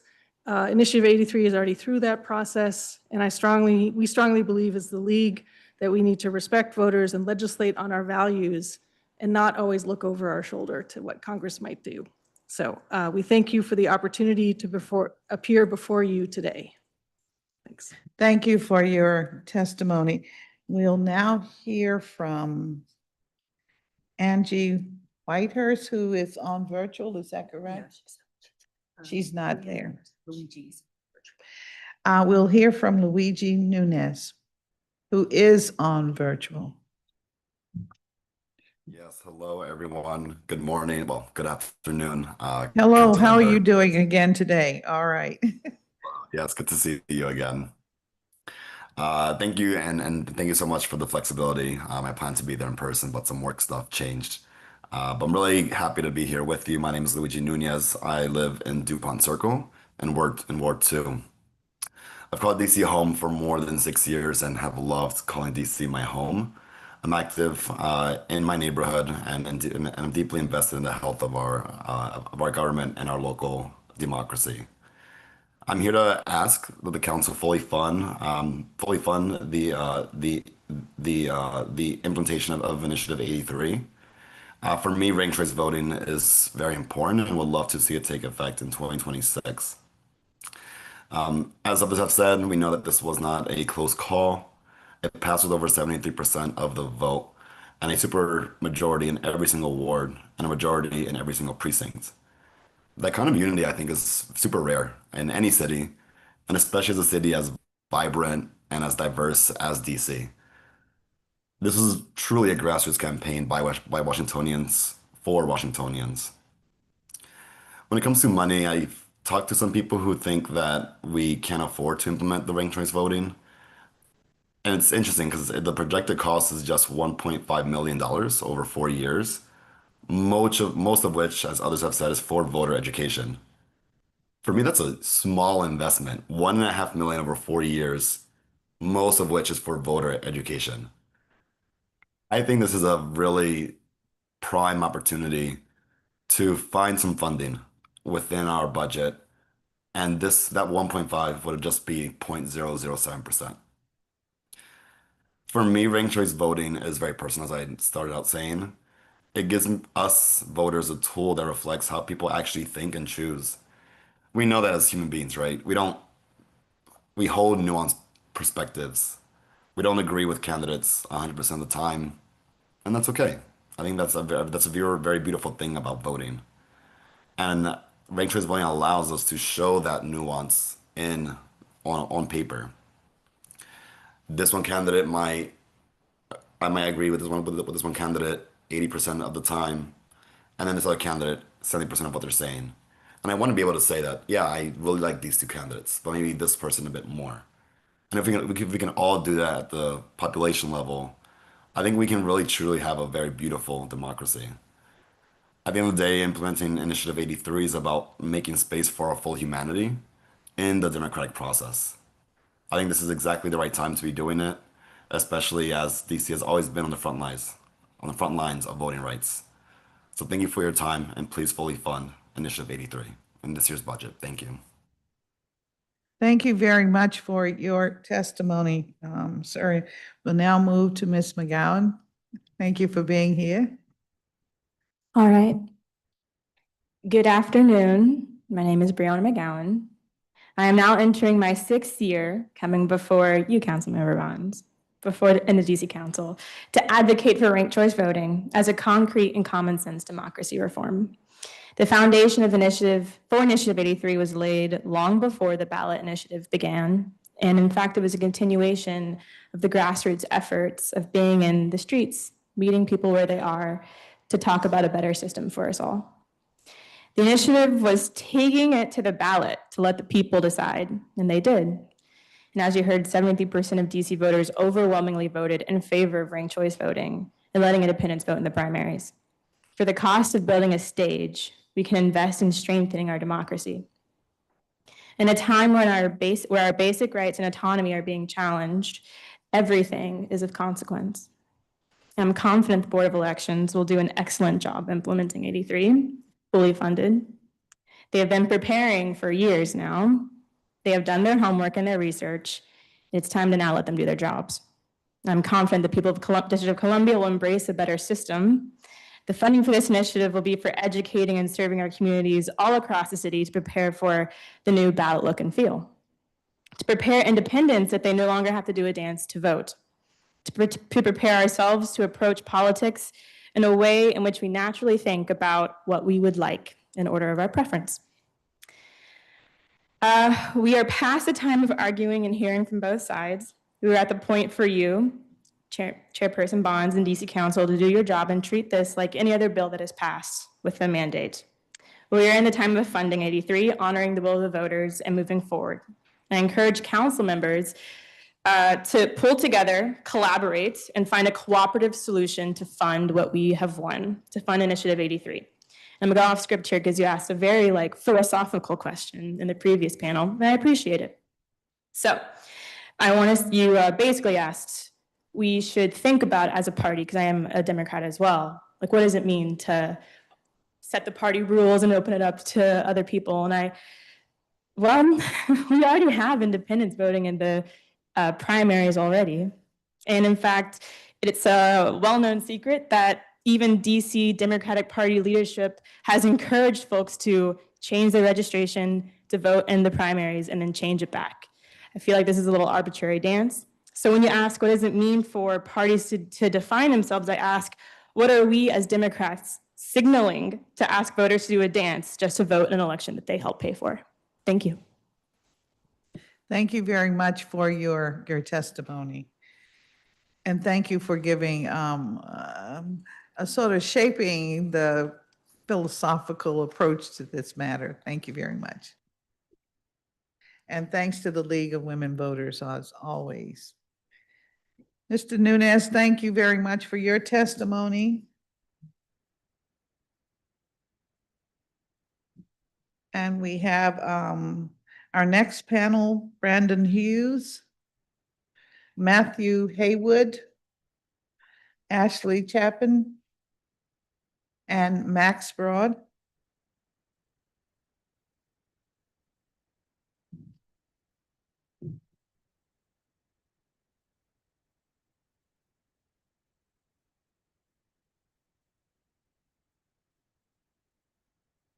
All right, we'll start with you, and please give me your name or state your name so we can find you beyond the purple shirts. Okay. All right. Thank you.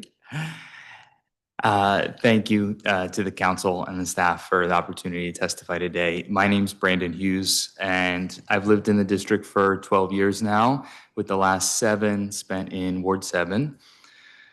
Over the years of attending ANC meetings and working within my community, a recurring sentiment has been frustration with feeling unrepresented and underserved by elected officials, not just federally, but locally as well. This is why I'm asking the council to respect the will of 73% of DC voters and fully fund the implementation of Initiative 83, which will give everyone a say in who leads our city and guarantee that those leaders are more responsive and accountable to their constituents. We've campaigned for decades to enfranchise DC residents federally, so it's particularly hypocritical to deny independent voters the opportunity to participate in DC's decisive primary process. This past November, my fellow Ward 7 residents and I had to choose between 10 candidates, as you've heard, running for our council seat. This is the exact scenario in which ranked choice voting would produce a more representative result than the current system. It ensured that the winner of the race actually has the support of a majority of the electorate rather than 23%. Initiative 83, though, was supported by 70% of Ward 7 voters. The cost of fully funding Initiative 83 is minuscule in the context of the entire budget. What would be much more costly is degrading the trust of DC voters who turned out in thousands to support the pro-democracy initiative in supermajorities across every ward. I ask the council to honor their duty to represent the voters of Washington, DC, and fully fund the implementation of Initiative 83. as Washingtonians have given them an overwhelming mandate to do. Thank you. Thank you very much for your testimony. Mr. Haywood? No, all right, okay. Sorry, are you trying to go in chronological order or sequence here? Let's go sequence, all right. So you're next, and you Okay, are. great. Yeah, hi, I'm Max Broad. I'm a Ward 1 Democrat. Really nice to be with you, Chairwoman Bonds. And I submitted my testimony, but I just want to say this. What has me here is that in the past 2 presidential elections, I've busted my behind knocking doors, and it's so deflating to talk to voters who say they're not going to vote, or people who say they're not going to vote.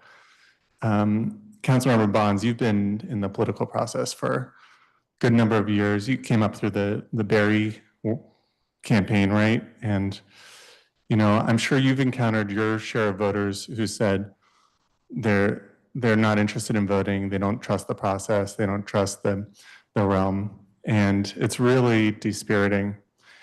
And so I'm here to do everything I can to get people invigorated and inspired in our democratic process. I really believe in our democracy, both nationally and in DC. And I see ranked choice voting as, and the inclusion of everybody who wants to vote as a key tool towards getting people inspired in our democratic process again, and to get people thinking differently about how their voice matters, because there's so many people who just feel like it doesn't. And so with that being said, I encourage funding for the ranked choice voting, and really appreciate your hearing this perspective. Thank you, Councilmember. Thank you very much for your testimony. And you must be Ashley. All right, go right ahead. Hello, thank you very much for the time here. I'm Ashley Chapin, and I've lived in Ward 1 for 7 years. I appreciate the committee's attention on this issue today. As a DC resident and voter, I'm here to just urge the council to allot funding to the DC Board of Elections to implement Initiative 83 in the 2026 fiscal year. Personally, I'm anxious to see the implementation of I-83. In my opinion, fair elections are the bedrock of a functioning democracy. And I think that ranked choice voting would introduce a breath of fresh air to voters, allowing them to spread support across multiple candidates they'd like to support without splitting votes in a crowded field as we tend to see, and requiring candidates to actually earn a majority to win. I personally saw people, including seniors, easily learn how to fill in a ranked ballot, and research shows that simple education is effective in teaching voters how it works. Instead of focusing energy on repeating the myth that ranked choice voting is too complicated for voters, I would love to see our government put forth a good faith effort to educate voters so they have the best possible chance to succeed. And furthermore, I think it's absolutely imperative for independents to be able to vote in primary elections. I feel subscription to a political party should not be a requirement to participate in the most important election in the election cycle, especially when so many in the district are pressured by their careers to not pick a party.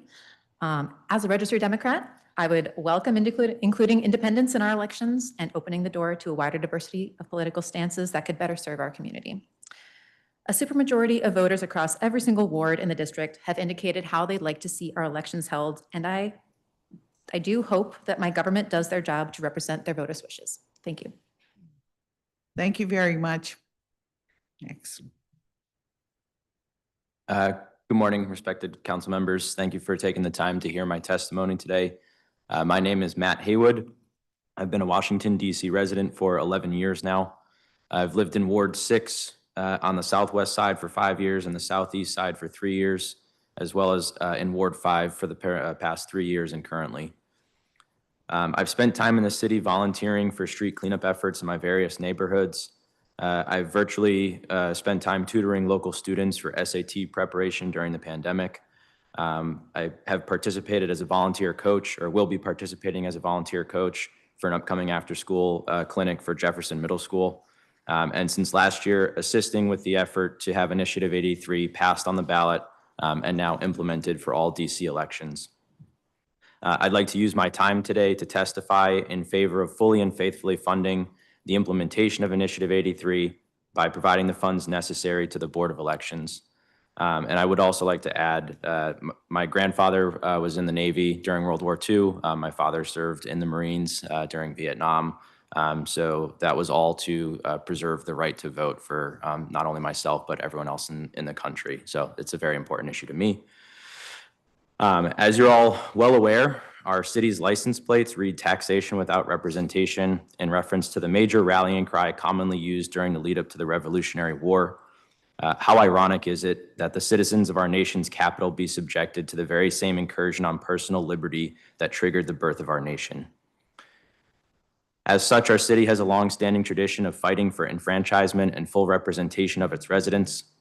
I believe that Initiative 83 in its entirety is the next step in ensuring our local laws align with that long-standing tradition. Ranked choice voting, as well as letting independents vote in primary elections, have proven time and time again to increase voter turnout and participation, encourage greater consensus building, as well as more civil campaigns, and both have a well-documented increase in representation for candidates of color and therefore their constituents. Studies have shown there to be no increase in voter error, and voters are more likely to have in-person contact with candidates for their office, which increases their influence and sovereignty. As elected representatives of a city such as DC, with its tradition of enfranchisement of voters, it is your duty and obligation to represent the will of the people. We all just watched as the federal government unilaterally tried to deny the citizens of DC over $1 billion of their own money, and with no US senators or representatives with voting rights to fight for us. I thank all the council members for their efforts to try and fix this error, but now you're all faced with the same issue on the other side. DC voters have spoken. 73% of voters, including a supermajority in every ward, have mandated that Initiative 83 be fully and faithfully funded with our own tax dollars. I recognize the privilege that I have to take time off work to testify in front of you all today, and therefore fight for the will of the people and on behalf of those that cannot be here. I beg that you all recognize the privilege you have been given to represent the citizens of this city and in each of your wards, and I expect that you will all do the right thing. Please honor the will of the people and fully fund Initiative 83 for fiscal year 2026. Thank you for your time. Thank you. Thank you very much for your testimony. I just have a question to those who are from Ward 7, I think you mentioned. And you indicated that you gave me the impression that you were saying with ranked choice voting, the outcome would have been different. Help me understand that, because if I'm not mistaken, I was at a forum where it was like 9 or 10 candidates. So help me understand that concept. Oh, Please. for sure. So, I mean, as ranked choice voting works, the winner of the race has more than 50% of the vote. It is the most popular candidate that wins the election because of how votes are tabulated. All right. Well, thank you very much. Thank you for that. Okay. Oh, I mean, do you understand what I mean when I say that? I don't want to, not explain correctly or sufficiently, but that that you would have the most accurate representation of what people wanted, and so people's second choices were not captured in the vote. Or their third. And so that's not to say that the person who got the majority of or the plurality of the vote, 23%. 26, yeah. Yeah, with the turnout. Okay, thank you. That he would have won in the contest if it were ranked choice voting. There's a high likelihood that that wouldn't have been the case. All right. Okay. Well, you know, when I have my election, you vote for 2. And so because you vote for 2, And then there's always that body of individuals who will vote for only one. And usually, I'm successful with being the first place. The second place tends to be those who do not cast two votes. And so then the third place is usually someone who is on the ballot, legitimate name on the ballot amongst all the others, but does not get more votes than that category call where voters have only cast one vote. How do you see ranked choice affecting that? I'm sorry, I'm not exactly sure that I understand the scenario laid out. Well, what I am saying is that it is the will of the voter, the right of the voter to cast their ballot. That is the process that we have now. And when the ballot is presented to them and you can vote up to two, and they choose to vote for only one, how will ranked choice be used in that contest? So when you choose not to rank a candidate, that is the strongest way to vote against them, to ensure that they do not receive your support. So you don't have to, I mean, we're speaking a hypothetical of having two options, two choices, preferences, even though, I mean, the Yeah, initiative is 5, yeah. but, people can choose to list as many as their preference, and they would only rank candidates who they would want to see potentially in the office. If there's a candidate that I certainly don't want to get elected, if I use the New York City race, for example, I don't want Andrew Cuomo to be the next mayor, I would not rank him. And so voters would only rank their preference, and to express the candidate that they would least like to see, they wouldn't rank those candidates. All right. I am just trying to understand how, in your statement, you indicated that perhaps if we had ranked choice voting, Ward 7's outcome would have been different. And so It was I understand the a very line where you tight can bring up race. to 5 or 3 or whatever the determination is. What I'm just trying to understand is, are we speaking of the quality, quote unquote, of candidates, or are we just speaking that the number system will prevail? That's what I'm trying to understand. Again, this is about educating the public, so that's where I'm going. And I'm not trying to pick on you. I'm just. No, that's fine. I want to make sure that I'm doing justice to. If we had some clear examples, this is an opportunity to put it out to the public. So thank you very much. Thank you. And thank you all very much for your testimony. And I think we can have at least one more round before we have to take a break. Of course, Adam is going to join us. He's on the lineup. Sterling Sparrow, Gail Arnell, and I think we can take Constance Blackwell.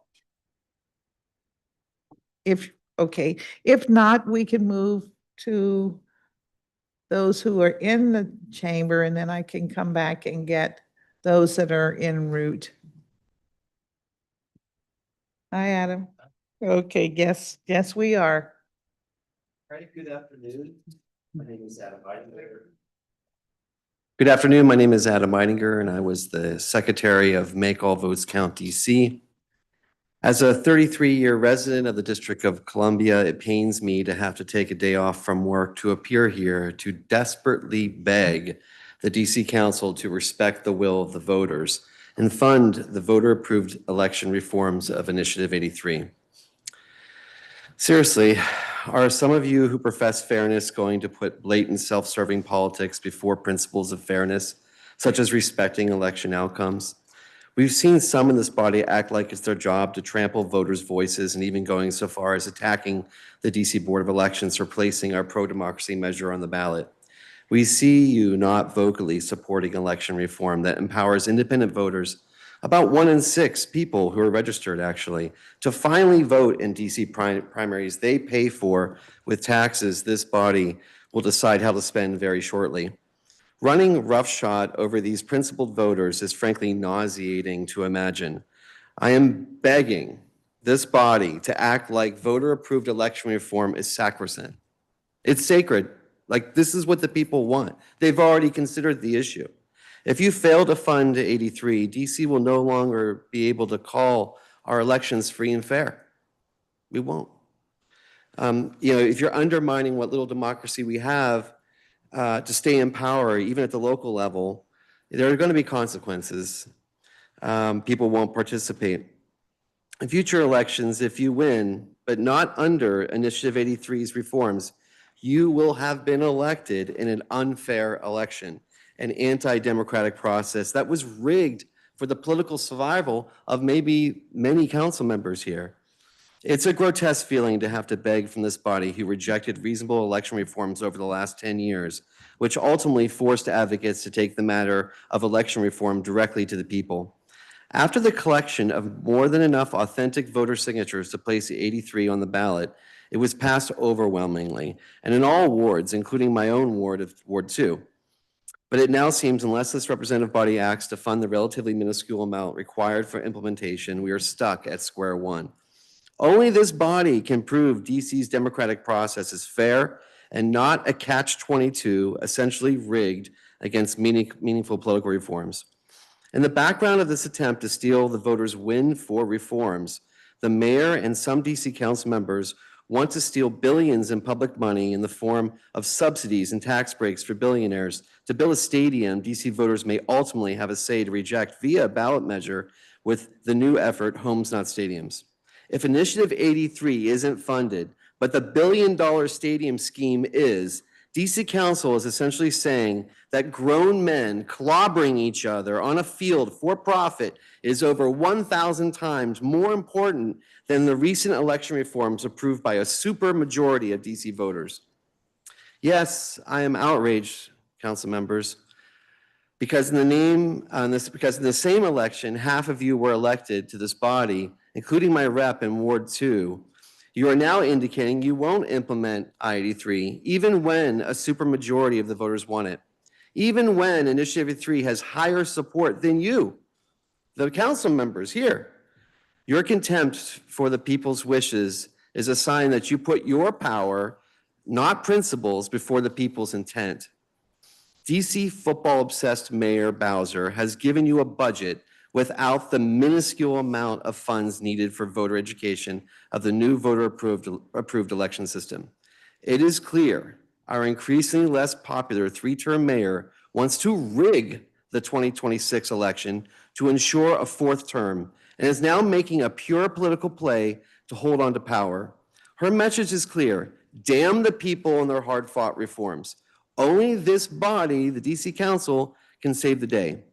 There is zero integrity left unless this body stands up for democracy. So please, grow a spine, Democrats and independents, and stand up with the vast majority of people supporting change. Defend democracy, fund Initiative 83, and I beg you for the sake of future free and fair elections.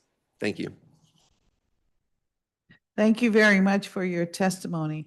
Next, Ms. Arnell. Hi. My name is Gail Arnell. I've lived in DC for over 35 years, the past 23 years in Ward 4. I'm on the board of 2 nonprofits located in Ward 1. I actively support 2 nonprofits in Ward 7 and 8. Last summer, I worked to get over myself 500 signatures from all wards so that we could get an Initiative 83 on the November ballot. We were thrilled to see the level of support for this initiative once the votes were counted. It's now your turn to implement 83.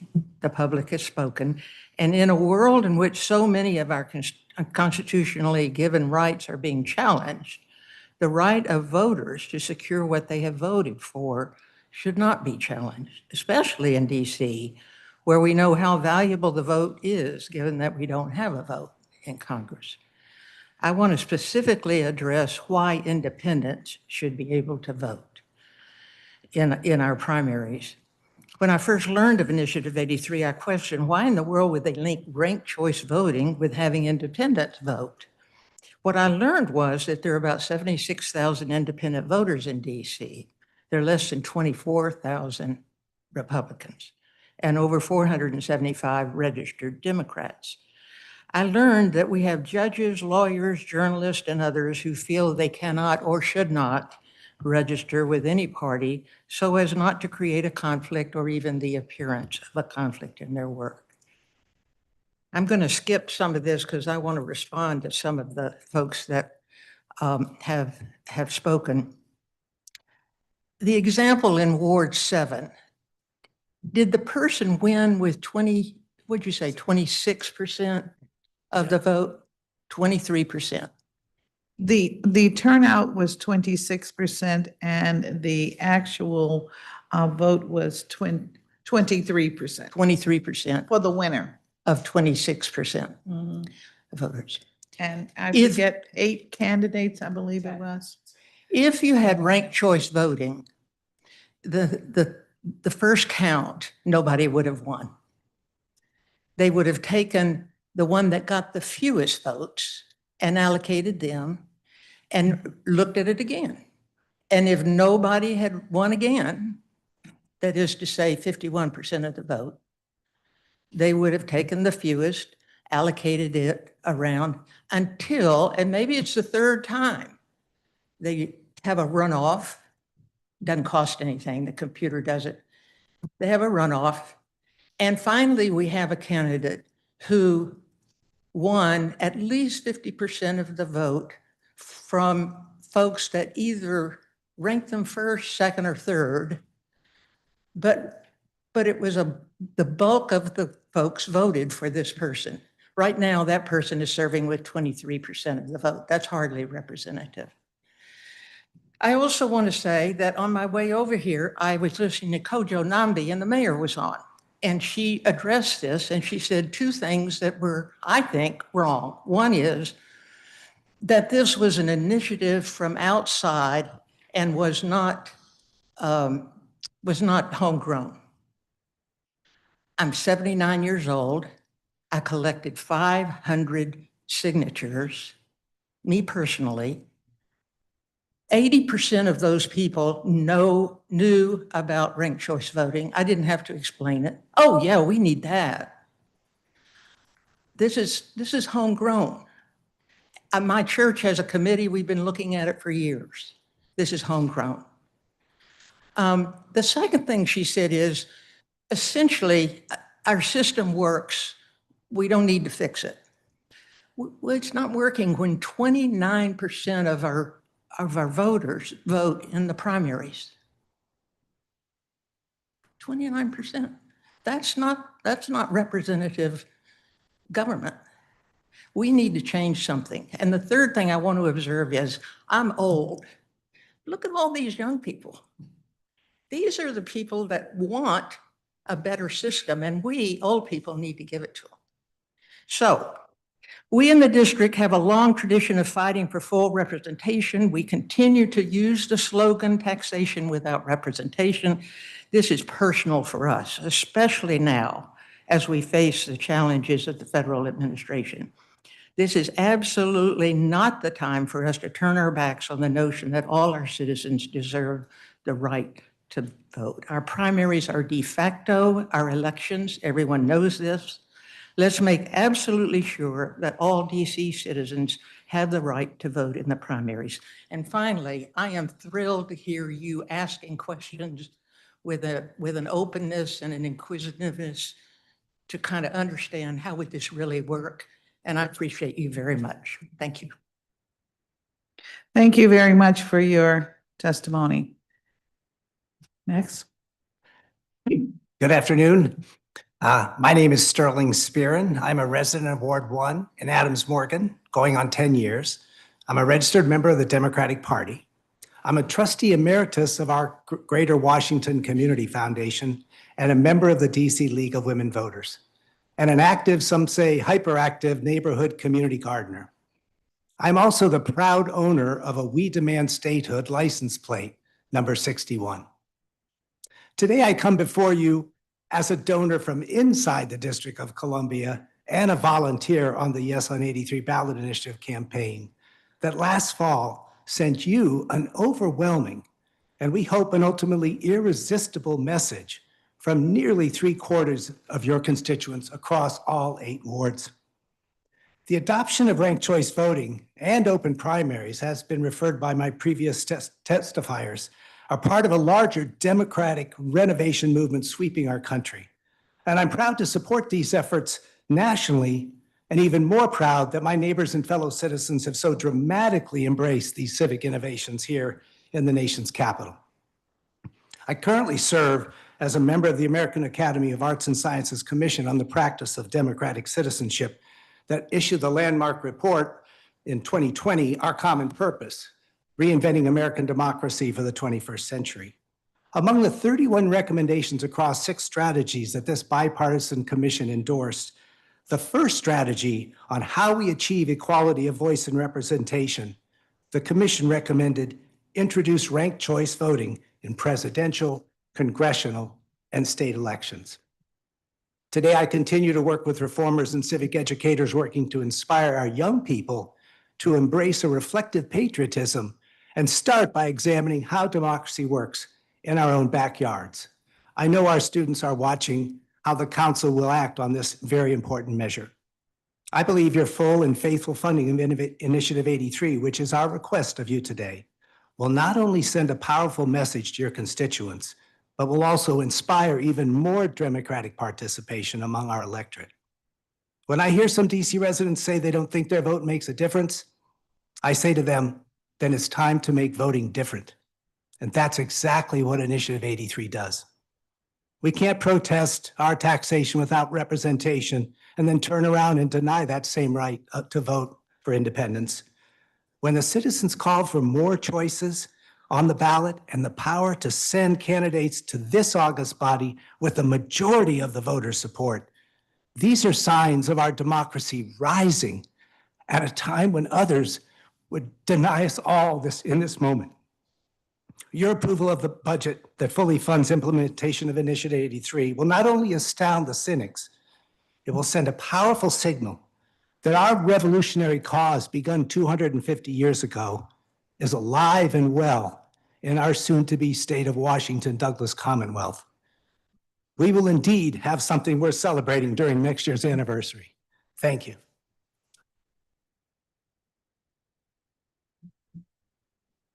Thank you very much for your testimony. Next. Good afternoon. I will be brief. My name's Constance Blackwell, and I've lived in the DMV for the past 40 years. I moved to the District of Columbia over 25 years ago, and I currently reside in Ward 5. Since the day I first arrived in this area, I've always heard the struggle the district residents have regarding representation. You're told over and over again how unfair and how unjust it is that the residents of the District of Columbia do not have the same voice and the same vote as every other citizen of the United States has. I've seen and heard these concerns firsthand across our community for years, especially from the seniors east of the river. The residents of the District of Columbia have been fighting for years for equal representation and the right to have their voices heard. Several months ago, the District of Columbia residents voted for Initiative 83 so that every citizen of the district could have their voice heard during our primary elections. The citizens of the District of Columbia decided that giving everyone the right to vote in the primary election was the right thing to do, to allow everyone's voice to be heard, which has been the battle cry for the district for years. So my question today is, why is there an issue or even a thought that there could be an issue regarding enacting and funding this initiative? Your voters, our fellow citizens, have spoken loud and clear, and now it's time to honor the will of the people and the Initiative 83. Thank you. Thank you, and thank you to the panel. Thank you very much for your testimony.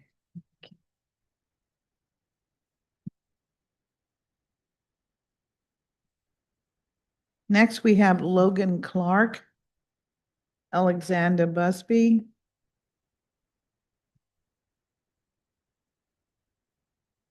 Kenyatta Smith,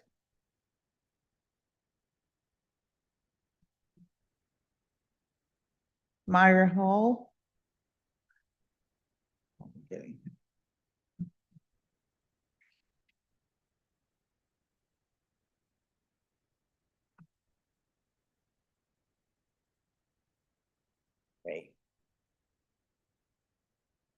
And you can start. I see you have your mic on, and please give us your name because you're kind of out of order. Okay, thank you.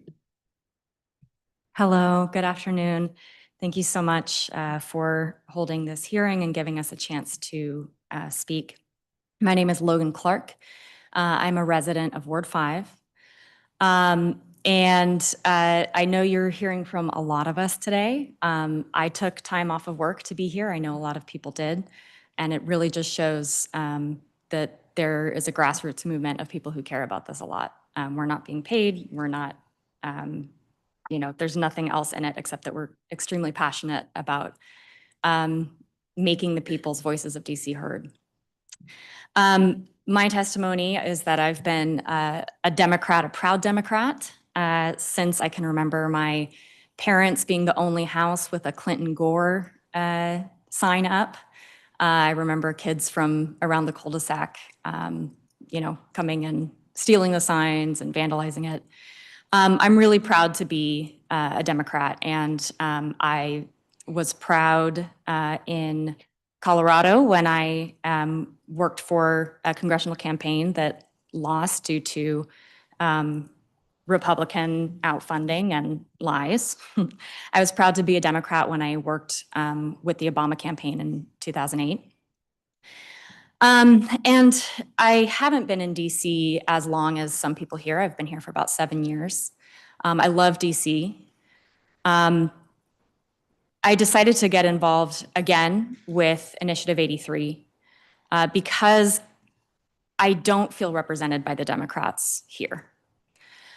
And I think that it's really important that, especially at this time, especially when we are seeing the crumbling of democracy, when we are seeing a party who wants to squash DC. We're facing budget concerns. We're facing one of the most difficult budgets that the district has seen. But I realize that the reason we're here is because of the two-party system. And that is why, while I'm very passionate about education, I'm very passionate about housing, all of these issues that you're having before you to consider with the budget, the root of it all is that the reason we are fighting so hard against this administration is the two-party system. And I think a lot of people realize that. And we can't make a difference in this country unless we implement the changes that people see are necessary. So my question, I think, is what are Democrats afraid of if they do give the choice to the people? Because the Democratic Party that I see here is acting a lot more like the Republicans we see in the White House. And I'm not talking about Ms. Bonds. You've been very wonderful in hearing all of our testimony. I'm talking about people who brazenly left this initiative out of the budget as if it just didn't even deserve to be considered. A lot of people today have given really great arguments for why Initiative 83 should be funded, but we shouldn't need to be doing that. We've already done it, and we've convinced people. We've convinced people who live here. I'm completely surprised that we have to be here to demand that people actually enact what the people vote for. And yet here we are, because we really strongly believe that it is the most important issue in making DC a leader in showing what democracy looks like. Thank you. Thank you very much for your testimony. Next. Good afternoon, Chairperson Bonds, staff, and my Yes on 83 friends. My name is Alex Busby, and I've lived in DC for 5 years. I'm a lifelong Democrat living in Ward 1. I'm here to ask you to honor the will of the voters and fully fund Initiative 83. Ever since my wife and I moved to DC, we've worked to be the best neighbors we can be. Whether that's when my wife bakes for our neighbors to celebrate the good times or to soften the hard times, or when I pulled a dead rat from my neighbor's fence and disposed of it for her. These little ways that we look after each other can make a big difference.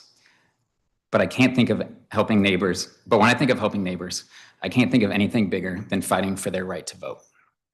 When I signed up to volunteer to collect signatures for Initiative 83, I can't say I was thrilled at being one of those clipboard people that no one wants to make eye contact with. But I'm so glad that I did, because it led me to neighborhoods all across the district, speaking to people I never would have otherwise. What I heard from them were frustrations with how our elections are currently run, how they are overwhelmed trying to vote in races with a dozen or more candidates without backup choices for their vote. I applaud the council for passing the Fair Elections Act. Thanks to your leadership, it no longer matters how rich someone is, they can run a successful campaign. All they need is a heart for public service and an ear for the needs of the voters. But with so many running for office, more races are being won with only a fraction of the vote, falling well short of a majority. To be clear, having so many run for office is a great problem to have. But we need to improve our elections so they can handle the increased participation and give our winners a mandate to lead. Councilmember Henderson ran in a race with 24 candidates in 2020 and won her seat with 14.8% of the vote. A lesser politician would have said, okay, this is a broken system, but I won, so I'll fight to keep it broken. But instead, she's shown herself to be a true leader by supporting ranked choice voting since she took office. DC voters are lucky to have her on the council. She deserves better from our elections. Councilmember Robert White in that same race won with 26%. He also deserves better from our elections. You all do. The voters are behind you. As home rule is threatened, we need elections that say without any doubt that you are the people's champions. You are our chosen representatives and we support you. And we're counting on you now more than ever. When my loved ones who live elsewhere ask, how are things in DC right now? I struggle to find the words. You have difficult decisions ahead of you. You're being asked to cut the budget when so many are out of work, when so many are suffering, but we cannot cut democracy. Councilmember Nadeau spoke recently on another ballot initiative saying that to deny or delay would be, quote, not respecting the will of the voters, end quote. I couldn't agree more. Our neighbors, the voters, are asking for this. They're begging for this. They're demanding this. Again, I'm asking you to honor the will of the voters and fully fund Initiative 83. Thank you for your time. Thank you very much for your testimony. Next. Hi. First, I want to say thank you for your service. I've been watching you my entire life throughout your activism and political work throughout DC. I grew up here. Thank you. Thank you very much. My name is Kenyatta Smith, native Washingtonian, Ward 7 resident, and one of the lead organizers for Initiative 83 campaign. I work specifically on educating and engaging residents east of the river. I'm here today to ask council to fully fund Initiative 83 and to speak about what I experienced on the ground, talking to voters about ranked choice voting and open primaries to independent voters. One narrative that the ops repeats often that is senior citizens don't understand ranked choice voting. That's just simply not true. I visited senior communities across Ward 7 and Ward 8, places like Allen House, St. Paul's, at Wayne Place, and Livingston Place. I walked through each aspect of Initiative 83 with them together. I'll never forget one of my visits at Wayne Place. I explained ranked choice voting when a resident raised her hand and said, oh, that's simple. Just present it like a bingo game and they'll catch on much faster. And she was right. I did mock elections. Oh, can you hear me better? I did mock elections based on their favorite gospel singers, grocery stores, go-go legends. You could see the light bulb go off. Seniors 65 and older weren't just getting ranked choice voting, they were owning it. I take it personal when folks say people aren't properly educated about Initiative 83. It has confused people. What has confused people is the misinformation being spread by those who benefit from the status quo. I know that people understand it and were educated because they were educated by me. I'll be happy to explain to any council member, anyone here today, how the concept of ranked choice voting works and how it was effectively explained to the senior citizens. But we're not going to use lack of education as an excuse. Another narrative, and the most insulting, is that voters in low-income communities are too disengaged in voting to understand something new. When I was canvassing east of the river, I found a lot of frustration. People know how the system works and they feel like their voices don't matter. There are over 70,000 unaffiliated voters in DC. That's not a fringe group. That's a massive block of people are being told you don't count and we don't care if you're not being heard. And a lot of them are young Black men. The folks hanging outside in the corner, waiting at the bus stop, or talking politics while having a beer in front of the Popeyes. They're very angry and frustrated. They say, why vote? Why would I take the time to vote if I'm already locked out the primaries? And they're right. Initiative 83 is for them. It's for you, it's for me, it's for DC registered voters. Fund Initiative 83 and stand with the people. Thank you, Ms. Bond, for all of your service. Thank you very much for your testimony. Next. Hello. Thank you for taking the time to listen to us today. My name is Maia Hall. I go by MJ to everyone who knows me, just because it's simpler. I serve as a program coordinator at a local nonprofit here in DC in Ward 5. I run an after-school program that supports our most vulnerable families. I manage a food distribution program and work as a family advocate, which is essentially where I help community members access insurance, attend appointments, and navigate DC's complex system so they can maintain their independence and their dignity. As I've canvassed for this initiative, 83, I've heard some people say they don't understand what ranked choice voting means or what it is, including some elected officials. So that I say two things. First, if you are a public servant whose constituents voted for this initiative by over 70%, it is your responsibility to learn what it is. Second, as someone who works closely with the community every day, I can tell you what RCV means. It means talking to people like we did.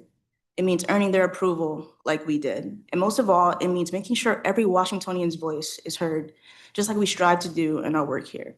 I urge you to vote yes on funding Initiative 83 and to approve a budget that ensures all votes count, that our representatives are properly educated in our constituents, and that we implement the will of the people who have already made their decision through a supermajority vote.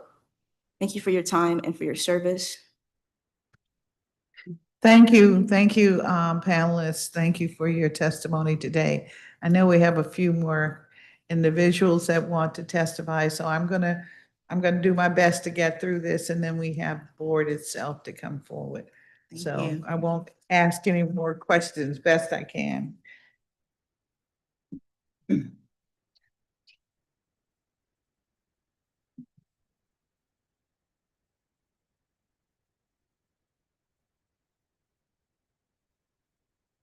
See if we can work it out. Okay. Our next panel, let's see, we kind of moved around a little bit. Okay. All right. And Keith Jane, Charles Turner, Michael Maniscalco,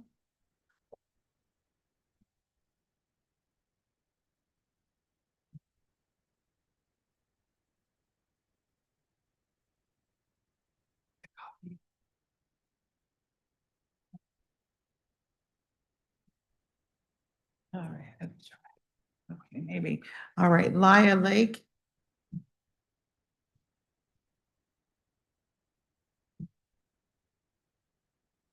Porter Bowman. Getting one.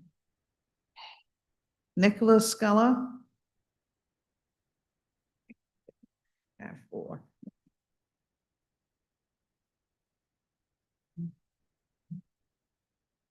And we can begin when you're ready. I see you have your mic on. If others would turn their mic off until you time to speak. Sometimes we get an echo when it's done that way. Go right ahead. Thank you, Chairwoman Bonds and members of the DC Council. So my name is Ankit Jain. I'm one of our 2 non-voting senators here in Washington, DC. And as DC's non-voting senator, I have a responsibility to protect DC laws from being overturned by Congress and to protect the will of the residents of the District of Columbia. I am here today to urge the Council to fund and implement Initiative 83, which we have heard a lot about, a citizen initiative ballot measure that was approved this past November and became law in March. Initiative 83 was overwhelmingly supported by the people of DC. It won with 73% of the vote citywide. It received more than 68% of the vote in every ward. It won every single precinct in this city. To put it succinctly, this was not a close election. The people of DC have made it clear that they want their elections to be run using ranked choice voting, and they want independents to be able to vote in the party primaries. Voters overwhelmingly supported Initiative 83 because it is simply good policy. The 16% of voters in DC who are registered as independents, that's 75,000 DC residents, should be able to vote in the main election that matters in this city, the Democratic primary. Their tax dollars pay for it. They should be able to vote in it. And I am saying this as a proud elected Democrat. I do not believe this change will harm the Democratic Party. I think it will actually strengthen the party. Ranked choice voting, on the other hand, will ensure that no vote is wasted, giving voters more voice and more choice. And it will ensure that in crowded primaries, the winner of elections has to actually win a majority of the vote. That's just common sense. And in fact, a lot of people agree with me. Just yesterday, former President Bill Clinton came out in favor of ranked choice voting on The View. So there's a lot of Democrats who support ranked choice voting. Simply put, Washingtonians deserve the best, and ranked choice voting is the best way to vote in elections. Now, like all statutes passed by the DC Council or DC voters, once Initiative 83 was approved, it had to go through a congressional review period, when Congress had the opportunity to disapprove or veto the initiative before it officially became DC law. During this period, I worked hard to make sure that the initiative would survive. I am happy to say that not only did the initiative outlast this period without disapproval, we succeeded in preventing a single resolution from being even introduced to disapprove it. However, because DC does not have full self-government, even after this period, Congress can still repeal the initiative. It simply has to go through regular order. A member of Congress has introduced a bill to ban ranked choice voting in DC local elections, so I am still closely monitoring attempts to repeal the initiative in Congress and dedicating significant time to that effort. Now, I heard you say earlier, Chairwoman Bonds, that we can't implement Initiative 83 because it would implement nonpartisan elections and that would violate the Home Rule Charter.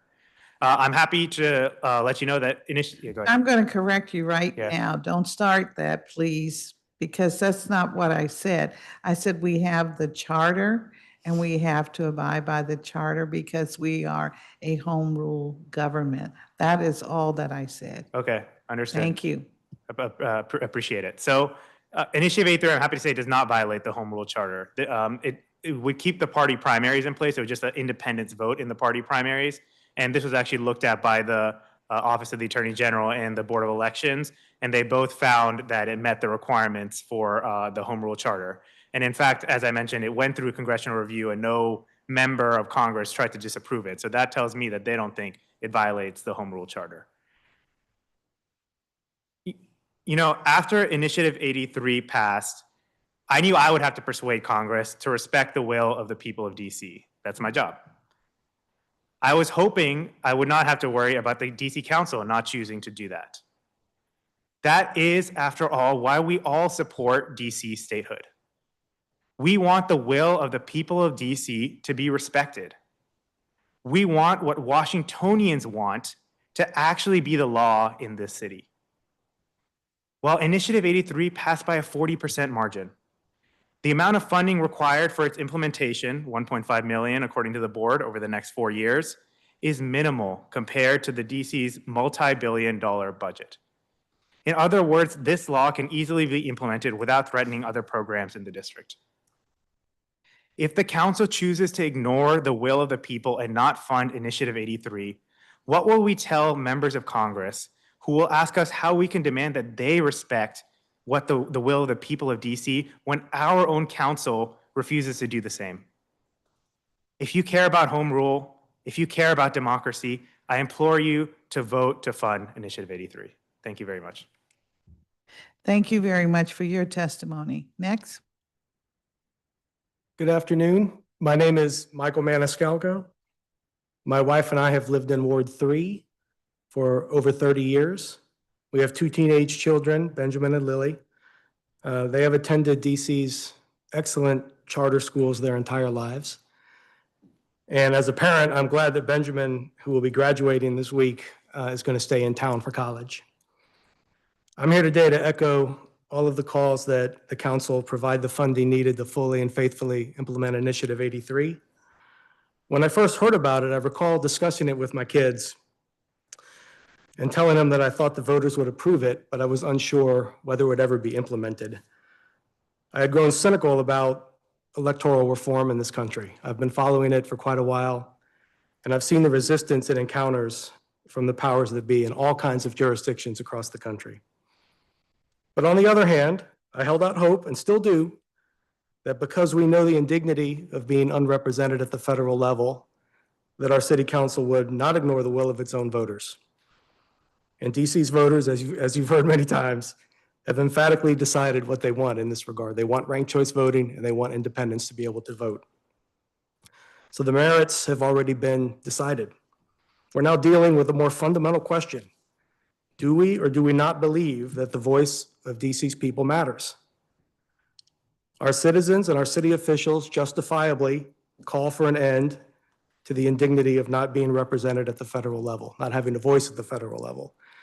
But unbelievably, we're talking about inflicting that same indignity on ourselves now. If we actually believe the people of DC are entitled to have their voices heard, then I-83 should be fully funded and enthusiastically implemented. This is a victory for democracy. Now, poor Benjamin and Lily have had to listen to me drone on about Initiative 83 a lot at home. Lily was able to turn it into a school project. Benjamin, for his part, turned 18 a couple of months ago. His voter ID card arrived in the mail last week. He's not following city politics on a day-to-day basis, but he is paying attention to this. And I ask that you not let his first foray into civics and local government be an example of the voice of the people being deprioritized or even ignored. Please let it be an example for how the will of the voters does matter. Please do the right thing and fully fund Initiative 83. Thank you very much. Thank you very much for your testimony. Next. Good afternoon. My name is Porter Bowman. I'm 26 and a proud resident of the District of Columbia here in Ward 2. After nearly 73% of DC voters said yes in November, I'm here today to represent independents, young voters, and the thousands of independent young voters like myself, and strongly urge you to fully fund Initiative 83.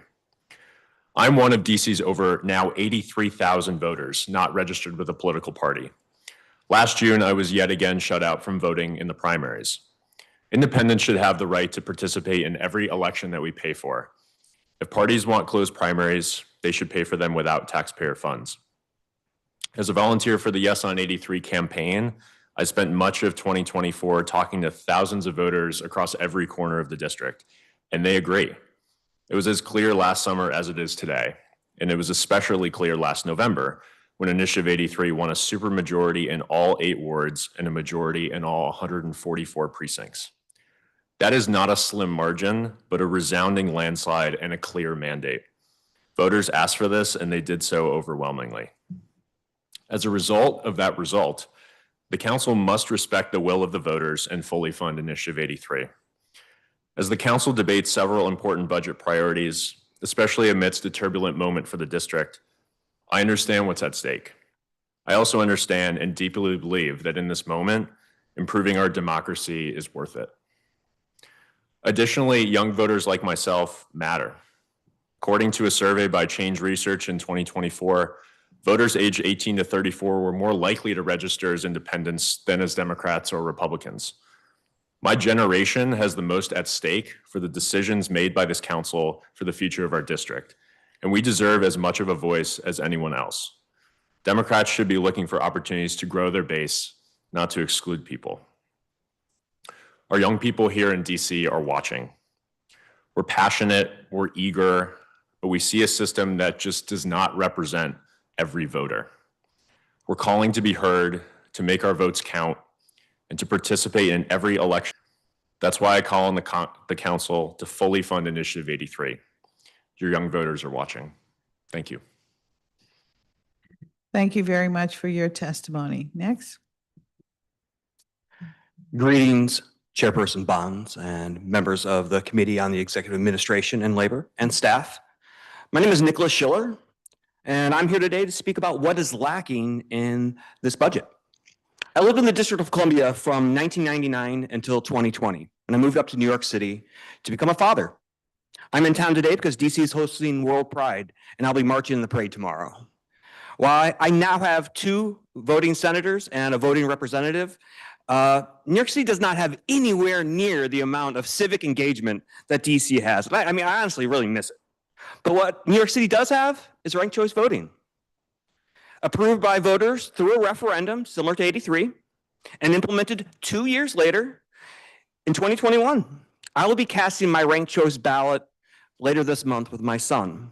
I brought with me 2 mailers I received from the New York City Campaign Finance Board and Board of Elections.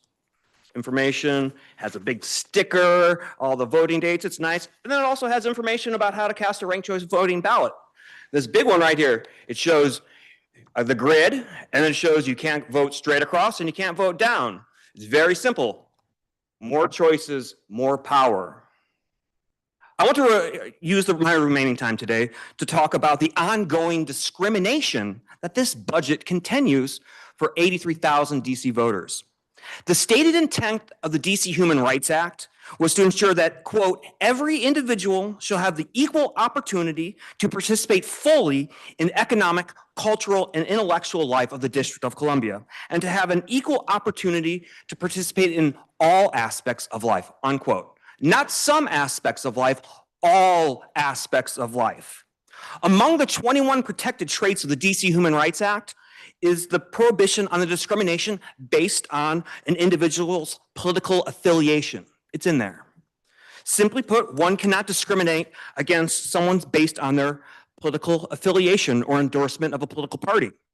But does the DC Human Rights Act allow discrimination based on an individual's lack of political affiliation? And I contend it does. As a thought experiment, do you believe the following statements are covered under the DC Human Rights Act? An employer says, you can't work here because you are not a member of a political party. A landlord says, you can't live here because you are not a member of a political party. A restaurant owner says, you can't eat here because you are not a member of a political party. A preacher says, you can't worship here because you are not a member of a political party. But here we are saying the DC Board of Elections says, you can't vote here because you are not a member of a political party. By not implementing Initiative 83, Councilmember Bonds, you are saying that the ongoing discrimination of 18% of DC voters is okay.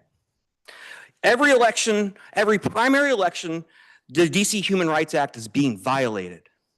The 2026 primary election could be the first one since the Home Rule Act that fixes this discrimination. Do you have the courage to uphold what your constituents asked for? Independent voters are suing the state of Maryland right now. And there's a ripe lawsuit for independent voters to sue DC, possibly the Board of Elections. It is only a matter of time that the DC government is going to have to spend money defending this discrimination that was solved by voters. So, Councilmember Bonds, you can make this budget better and be less discriminatory, and I thank you so much for your time today. Thank you. Thank you all for your testimony. It's on the record. Okay, thank you. Our next panel, come on, Friedman, Lisa Rice, Clark Cohen,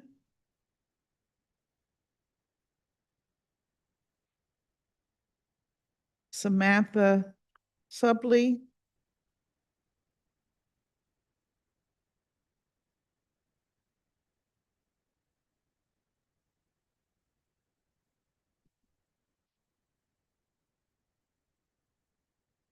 Matthew Oberstadt,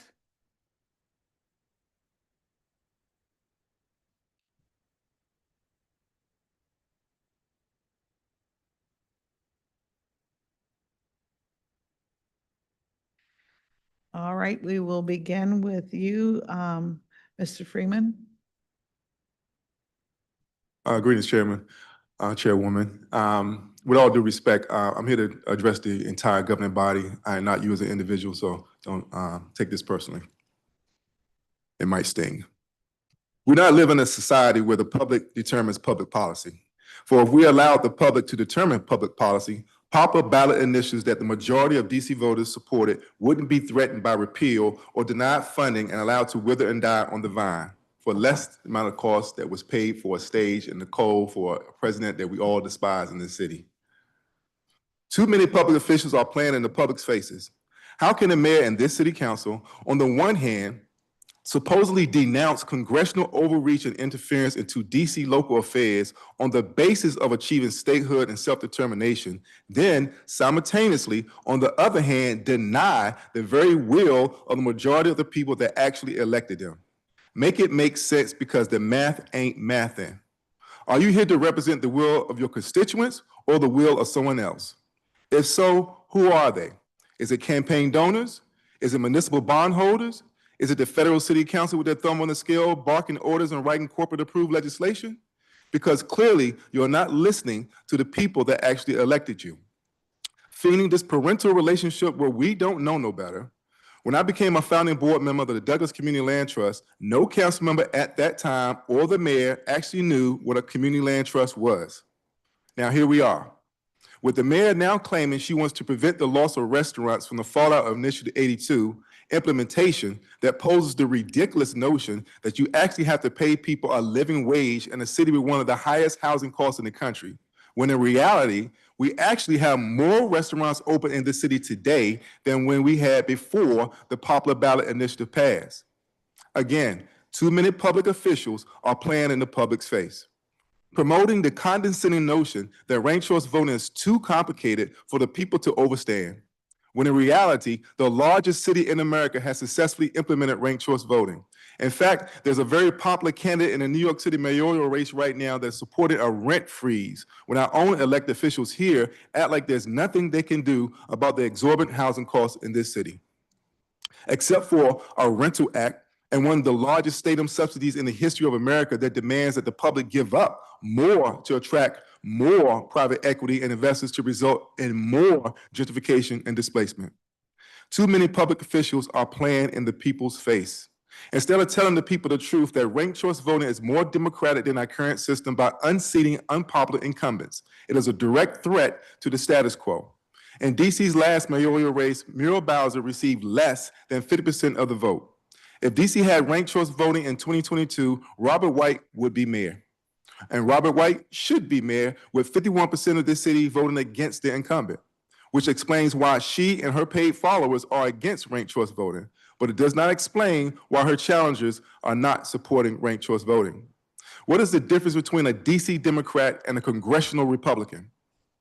Here is an opportunity to differentiate yourselves, because the US Senator Bernie Sanders said that Democrats are as complicit as the Republicans, that our two-party political system is corrupt, and if this council and the mayor that's up for re-election turns its back on the popular vote of DC residents, then they themselves are complicit to the fascist Project 2025 Republican agenda that prioritizes corporate interests and private equity over the will of the majority of the people. Politico magazine said it best: Trump 1.0 was resistance. Trump 2.0 is acquiescence. This council must decide where they stand in this crucial moment in history. Otherwise, keep the word democracy out of your mouth and stop playing in our face. On July 28th in 2015, Tom Hartman, the #1 progressive talk radio host in America, only heard on WEAC Radio in Washington, D.C., interviewed the late great former U.S. President Jimmy Carter when he asked about Citizens United that claims corporations are people and money is free speech. This is what he had to say on WEAC Radio. America is just an oligarchy with unlimited political bribery being the essence of getting the nominations for president or being elected president, and the same thing applies to governors, U.S. senators, and Congress members. So now we've seen a subversion of our political system as a payoff to major contributors who want and expect and sometimes get favors for themselves after the election is over. At the present time, the incumbents, Democrats and Republicans, look upon this unlimited money as a great benefit to themselves. Somebody that is already in office has a great deal more to sell. What is the mayor and this council trying to sell us? Because with 74% Initiative 82 support and 73% ranked choice voting support means that the majority of DC voters are not buying it. No sellouts or F around and find out in the next election.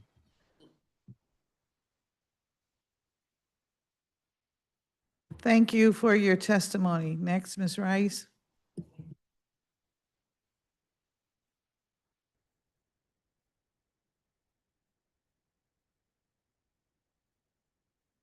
I'll start over with the mic. The fight for democracy in America is the biggest fight of our lives. My name is Lisa Rice. I am a native Washingtonian, the daughter of a Black World War II combat veteran, former ANC commissioner, Ward 7 resident, independent voter, and the proposer of Initiative 83. I am dedicated to democracy reform and proud to lead the charge in my hometown. I am here today to strongly urge you to fully fund Initiative 83. Over the past decade, partisan division and the threat of authoritarianism have spiked significantly. I have been deeply disturbed by the erosion of the foundations of our democracy. It is why I proposed Initiative 83, to center the people over politics and ease partisan division by enfranchising independent voters in primary elections and establishing ranked choice voting to prevent sectarian candidates from winning with paltry support. 73% of district voters support this. We secured supermajorities in all 8 wards.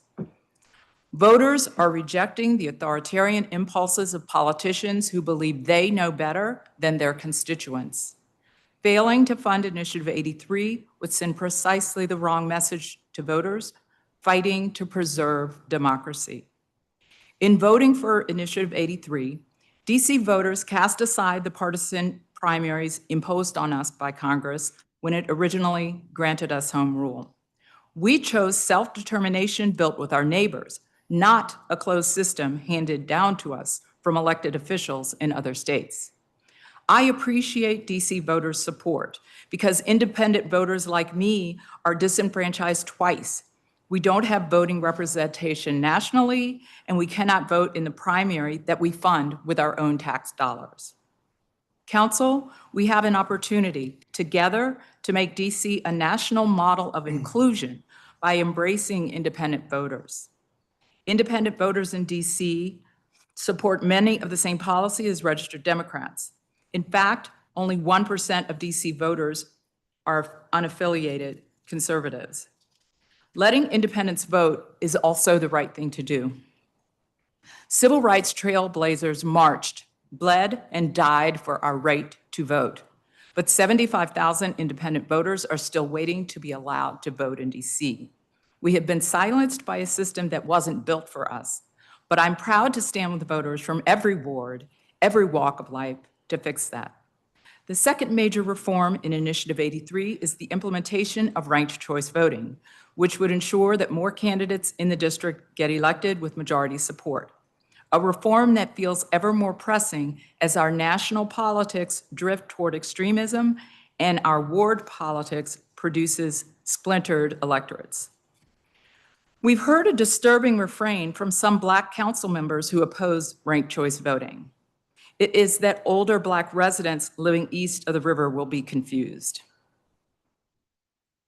As a 64-year-old Black woman born and raised in Ward 7 and 8, and still living in Ward 7, Let me state this plainly. It is racist and insulting to imply that residents east of the river aren't smart enough to understand ranked choice voting.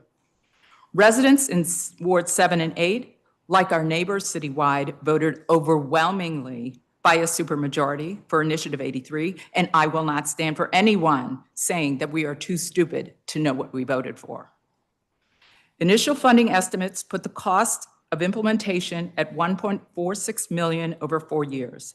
That's a mere 52 cents per year per DC resident, a minuscule 0.007% of the DC budget. That is a small but necessary price to pay for democracy. For just 52 cents a year, we can guarantee every voter a real voice and build a democracy worthy of people who sustain it. Democracy is under assault in this country. When my future grandchildren ask me what I did to protect it, I want to show them that we didn't just honor DC's proud history, we delivered on our city's promise to all of its residents. I hope I can count on you, every member of this council, including you, Chairwoman Bonds, to work for us, make the district a model for others to follow, a place where voters speak, their leaders listen. I respectfully ask that you in the council fully fund and faithfully fund Initiative 83. Chairwoman Bonds, with your consent, I'd like to address the topic raised earlier about home rule in the charter. Would that be all right? Very quickly? Go right ahead, Ms. Thank you so much. Rice, of course. Thank you. In order to be deemed a proper subject matter for an initiative, both the DC Attorney General's Office and the Board of Elections examined 5 factors. One of those factors was whether Initiative 83 violates or amends the Home Rule Act or our charter. Both the DC Attorney General and the Board of Elections found that it did not. Otherwise, it would not have been approved to be on the ballot. More specifically, I want to share a few quotes from the board's opinion on that very issue. Quote, "The measure does not, as the AG noted, do away with partisan primaries." End quote. Next quote. "Here, the measure does nothing to change the organization of primary ballots by party and does not allow non-party members to vote for party officials. It simply allows independents to participate." End quote. The primaries will remain partisan. Initiative 83 will not change that. Democrats cannot vote in Republican primaries and Republicans cannot vote in Democratic primaries. I will also read verbatim from the opinion of the Office of the Attorney General. Quote, "The proposed initiative would not violate or amend the Home Rule Act. The Home Rule Act requires the mayor, members of the council, and attorney general to be elected on a partisan basis. It also requires there be 2 at-large members elected in each cycle and limits a political party to not more than 1 nominee for at-large member in 1 election cycle. The Home Rule Act does not require first past the post, as opposed to ranked choice voting. It also does not require closed primaries. The law establishing the district's delegate to the House of Representatives also does not impose such election requirements for that office.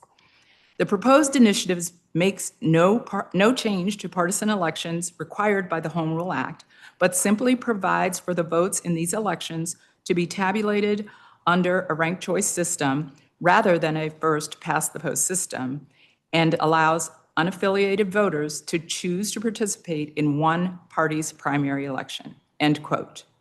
And finally, Chairwoman Bonds, Initiative 83 has already gone through the congressional review process and emerged unscathed.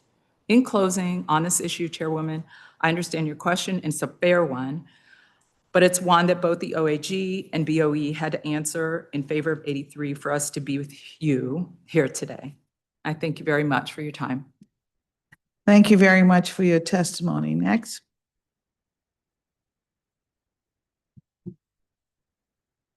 Thank you for this opportunity to testify.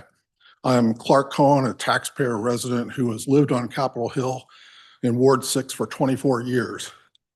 I'm an engineer with a PhD in aeronautics and astronautics who has also served as a science and technology policy fellow in the United States Senate.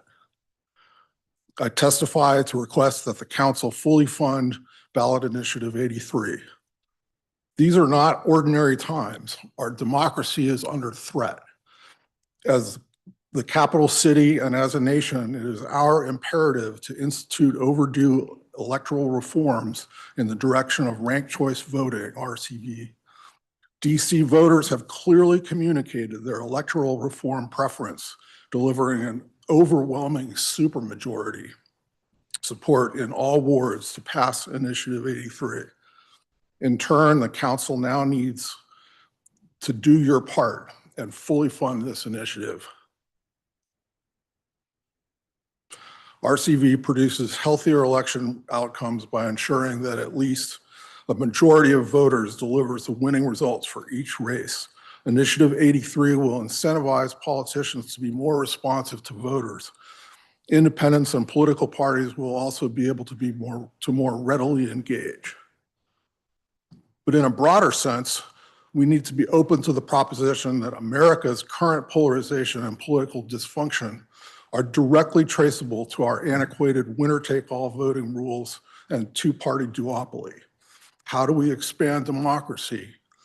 Key electoral reforms, including RCV, will improve representation in the district and serve as compelling grassroots proof to the rest of our nation how change is possible for a better world.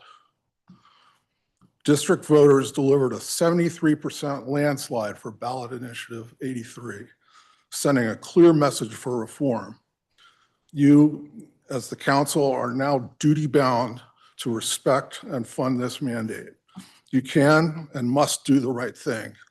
You need to be part of the solution for both Washington, D.C. and the nation. Fully fund Initiative 83. I thank you for your attention. Thank you very much for your testimony, and thank you for being here all day with us. I've watched you, you've been here. Thank you. Next. Thank you for the opportunity to testify. My name is Matthew Oberstadt. I have lived in Washington, D.C. for 7 years, and I'm a proud resident of Ward 6, having served on the Ward 6 ANC Redistricting Task Force in the last cycle. I'm here today to ask you to honor the will of the people by funding Initiative 83. Initiative 83 will improve DC's elections with ranked choice voting, which gives voters more power and makes more votes count.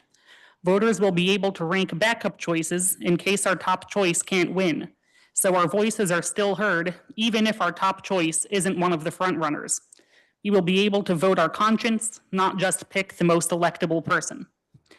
A slim minority of voter support should not be enough to decide who holds our city's most important jobs. With ranked choice voting, politicians will enter office with support from a majority of voters and a stronger mandate to lead. This is a form of accountability that dozens of cities across the nation have adopted and used successfully for decades. It's time for us to do the same. Voters in every part of Washington, D.C. approved Initiative 83, which earned supermajority support in all 8 wards and majority support in every single precinct. The people of DC voted overwhelmingly for this reform, and I trust you'll do the right thing by funding it. Thank you for your time. Thank you. Thank you very much for your testimony today.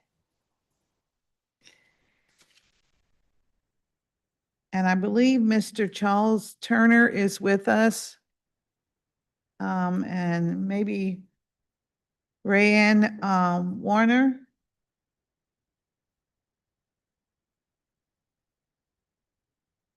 And if there's anyone else who has not testified and you're on our list to testify, please come forward. I think everyone else, but Mr. Just take your time. We're on your dime now. Okay. All righty.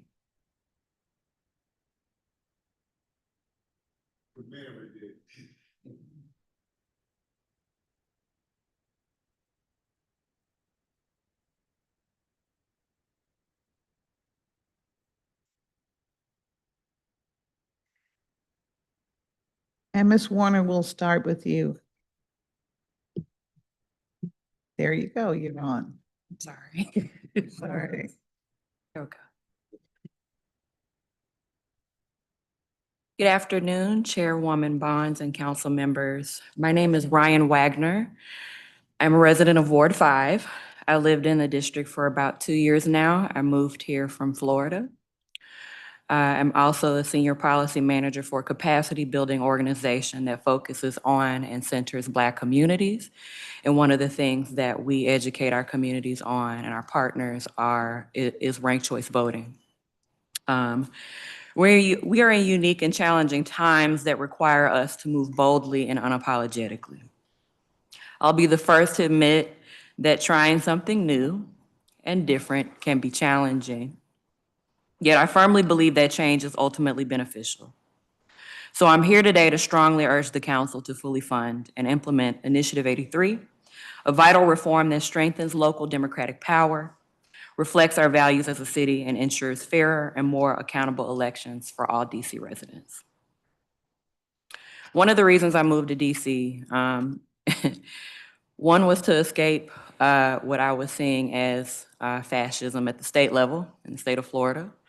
And I've experienced firsthand what that is like to have to fight for ballot initiatives, to fight for the very direct democracy initiatives that give local governments their power and their ability to govern themselves.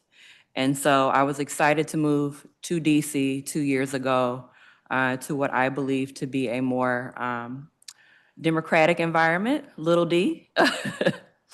And one of the reasons why I was attracted to DC was its strong tradition of fighting for full enfranchisement and representation, and the role with which Black communities are deeply entrenched in that work here in DC.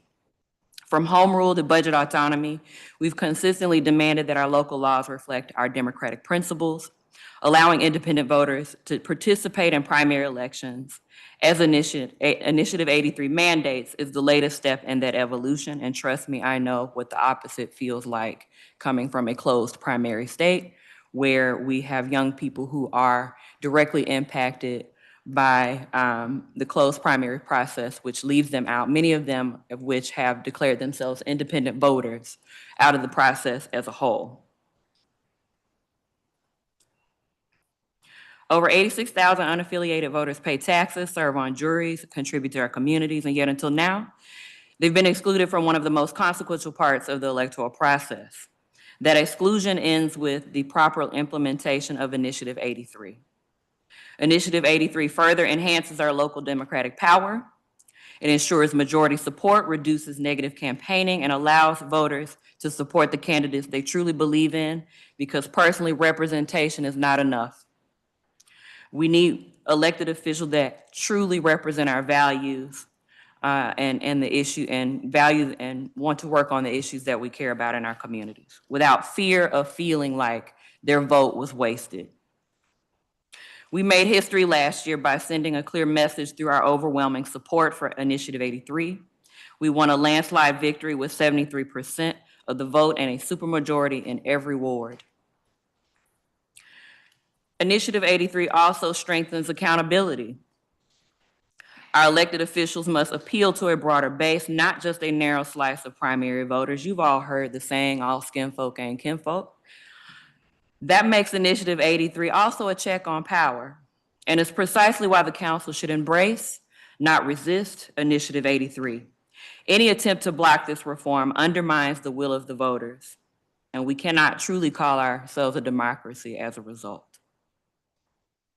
The benefits of RCV are obvious for Black communities. I've seen it just by the nature of the work I do in the South and the Midwest. Between 2004 and 2023, Black candidates won over half of single winner ranked choice voting elections with at least one Black candidate, and nearly 70% of elections with 2 or more Black candidates. Ranked choice voting gives communities of color a voice and a more viable choice, which leads to more representative leadership. We are no longer tolerating the lesser of two evils narrative either. Black voters are also deeply engaged with ranked choice voting, despite popular beliefs. In New York City, 93% of Black voters said the ranked choice ballot was easy to use, and 2/3 ranked 3 or more of their candidates. In Oakland, California, Black and Latino voters ranked more candidates than white voters, prove that communities of color understand and clearly embrace this reform. Minneapolis was able to completely reshape the city council to better reflect the city's diverse communities. They went from having an all-white majority male council to majority women and women of color. DC has the chance to change the narrative by making the political process more accessible to voters, particularly independent voters who feel excluded because they do not align with any specific political party. This process only becomes a reality with action from the council, and I'm here to ask you to fully fund and implement Initiative 83. To fully honor the will of DC voters, it is essential to fund updated voting systems, provide comprehensive voter education that centers language access, and ensure the election staff are adequately trained and equipped. DC has a long history of leading the way in expanding access to democracy. Now it's time for us to take the lead on this. We must fully fund and implement ranked choice voting, as every voter in our city deserves a voice, and every vote should count. And DC has long led the way in expanding access, so now it's time to lead again. Thank you for your time and commitment to strengthening our local power and democracy. Thank you for your testimony, Mr. Turner. Good afternoon, Councilwoman Bonds. Thanks for the opportunity to share my testimony for 83.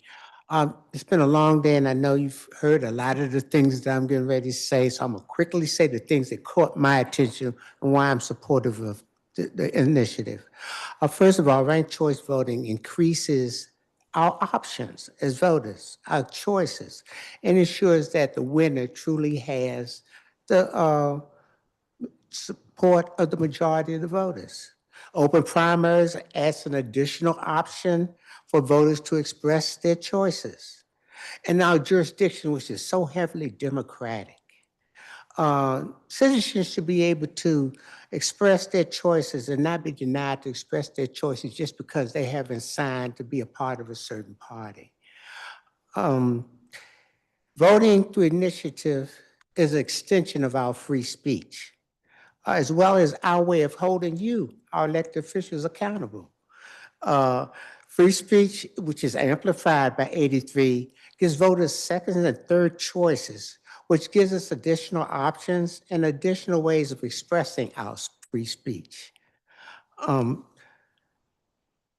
want to talk about the actions of our council.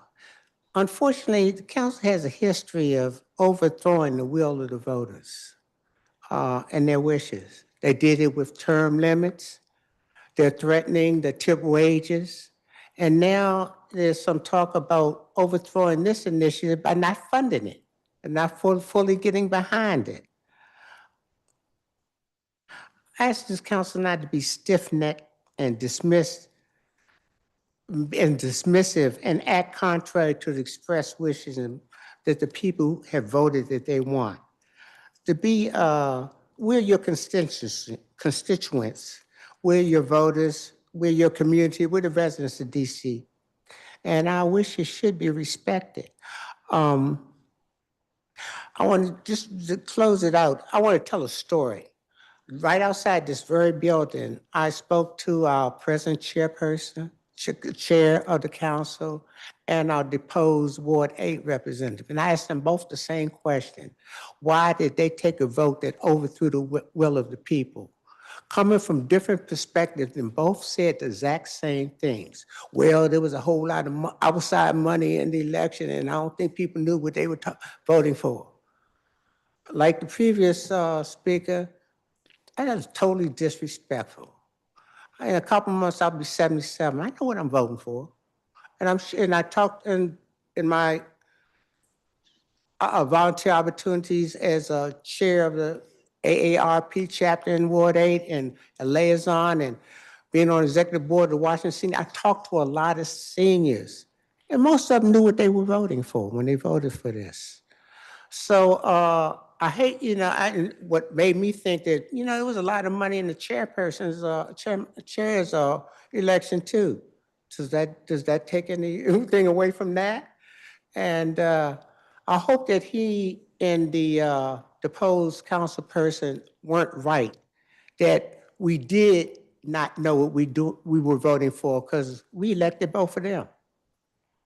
Thank you. Thank you very much. Thank you to this panel. Thank you very much for your testimony.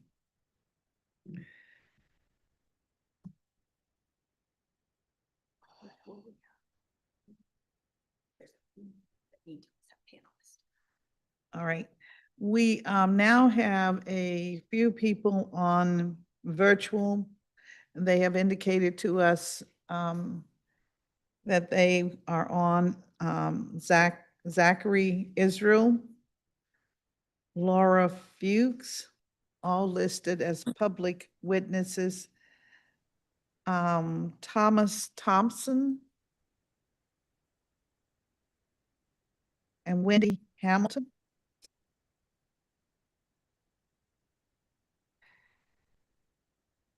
Bob Ward.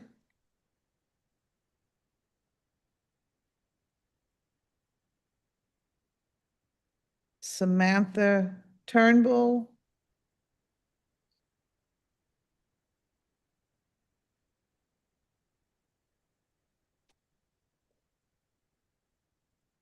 Matt Gavitt.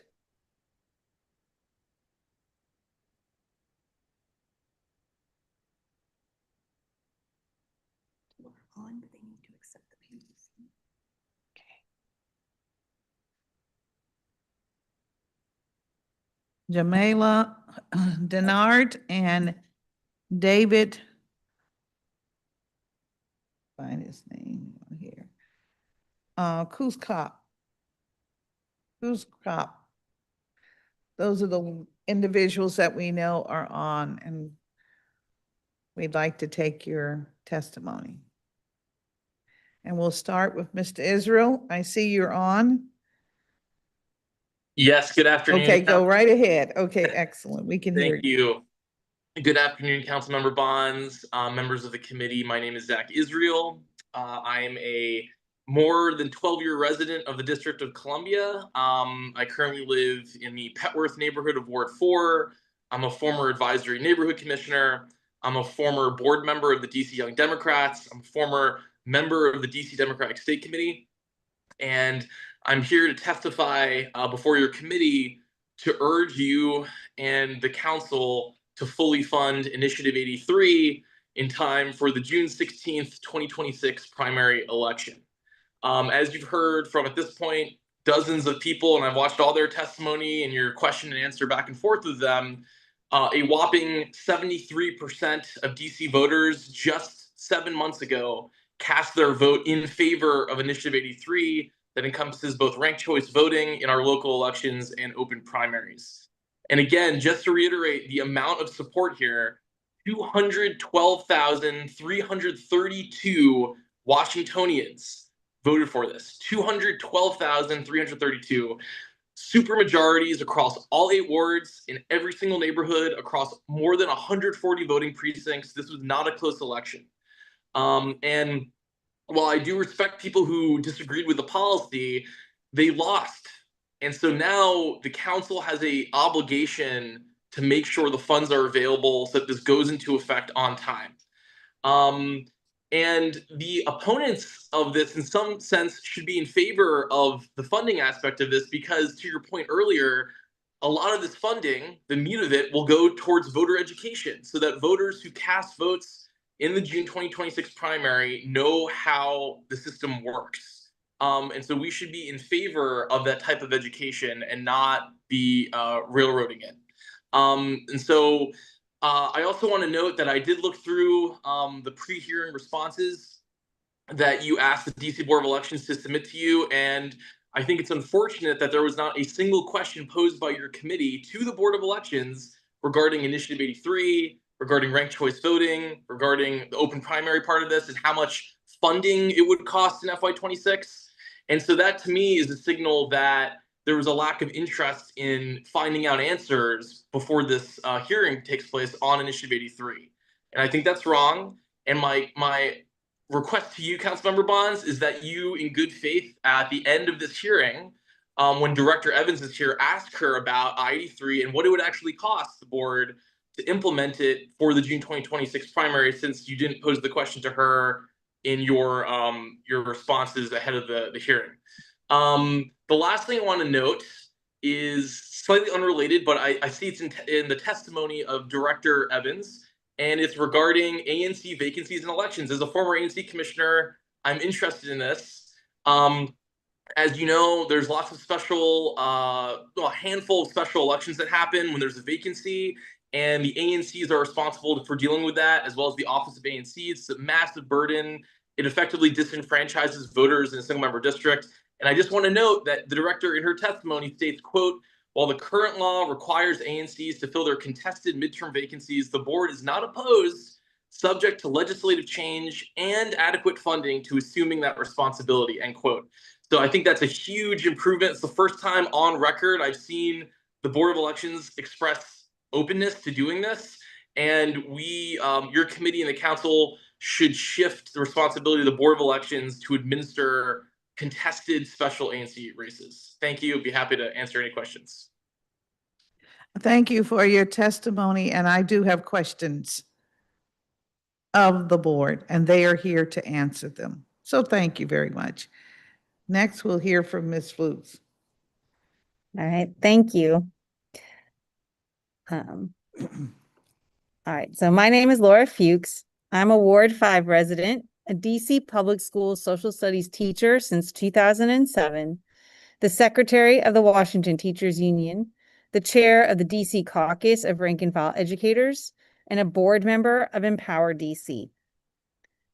The course I have taught the longest in DCPS, 15 years at this point, is Advanced Placement, U.S. Government. The second longest is Principles of U.S. Government and DC History. It is truly an honor to get to teach graduating seniors about the government, DC's local government, and our place in it. And in fact, today is our seniors' last day. A DC history lesson that I have found very tricky to do, because I don't want to tell students how to register to vote, is essentially trying to show them that if they want to vote in an election that matters, they have to register as Democrats if they decide to stay in DC.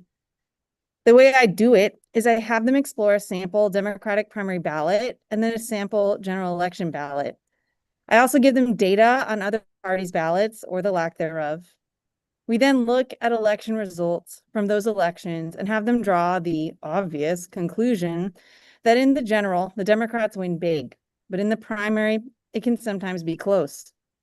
We then discuss and arrive at the conclusion that if they want to vote in a race that matters, they have to vote in the Democratic primary. We then bring back up the difference between open, closed, and blanket primaries, which they studied back in their U.S. government class with me. Because we are currently a closed primary system, they then conclude that they have to register Democrat. This does not sit well with a lot of the students. This year, I got to tell them about the passage of Initiative 83 and how it could change all that, something which interests them. The voters have spoken, and it wasn't close. The overwhelming majority want to see the changes that have been invoked by Initiative 83. As a history and government teacher, I want students to learn that their votes matter. Do not teach our students the wrong lesson and say that only those in power matter. Don't teach them that the status quo is impossible to change. The young people of our city are tired of being forced into a decision on who to register for. I, as a teacher and lifelong Democrat, do not like having to teach them this lesson. Fully fund the implementation of Initiative 83. We deserve ranked choice voting and allowing independents to choose a primary to vote in. Show our students that their voices matter, that their votes will matter, and that they should participate because those in power will listen when the people speak. Don't teach them the wrong lesson, that those in power will do what benefits them and do not care about the people. Because if you don't fund this, that is exactly what you will be saying. Thank you. Thank you very much for your testimony. Next, we have Wendy Hamilton, I believe, Reverend Wendy Hamilton. Do we have? Those are the only ones we have. Yes, these are online, but they need to accept them. Ah, okay. I'm sorry, a little confusion. We have some that have not accepted the link, so it's very hard. We also have Kashini Ladawedi and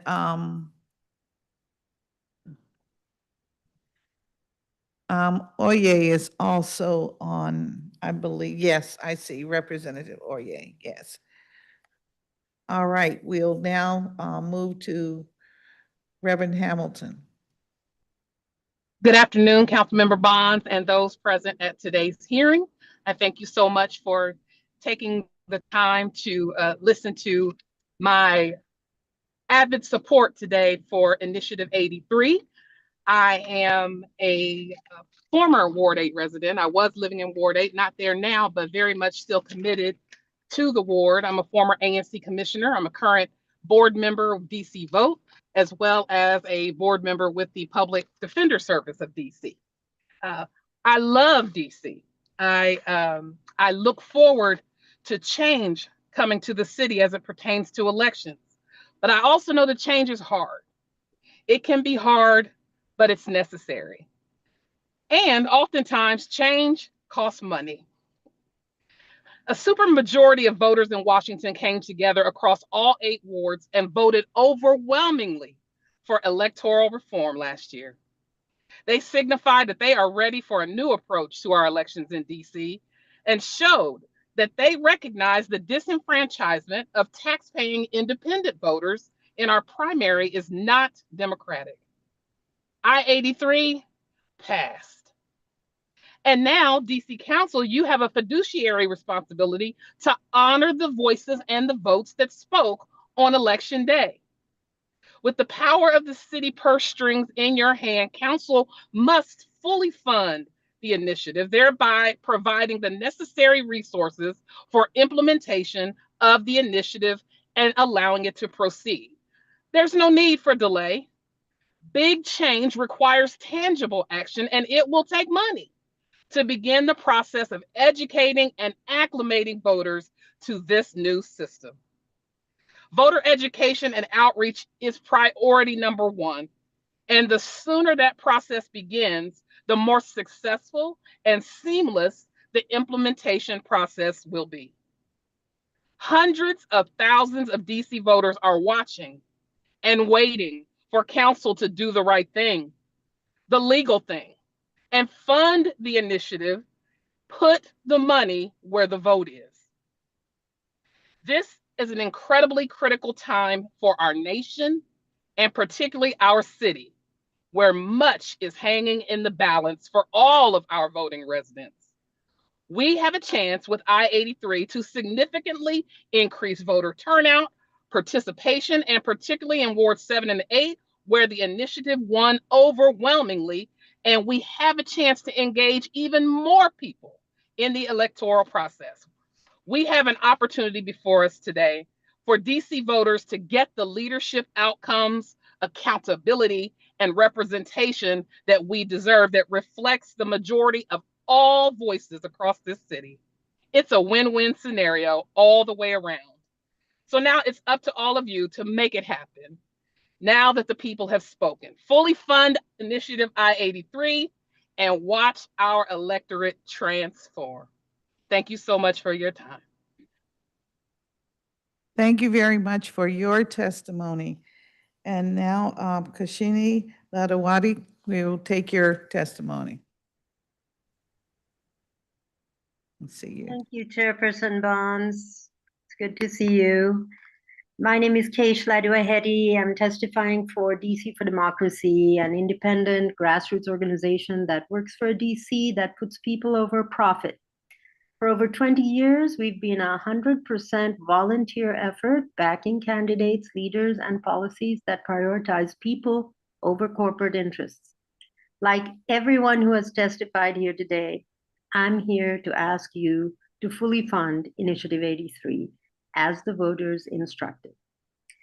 As an organization, DC for Democracy has endorsed ranked choice voting for years, and we even use it in our own endorsement votes.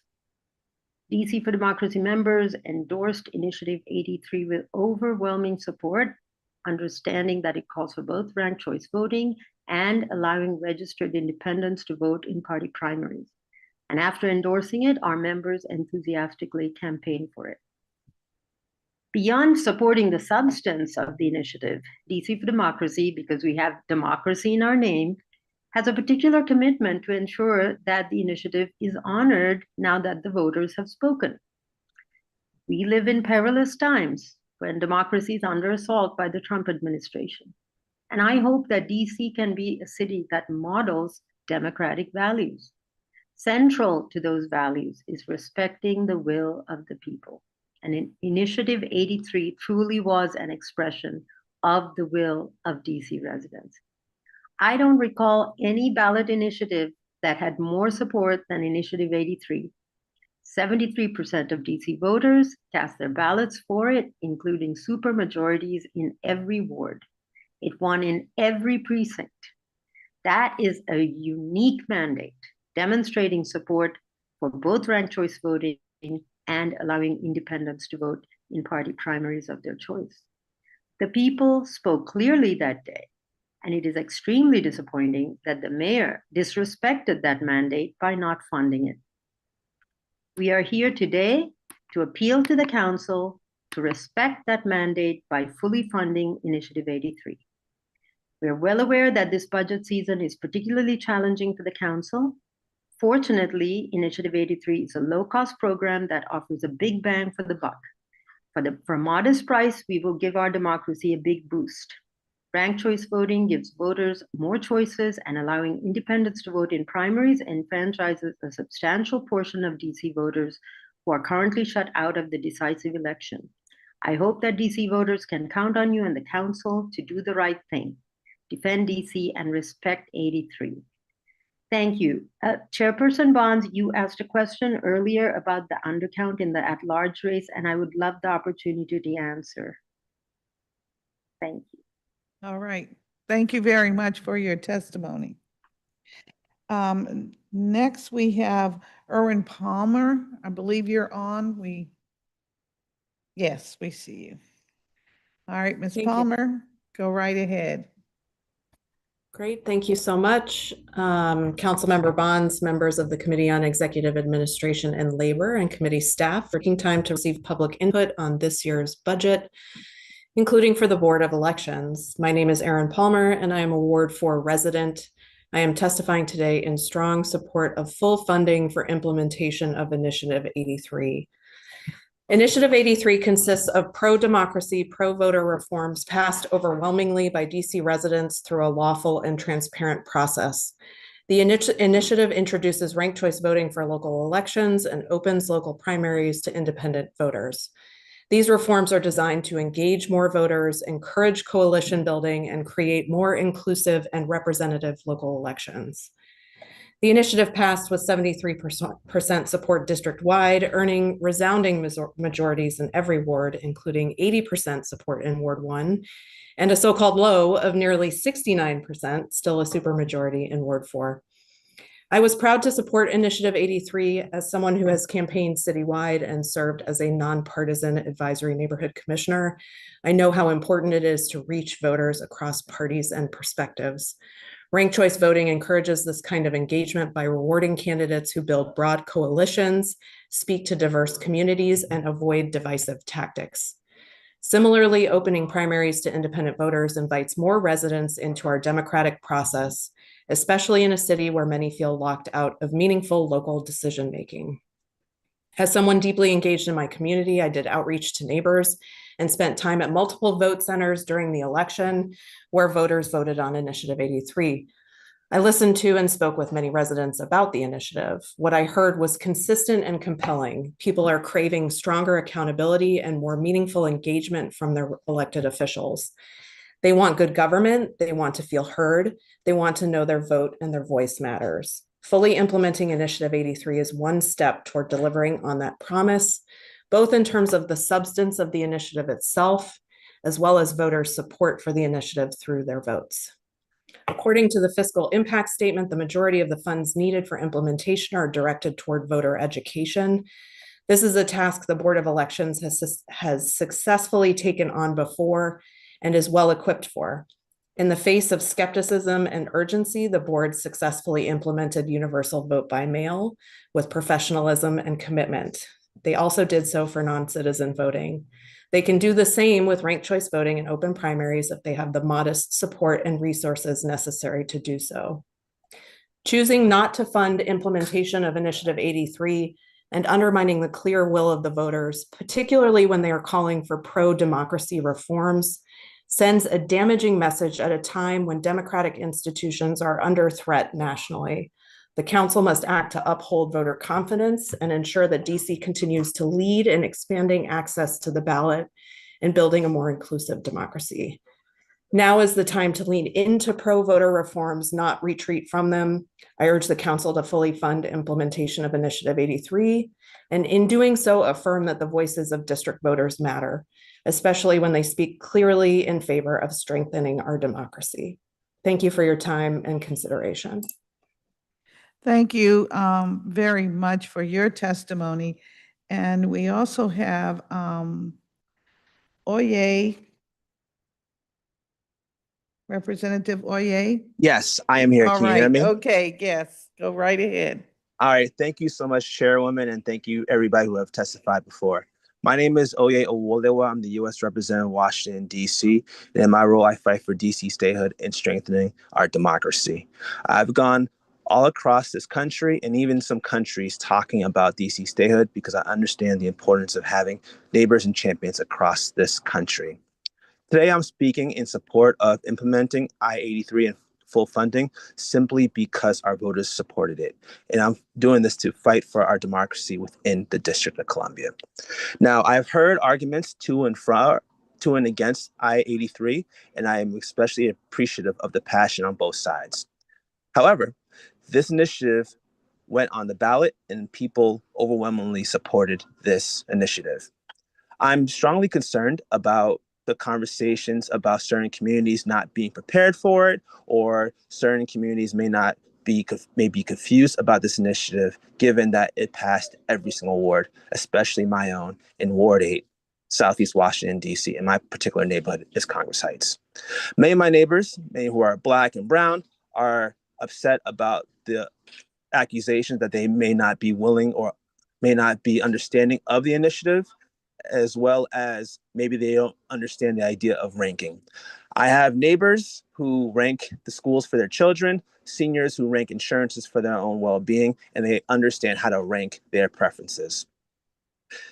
I'm also concerned about the idea of undermining this initiative after it has been passed. 5 years ago, we saw folks who did not like the outcome of an election, determined to overrule the will of the people, make frivolous lawsuits. They accused the opposite side of being bad people and even stormed the Capitol just because the presidential choice did not win. I hope that DC learns from that and doesn't repeat that, and we're able to come together and celebrate in power within the people. So again, I thank you all for the opportunity to testify on the behalf, but I urge you to maintain the integrity of our democracy and ensure the will of the people are supported by funding and producing an initiative I-83 to make sure we strengthen our democracy and our candidates are able to win with a majority of support of district residents.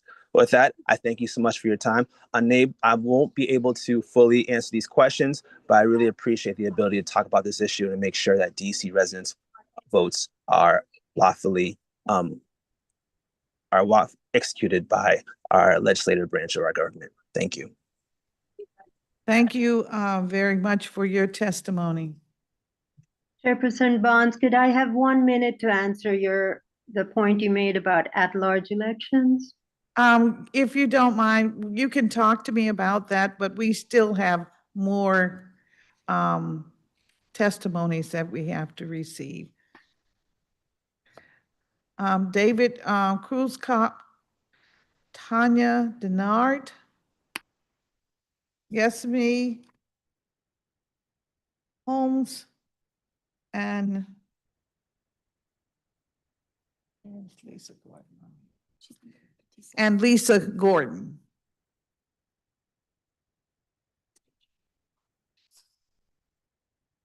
All right. But they need to. Anyone? Have they accepted the panel? That's the.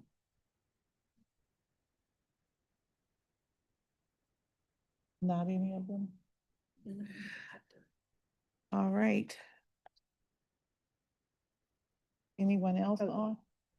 Okay, all right. They are accepting, they need to click accept the link. Please click accept the link so that we can bring you on for your testimony.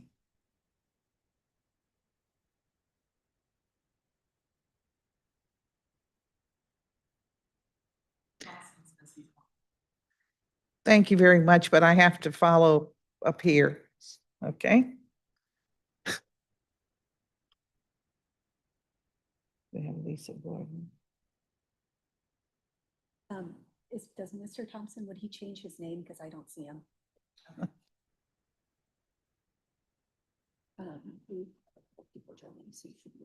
Lisa Gordon, I believe you're on.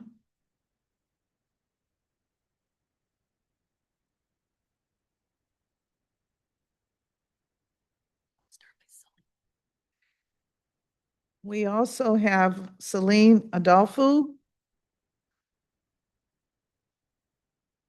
Oh, I see Miss Gordon. Okay, your image is before us.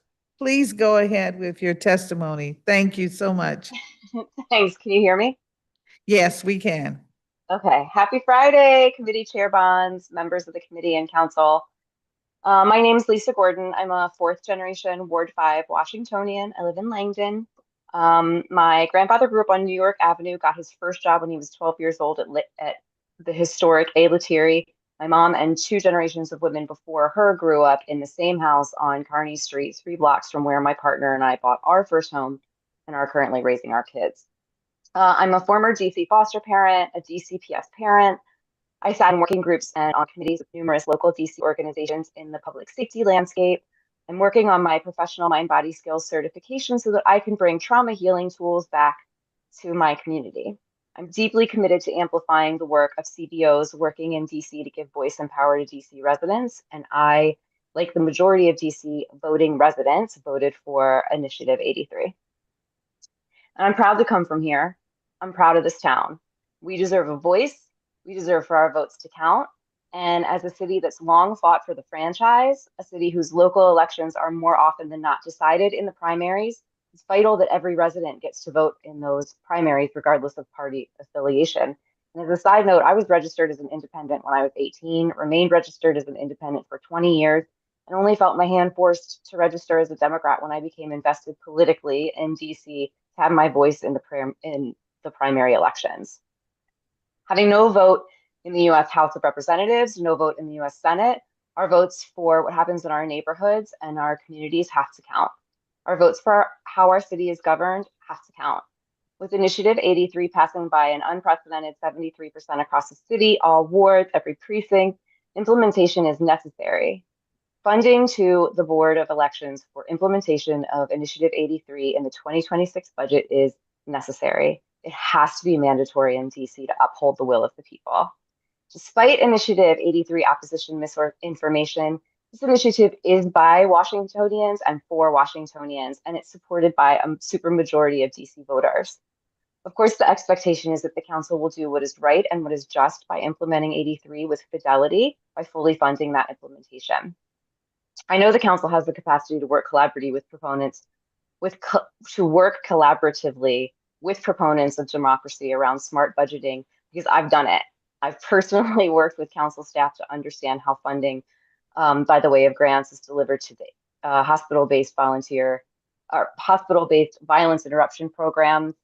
I've worked with members of your staff in the past, Chairman Mendelson's staff in the past. You have the experts of I-83 at your disposal.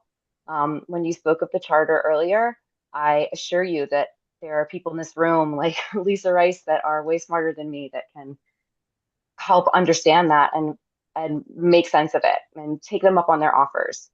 Honor the will of the people, defend DC, respect 83. Thank you for continuing to offer the virtual option for testimony. It absolutely lengthens and widens accessibility. And thank you so much for hearing my testimony today. Thank you very much for your testimony. And now I see David. David, can we get your testimony? You're next. I see you finally. I'm glad to be here. Thank you, Councilperson Barnes. Anita. I'm a third generation Washingtonian. I've been active in the fight for our democracy, both locally and nationally, since I first voted as an 18-year-old. So that's about 40 years now. I'm also conservative. In fact, I think I might be the only conservative who testifies here today. I-83 is just, if funded, it will enhance our democracy in the District of Columbia. It's that simple. As has been repeated many times and eloquently today, the initiative was overwhelmingly victorious. Allowing independents to vote in the primary is empowering. Partisan politics, on the other hand, is destroying our democracy here in the Wilson Building and most distinctly 13 blocks down the avenue in the U.S. Capitol. Why has our fight for representation and enhanced self-determination failed? Most simply, our elected leaders have been disingenuous and overly partisan. Let us look in the mirror. We will never gain access to Article 1 of the Constitution unless we are genuine in our pursuit. Our leaders have never publicly included the point that a second retrocession that is merging with Maryland also provides us with statehood and congressional representation. Avoiding this point is obfuscation, and that is understood in Congress on both sides of the aisle. Similarly, we must support democracy by funding I-83. This is similar to the point that Ankit and Oye made, but made a little bit more completely. When I-82 was passed a few years ago, most of the council knew it was a bad idea, but you all funded it anyway. You gave it a try. Now you are looking to repeal it. You should. It's a bad bill, but at least you funded it. You gave it a shot. With I-83, you must do the same. If it turns out to be a mistake, you can repeal it later. I am confident that it will be a success. I'm confident it will work for the District of Columbia. We Washingtonians will benefit. We will move closer to gaining access to Article 1. We will be genuine. Let's go forward. Thank you. Thank you very much for your testimony. And I see Mr. Adolfo. We'll Yes, take your ma'am. testimony. Yes. Good All afternoon, right. everyone. Can you hear me? Yes, we can. All right. Well, thank you, Chairwoman, for the opportunity to come before the committee. My name is Salim Adolfo. I serve as a commissioner for Advisory Neighborhood Commission 8C, Single Member District 8C07. And this past year, election in the general election, Initiative 83 won tremendously all throughout the city, but specifically in every precinct in Ward 8. And we want to make sure that the will of the voters is upheld. The voters in the District of Columbia by overwhelmingly margin of, it was over 73% voted in support of Initiative 83. And I think that as someone who is an elected official, it's important that we respect the will of the voters. If 73% of the voters in the District of Columbia chose to have Initiative 83, this is not by mistake. This is not because they were not educated. This is because the overwhelming majority of the residents in the District of Columbia have chosen to go a different direction. Therefore, as someone who represents residents in the District of Columbia, I believe that it is our responsibility to listen to the will of the voters and respect the will of the voters. Thank you. Thank you very much for your testimony. And I believe, okay. I see Mr. Denard. Can you turn your system? Great. Now we will hear you. Fantastic. Well, thank you. Thank you so much for having me, Chairwoman Bonds and members of District of Columbia Council.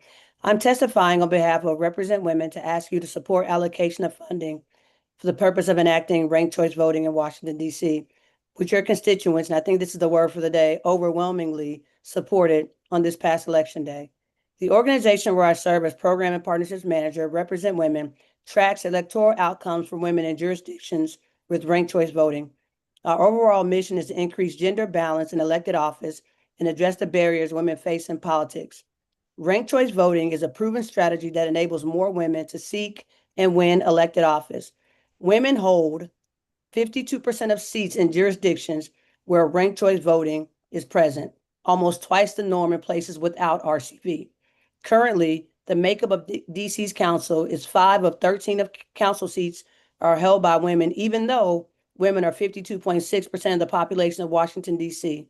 Implementing RCV would assist the district in moving closer to a council that is more representative of the people you serve. In both theory and practice, ranked choice voting eliminates barriers women face in plurality, aka winner-take-all elections, which creates more opportunities for women to run successfully. Our research finds that women have better opportunities to run and win in RCV elections because split votes among like candidates are eliminated. RCV elections also provide an incentive for candidates to find common ground because candidates are looking for votes from their opponent's supporters, which in turn can lead to more civil campaigns. We also find that when voters have the ability to express true preference rather than voting strategically, more women win as a result. I ask you to consider Represent Women's testimony and support funding for RCV in Washington, D.C.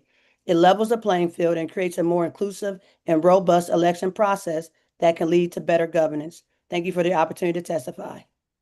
Thank you very much for your testimony. Well, thank you to the panel. That concludes our public witness for the Board of Elections. We will begin with the government witnesses very shortly. Just give us a minute to take a little break and we'll be right back. So thank you.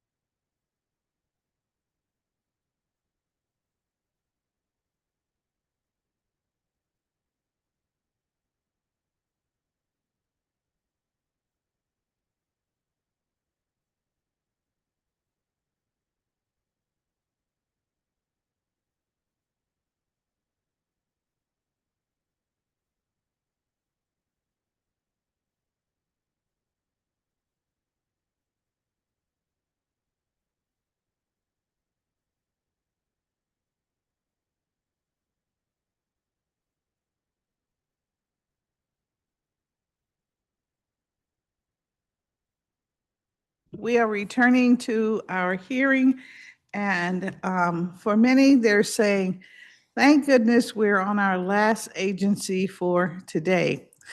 Please let me explain that because we have a limited number of days for hearings this year, we have had to put many agencies together.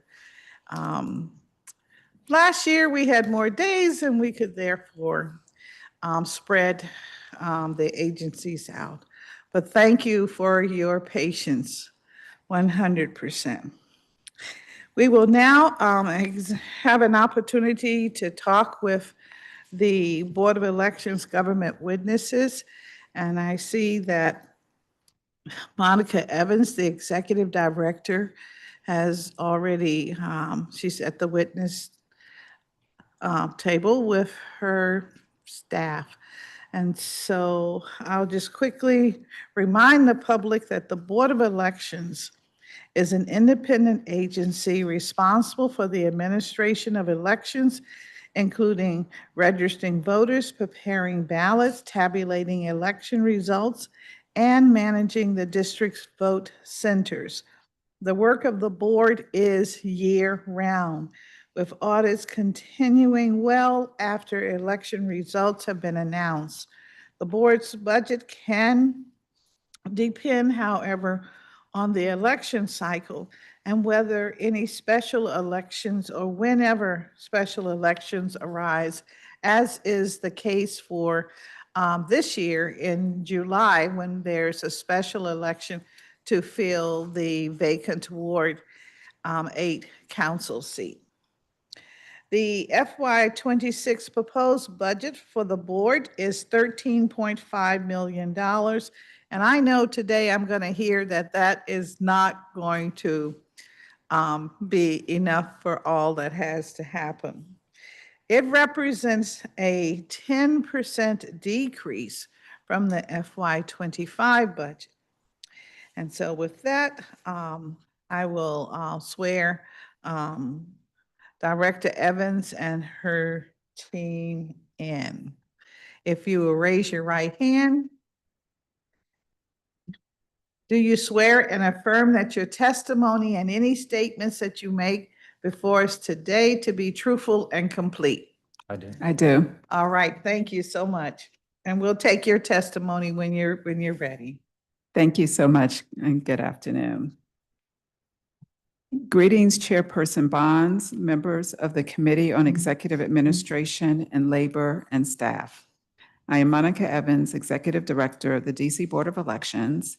Thank you for the opportunity to appear before you today to comment on the board's proposed fiscal year 2026 budget. With me today are the board's Deputy Director, Sylvia Goldsberry Adams, and the board's Agency Fiscal Officer, Paul Blake.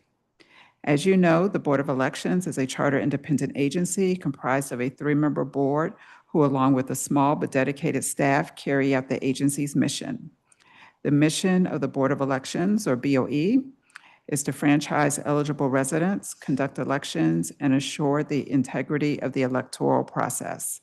This mission, mandated by federal and local statutes, is executed through the maintenance of the District of Columbia's voter registration system, the administration of the ballot access process for candidates and measures, the delivery of comprehensive public media and voter information services, the maintenance of technical systems to support voting, ballot tabulation, and electronic mapping of election district boundaries, the planning and implementation of each District of Columbia election, and the performance of legal counsel, rulemaking, and adjudication functions.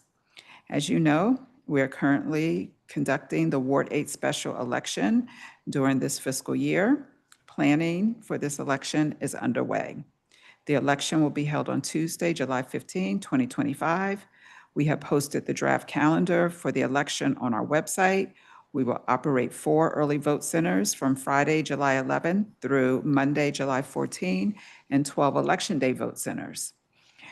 BOE will mail every eligible Ward 8 voter a ballot. BOE is tentatively scheduled to begin mailing ballots this Monday, June 9. and BOE will also place 4 mail ballot drop boxes around Ward 8. We plan to open them on Friday, June 13. As you're aware from the May 13 Council Roundtable, Ms. Robinette Woodland alleged that she timely filed enough petition challenges to eliminate Trayon White Sr. from the Ward 8 special election ballot. The day after the challenge to Mr. White's petition was filed, the registrar issued a letter to Ms. Woodland informing her that her challenge would not be accepted because she had not complied with the requirement in the board's regulation at 3 DCMR section 1606.2 that a challenge be properly filed. Specifically, the letter noted that a properly filed challenge is one that alleges the minimum number of signature defects, which, if valid, would render the prospective candidate ineligible for ballot access. The letter explained that Ms. Woodland had challenged only 871 of the 1,508 signatures. In other words, the Woodland challenge was 209 signatures short of what was needed to render White's petition numerically insufficient. The notice of an insufficient challenge triggered a series of communications between Ms. Woodland and board staff in which Ms. Woodland alleged that the staff person who handled the intake of her challenge and who coincidentally resides in Ward 8 had misappropriated the 22 challenge sheets. Ms. Woodland acknowledged that she had a copy of her submission to the board and therefore had copies of the allegedly missing 22 challenge sheets. Despite a number of requests from the board, Ms. Woodland refused to produce any sheets except one that had 7 challenges. That one sheet rendered the Woodland challenge 202 signatures short, or signature challenges short. Nevertheless, BOE launched a full investigation into the matter. In response to Ms. Woodland's claims, no evidence was found that any of the sheets submitted by Ms. Woodland were mislaid or misappropriated. BOE and the council repeatedly asked Ms. Woodland to provide the evidence of the missing sheets. Ms. Woodland provided no evidence regarding her allegations. The only BOE staff misstep appears to be that the intake person neglected to count the challenge sheets submitted by Ms. Woodland page by page in front of her and to enter the challenge receipt form the actual number of sheets submitted. That misstep has been properly addressed through personnel proceedings. BOE is also planning for the 2026 primary and the general elections. The 2026 election cycle includes elections for the following offices: delegate to the United States House of Representatives, mayor of the District of Columbia, chairman of the Council of the District of Columbia, at-large members of the Council of the District of Columbia, 2 seats, ward member of the Council of the District of Columbia, wards 1, 3, 5, and 6, Attorney General for the District of Columbia, United States Senator, United States Representative, State Board of Education, wards 1, 3, 5, and 6, Advisory Neighborhood Commissioner, and local party committee members and officials if requested by the parties. Please note that in the event of a special or recall election in FY 2026, there are no available funds in the board's proposed FY 2026 budget to conduct such an election. The proposed FY 2026 budget for the Board of Elections totals $13,536,739 in local funds and supports 66 full-time employees or FTEs. The board currently has 7 vacancies. These positions were in various stages of being posted or filled when we learned about the hiring freeze. We have submitted waiver requests to fill these vacancies. Enhancements. BOE submitted an enhancement package in December 2024 that contains 6 enhancement requests. Since that time, BOE's priorities have shifted, and some additional private grant funding has become available and will be utilized to support some of our requests. The remaining enhancement requests that BOE seeks are described below. The BOE needs a new web hosting provider, and this request addresses the critical need for a secure, resilient, and fully compliant web hosting platform to support BOE. A past breach revealed vulnerabilities to our current hosting provider, exposing sensitive voter data to potential threats and compromising data integrity. Transitioning to a new platform will also improve cybersecurity, ensure compliance with election laws, and enable essential website modernization and redesign. This project will reinforce data protection, enhance the user experience, and streamline and improve the BOE's operations, creating a secure and accessible website that upholds our commitment to protecting voter information and fostering public trust in the electoral process. The BOE needs to replace aging election equipment that will no longer be supported by the manufacturer and that operates on soon-to-be outdated software that will no longer receive upgrades or remain compatible with existing systems. This poses significant security risk and could compromise the integrity of future elections. The enhancement aims to procure modern, secure, and efficient election systems to ensure that elections remain safe, accurate, and reliable. The upgraded equipment will address current vulnerabilities and ensure compliance with updated election standards and security protocols. BOE is using grant funds and federal money to replace the poll pads that are used for voter check-in and the DS300 tabulating machines. However, we do not have funding to replace the Express Vote touchscreen machines. The current touchscreen machines do not have the ability to receive the most up-to-date election software that is compatible with the tabulating equipment. BOE would also like to increase election worker payments. The proposed enhancement seeks to increase election worker payments for FY26 to address the recruitment and retention challenges in the District of Columbia. Current compensation is low when compared to neighboring jurisdictions, making it difficult to attract and retain qualified workers. By raising pay rates for Election Day, the enhancement will make election worker roles more competitive and appealing to individuals with higher technical skill sets, fostering a stable and capable workforce. The adjustment will improve election operations by ensuring voting locations are staffed with experienced personnel dedicated to upholding the integrity and smooth conduct of elections. Help America Vote Act funds. We currently have $29,080 in the board's Help America Vote Act, or HAVA, fund balance. We recently received an additional $272,727 from the Election Assistance Commission, or EAC. The EAC will require the District of Columbia to match these funds at 20%, or $54,545 within 2 years. HAVA funds are slated to be used for voting equipment and IT upgrades. Advisory Neighborhood Commission, or ANC, vacancies and elections. In recent months, BOE has been asked questions about filling ANC vacancies. The Office of Advisory Neighborhood Commission is required by law to support filling contested Advisory Neighborhood Commission, or ANC, midterm vacancies. With respect to ANC contested vacancies occurring more than 6 months before a general election or contested midterm vacancies, DC Code states, the affected Advisory Neighborhood Commission shall make in-person voting available to qualified registered electors during at least a 4-hour time period. Ballot counting shall be facilitated by at least 2 representatives of the Office of ANC. The board is compelled in the public interest to make clear that the law as set forth verbatim above requires ANCs to fill contested midterm vacancies. While the board assists in that process by handling any ballot access aspects, the above cited law that was enacted by the council is crystal clear that ANCs must, with ballot counting help from 2 of the 10-member staff at the OANC, conduct elections for contested ANC midterm vacancies.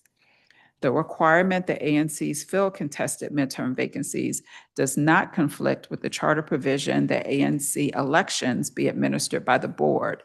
That is because it is well settled that the term election, when used in connection with the filling of an office, should not be extended to establish the method for filling a vacancy. The power to fill a vacancy and the power to fill an office are distinct and substantive in nature. Courts have recognized that distinction for over 150 years. The general rule is that where Constitution, which is equivalent of DC's charter, is silent with respect to filling vacancies while addressing elections to fill offices, the manner of filling vacancies is left to the legislature. That is exactly the case in DC. Our charter and election laws carefully parse out from the provisions regarding the conduct of election, the manner of filling vacancies, and whether the board is even involved in that process. The board is indeed charged with administering elections under the charter, but with respect to vacancies, the process, that being election, appointment, and other means, and the entity or office responsible for addressing the vacancy are separately delineated in law. For example, some vacancies in elected officers are filled by the mayor, and some state board of education vacancies are to be filled by that board. Here, the council placed the responsibility for filling contested midterm ANC vacancies on the ANCs, and specifically on the Office of ANC staff, who by law must be present to help with ballot counting. Shifting the conduct of ANC midterm vacancy elections to the board, therefore, will require a legislative change. While the current law requires ANCs to fill their contested midterm vacancies, the board is not opposed, subject to legislative change and adequate funding, to assume that responsibility.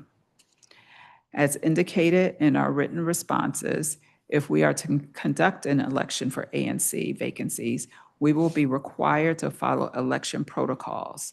Additionally, there are a number of variables associated with conducting an ANC election. For instance, if we make same-day registration available and mail ballots, the costs increase significantly because we will have to involve our vendors with these processes. Depending on the voting location, facility costs must also be factored. For instance, we're able to secure some vote center locations without costs, and we pay for others. In many instances, we may only pay for janitorial and security costs. Conducting an ANC election to fill a vacancy would require programming our poll pads to ensure the proper voting population is entered, performing logic and accuracy testing of all voting equipment used, conducting accessibility assessments, training election workers, securing ADA and language services, securing voting supplies, and paying vendors for on-site support.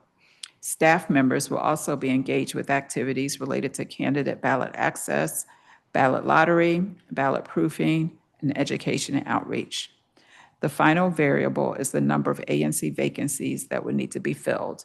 In recent years, there have been up to 33 ANC vacancies at a given time. Partnerships and support.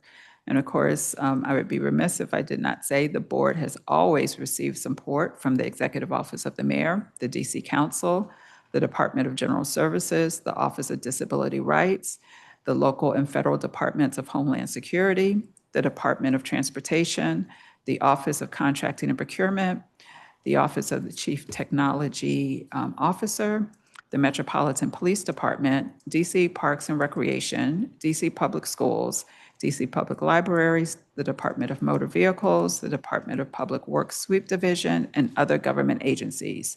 We continue to remain grateful to these agencies for their ongoing support of elections operations. In closing, Chairperson Bonds, I would like to emphasize the importance of our work. As a customer service agency, the board is committed to ensuring quality service. The board will continue to educate district residents and preserve the rights of voters. We will always strive for continuous improvement, and we will serve the residents of the District of Columbia. The integrity of the electoral process depends on our ability to be properly funded, and I'm pleased to answer any questions you may have at this time. Thank you. Thank you. Thank you very much. Very meaty testimony. I have a number of questions, as you may know. And let's talk a little bit about the filling of the A and C vacancies. And I understand that there are even discrepancies. Well, there's no uniformity in the A and C law as it relates to the board law. And so my question is, I guess we have to examine the intent, and I know the intent of the current laws as it relates to filling vacancies for the of the ANC is to have them done and to have them done with as much integrity as is possible. Having served as a commissioner and having gone through a number of fillings of vacancies, I can tell you that the current system that has been utilized by the commissions doesn't always work the way they would like it to. And so that is why the council is looking to the Board of Elections to sort of step in. And we recognize legislation will make it whole, and we're prepared to do that. But I thought we would take this opportunity to kind of talk through what that might mean. You have presented us with a conundrum, a lot of requirements that, from your perspective, but I wonder if those requirements would necessarily be germane to an A and C election, which tends to be very much localized. Of course, we have a number, what is it, 30, is it 40 A and C commissions that we have to be concerned with. So in theory, we could have 40 elections simultaneously to fill a vacancy or two. But that's not usually the case. I think today we may have, I think, 17 vacancies, and I don't believe they're all in one or two commissions. Yes, and nor are they all contested. Okay, all right, okay. So you see also then a division as to those that are contested and those that are not. So how do you see the Board of Elections helping when the election is not contested in a commission? Yes, we do declare the vacancy, and we do currently assist when there's not a contested election. I believe the proposal that has been presented for us to actually engage in an election would be for those contests that are contested, because when it's not contested, there's no election to be held, because it would just be one person vying for that seat. And so I think the proposal is to reflect an examination of a process to fill vacancies when there is a contested election. And to your earlier point about, would all of the steps be germane? And my testimony seeks to address the comments that have been made in previous hearings by individuals, because in stating the advantage to having us do it, they have put on the public record that we can then conduct same-day registration and mail ballots. And so that is why I too am listing these things as items that would be part of our process, because these are things that public witnesses have and government witnesses have provided as far as the things that could happen with our involvement. Thank you for that. And I can visualize through your testimony what a program would be created by the different requirements that you see in order to conduct a contested contest. Absolutely. And I would like to state that, we are very open to having a conversation. And, we just had not been previously approached about sitting down and thinking about, the best way to an amicable solution for all. And so we would, absolutely welcome that opportunity, but an offer has not been made until very recently to really explore the legislation as it currently exists. All right, so help me understand, what does the board see as the services it must provide in order to conduct a neighborhood level, because that's what this is, level election? I hear you mention same-day registration. That's been a request, and that makes sense because we say if you're going to participate in an election in the district, you have the right to register at the time that you are going to cast your ballot. So that would mean, I guess, having a registration list available. It would mean having someone who is going to manage that process, check off the names of those that come out. I mean, bear with me for a minute. I'm trying to help the public envision what might be the situation. And then if I say I live in that community now, I've been there for 2 years, I'm not on the registration roll. I've been in and out of town, sometimes I'm in Germany, sometimes I'm in Sweden. So, I haven't really had the opportunity to fully participate in my neighborhood. But nevertheless, my next door neighbor is running and wants my vote. And so I'm here to say, put me on that roll. So what would be required to do that? And if I'm put on the roll, would I then cast a provisional ballot? Is that what would be the follow-up? Yes, with same-day registration, a resident can come in and indicate they would like to vote. If they are not a registered voter, we do have a poll pad check-in device, and that device contains the voter registry. If that person is not on the voter registry, they may provide proof of residency. Once we get that proof of residency, we're able to register them and they're able to vote a live ballot at that time. If they show up and they do not have that proof of residency with them, then they will vote a special ballot. And then they would have a certain number of days to come in and provide that proof of residency, and that would cure that special ballot such that we could count that vote. All right, and so if there is a delay because a number of voters in this neighborhood election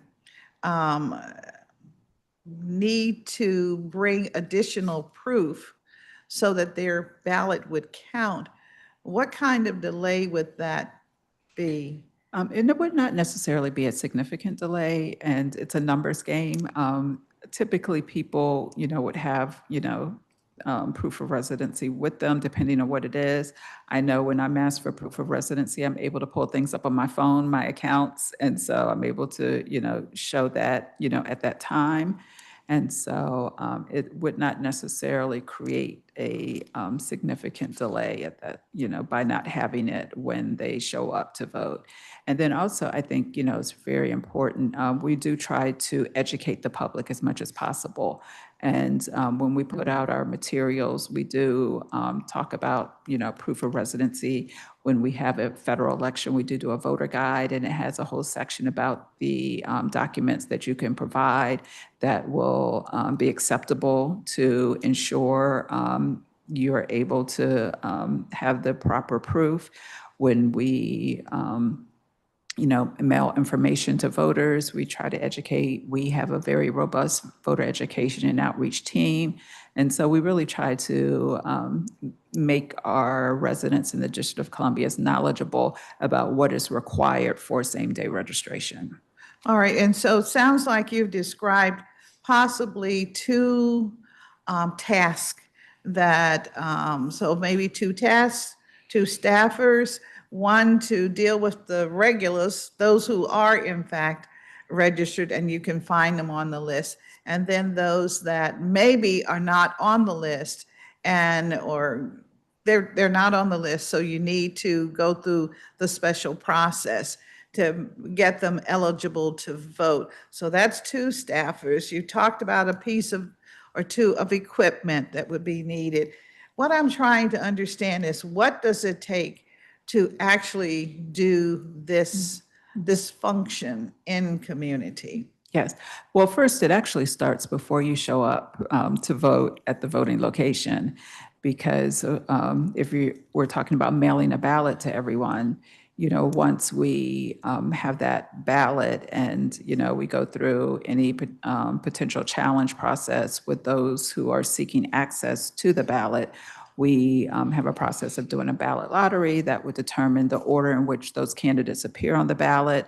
We go through a process of ballot proofing where we have several rounds just to ensure the ballot is accurate and names are spelled correctly, et cetera. And then we send that ballot to our mail house, and our mail house actually mails ballots to individuals for a given election. And so that's the process we're going through now with the Ward 8 special election. Our mail house has the ballots, and we are expecting them to hit the mail stream this coming Monday. We also have to update our ballot tracks information and any messaging with that, so that individuals who receive the messaging about the status of their ballots are getting the correct information. So that's the ballot piece, but then also we would engage in logic and accuracy testing, which we are doing right now. So any voting equipment that is going to be used has to go through logic and accuracy testing based on a script, and that cannot be done until the ballot is finalized. And so after we've gone through ballot proofing, and then we ensure that any piece of equipment is performing properly for the ballot that has been finalized, and any piece of equipment that does not pass logic and accuracy testing is ultimately not deployed to a vote center. So that would be another process we're required to engage in prior to actually getting to Election Day. We would have to train any election workers who would be involved in the process. We would have curbside voting and all of the accessible measures in place, ensure that we have vote centers identified. We do work with our district partners to ensure that locations are accessible. If we need to do temporary ramps or modified door entrances to ensure that there is full access, that is something else that we are engaged in upfront well before the election as well. And so a lot goes into it prior to Election Day. And then, of course, Election Day, or actually prior to Election Day, you go set up the vote center, make sure everything is working properly, outlets. We have had instances where a vote center was originally accessible, and then because of work, it is no longer accessible. So sometimes we have to make modifications. We have to put proper signage up within the vote center. We prepare the perimeter to make sure there's no electioneering within the vote center location. Of course, you have individuals who can apply to be poll watchers. And so there's a process of allowing people to sign up if they want to actually observe or review that process. Once we conclude voting, we have to make sure those votes are properly tabulated. So we have the votes that were cast within the vote center, but we're also collecting ballots that were in a mail ballot drop box or U.S. Postal Service, ensuring those ballots are tabulated. And then once you're dealing with mail ballots, you also have 100% signature verification, which we're required to do in the District of Columbia as well. For instances where there's a mismatch, we also have to go through a cure process to allow voters an opportunity to cure any inadequacies with that ballot so that we can ensure that that ballot is cast. Currently within the District of Columbia, for ballots that are appropriately mailed by Election Day, we can still receive and count those ballots up to 10 days after Election Day. And so we're still waiting for ballots to come in before we're able to get that final count and then eventually move to certify the election. Another part of our process is a post-election audit.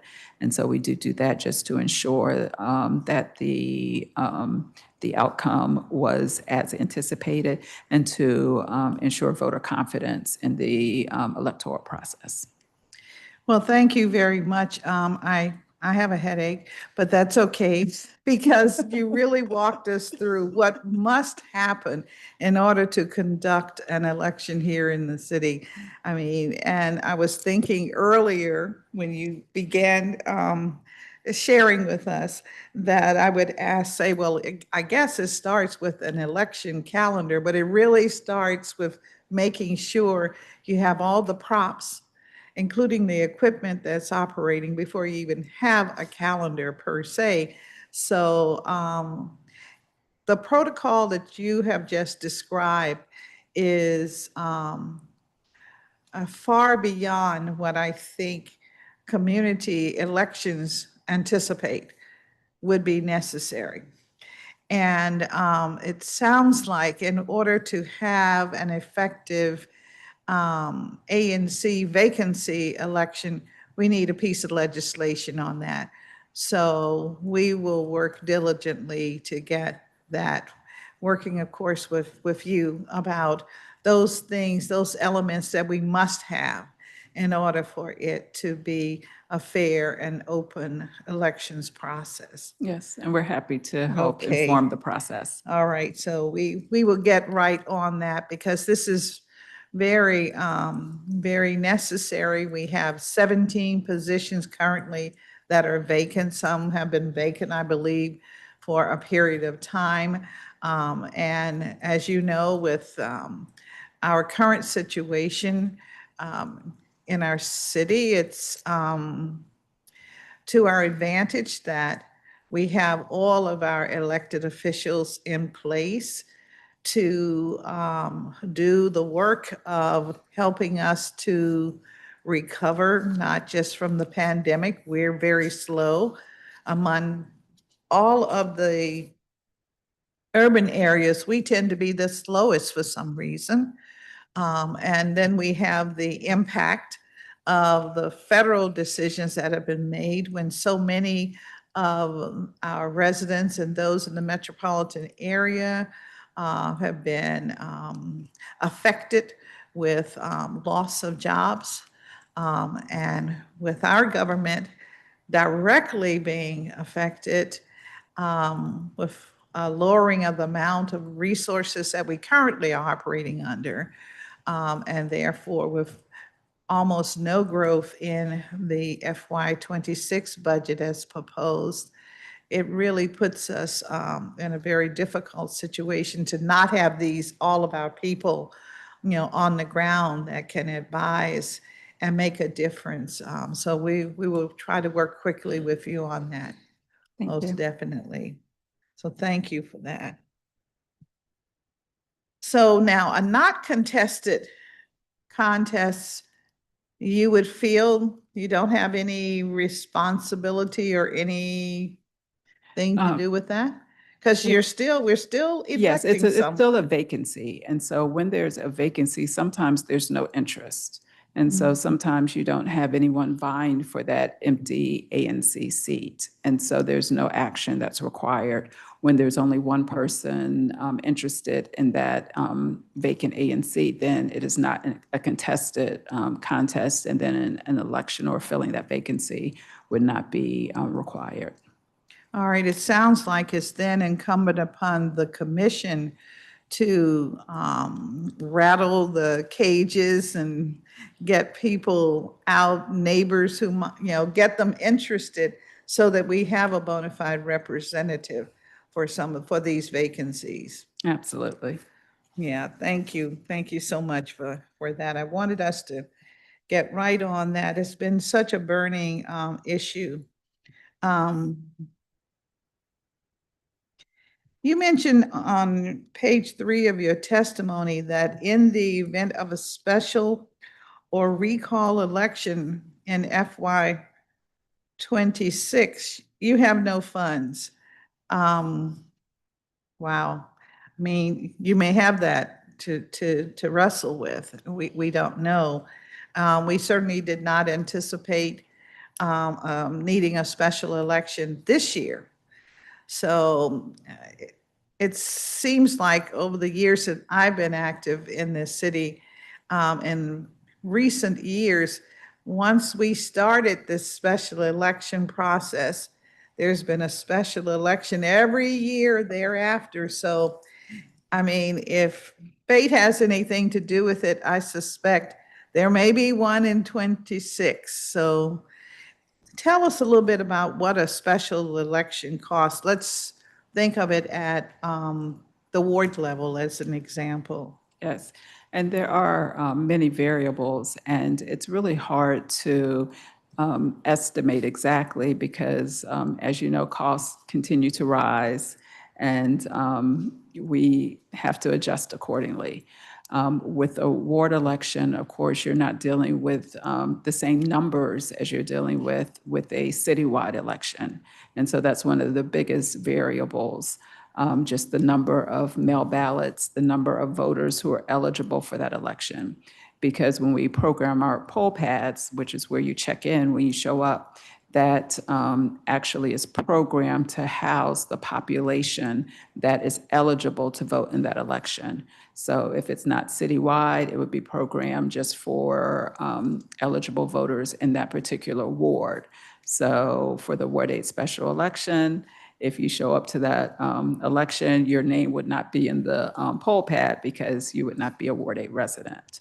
So that, of course, is always the first step. And it helps too that you'll be dealing with a registration that is uniform in the sense that everyone will be voting in a special election, irrespective of there's no such thing as primaries.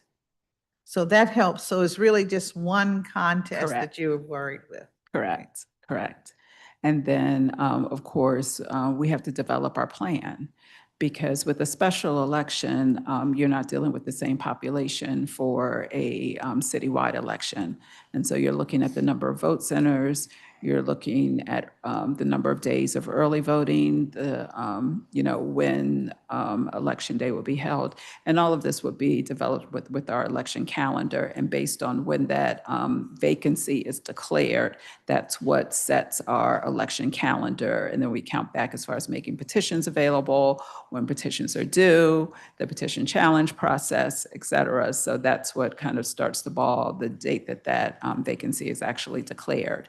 And so once we start examining our vote plan and our logistics team goes out and we'll see what vote centers are available, depending on the time that special election falls, our traditional vote centers may or may not be available. And so as you know, with Ward 8, we typically use quite a few of the rec centers for a general election. However, with the Ward 8 special election falling during the summer, the parks and recs facilities are being used for summer camps. And so we had to adjust our plan. And so that is something that you have to do just depending on the timing of that special election. We would need to identify the locations for vote centers. And then, of course, voter education and outreach is key. You want to make sure the population eligible to vote in that special election is aware of the details as far as the dates, the vote centers, particularly when there are changes in the traditional vote centers, because a lot of people are very comfortable and used to voting in that one place in their neighborhood, and that one place may not be available for that particular special election. We also have to reach out to our mail house, and we'll give them the number of registered voters so that they have an opportunity to give us an estimate how much it would cost to mail ballots to eligible voters for that election. We have to also do the calendar for election worker training. And then depending on the population, we target our voter education and outreach and increase our efforts. And so right now we are making significant inroads into Ward 8 to ensure that individuals are aware of the Ward 8 election and the details surrounding it. And we have just finalized our print media for that and our schedule for newspaper advertisement, postcards, yard signs, et cetera, to ensure that Ward 8 is aware of the particulars surrounding this upcoming special election. So there are a So lot. how much is that? What's the dollar figure that you placed on the Ward 8 election? For the Ward 8 special election, we guesstimated about $400,000. And that pretty much includes everything. Of course, when we first established that estimate, there were some costs that went up. And so we had to make some adjustments with some of our print media, and we had to adjust and shift based on the current climate, because you can never tell when prices are going up. And then when you're working with Office of Contracts and Procurement, sometimes things come in a little higher than we anticipate. So to think about the cost of doing a citywide special election, do I multiply 400,000 times 8? Since it's 8 Not wards, or necessarily. What is that As far number? as the number of voters, with Ward 8, we're looking at roughly 55,000 registered voters. Citywide, we're looking at just over 500,000 registered voters. And just as a guesstimate, and of course, this price is not exact, but you're looking at anywhere between like $1.50 and $2 per mail ballot. When we're mailing a ballot to all eligible voters for a particular election. So that would roughly be that cost. You definitely would have increases with the number of vote centers that would be used when you're talking about a citywide, which means you would have more election workers, and we would have to engage in more election worker training. With some of the development of print media, if you develop a postcard, the development of that postcard is going to be the same whether you're mailing it to 2 people or 2 million people. So there are some costs that would not see an increase based on a ward versus a citywide. So we would have to look at all of those individual categories to see where we would see increases and where we would not see any increases. So can we get from you within, let's say by next Thursday, your estimate for a ward special election that may happen in 2026 and an at-large special election that may happen? I just think it's important that we try to be prepared, and by Thursday, that would be very helpful. If I had it on Tuesday morning, I would be ready for my meeting with my colleagues as they are ready to do swapping and moving money. But by Thursday, for sure, I would appreciate that. We'll do our best to get it to you by Yes, Tuesday. because I want us to hold on Definitely to by every Thursday, penny that yes. you need. Yes, Yes. most definitely. I have a couple of other questions. Well, let me go to the initiative, because I know that there are folk here who are still concerned about the initiative and the role that the board has played in the initiative. This is Initiative 8083. I also recall some of the comments that were made by the board. I think one of our public witnesses read them into the record here, and just wondered if what is the status of the Board of Elections participation with the courts, since the issue is still before the courts at this time? Okay. I think we just have one active case, and if you don't mind, my general counsel is here. So Right, when it okay. comes to the court case, I'd rather her give you the accurate information. Yes, the challenge filed by, in the Court of Appeals filed by Deirdre Brown was rejected for lack of jurisdiction. And the current court case that we have in the DC Superior Court involves the board's determination that the measure was a proper subject and that it, met all legal requirements to be placed on the ballot. And as you are aware, the only issue that the general counsel for the council indicated was problematic about the measure was that it was a law appropriating funds. And the DC. I'm sorry, that it was what? That it was a law appropriating funds. And that was the only issue that the council, through the general counsel, had with the initiative. That was and the Office of the Attorney General didn't have that issue. And the DC Court of Appeals indicated that the measure by its terms was not a law appropriating funds. So the court is now determining or has to determine whether or not it met all of the other requirements. I mean, I guess it will consider the law appropriating funds question, but the DC Court of Appeals has spoken to that issue. All right. So that, of course, is the only Okay. case. And do you have a sense of when we will hear from the courts? I do not. I mean, I think that there's a status hearing in August and there is a briefing schedule. The party, the Democratic Party and Charles Wilson have filed a pleading and we're reviewing that and we'll respond to it. All right, so a status hearing is scheduled for August? It is, but I mean, a pleading has been filed and the board is going to respond to it, so it might not take that long. Okay. All right. I asked because these are matters, and the council, as an approach, the council usually, in fact, the executive usually does not move forward when a matter is before the courts. And that's been one of the issues that the public continues to make clear. And so I just want to make sure. Well, the parties attempted to block the processing of the initiative and neither court thought that that was necessary and indicated that the board was not required to stop processing the measure. All right.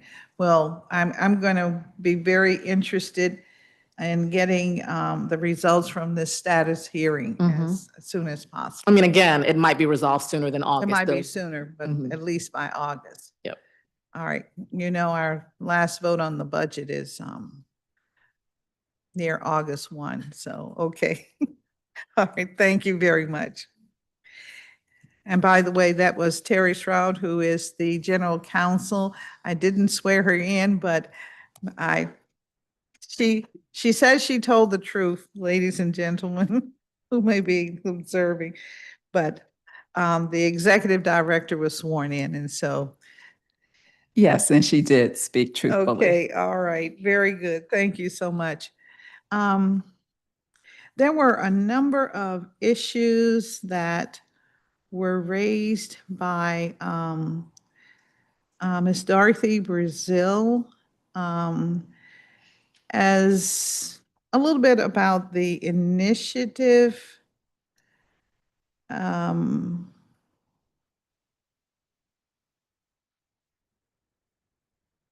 But really, there were other issues. I wanted to ask you about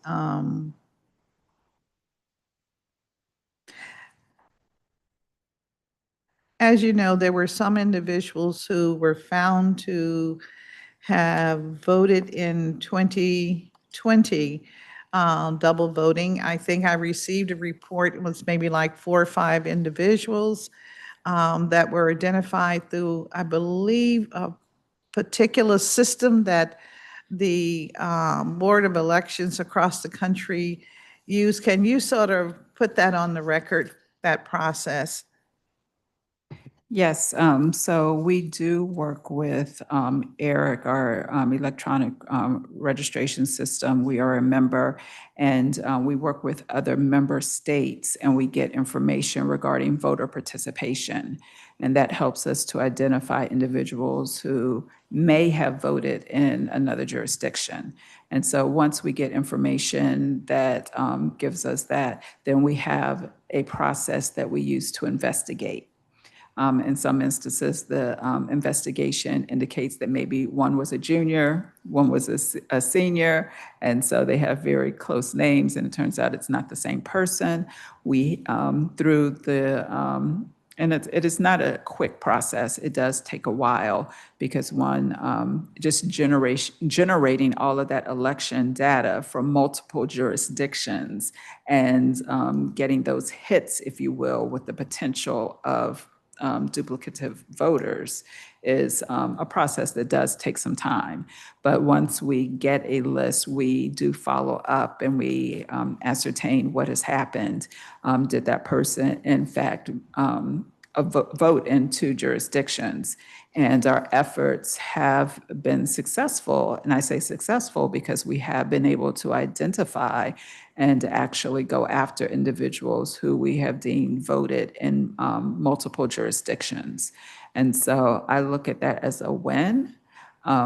As far as the time period, sometimes it does take a little longer to, conduct all of the research depending on the individual circumstances and waiting for a response. And because we do want to make sure we are doing our due diligence and making sure that we are not falsely accusing anyone and that we have the proper person, because as you know, there are many names that are the same in this country. And so, sometimes it does take a bit of effort. But the fact that we were able to identify individuals who double voted, I see that as the victory, that the process works and we were able to go after and deal with those individuals appropriately. All right, Ms. Evans, could you please make it clear as to the number of duplicates that you found? I mean, are we talking thousands, hundreds, or 5? Yes, again, we're going to call my general counsel up because she actually handles that process for our office. right. I don't know that she's prepared to provide the exact numbers, but Yeah. we can get that to you if. I am not. That information is on our performance oversight hearing documentation, so we can, pull that and tell you which We page it's on. actually have it. I just wanted to. Yeah. I don't have it in front of me. All right, Yeah. thank you. I can tell you it was a very short list.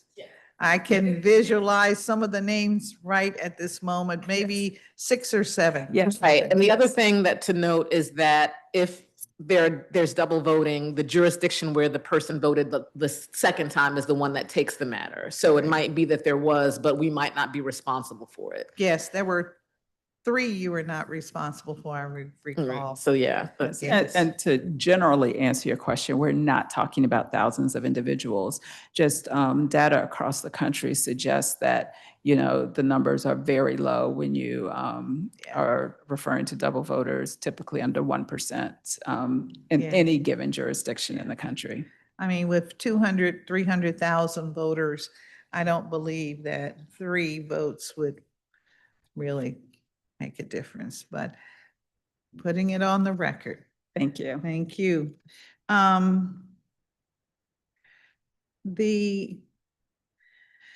Let's talk about your facilities. I know that you now have 3 basic locations.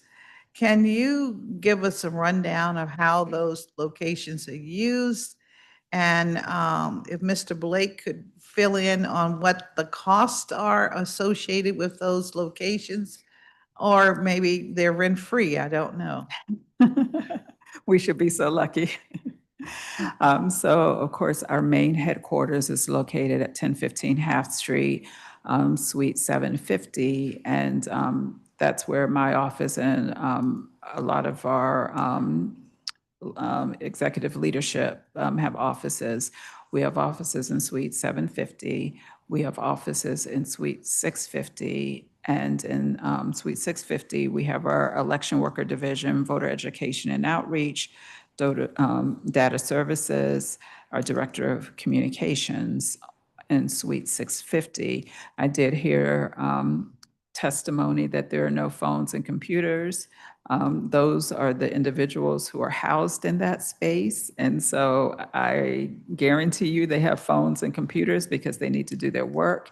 In addition to Board of Elections being in the space in Suite 650, we share that space with the Office of Campaign Finance. At the time of securing that space on the 6th floor, DGS indicated that OCF needed space and would we mind sharing that space with them? And we readily agreed. So that space is actually divided between OCF and Board of Elections. We also. And so what is the rent that you pay for that, or do you pay rent?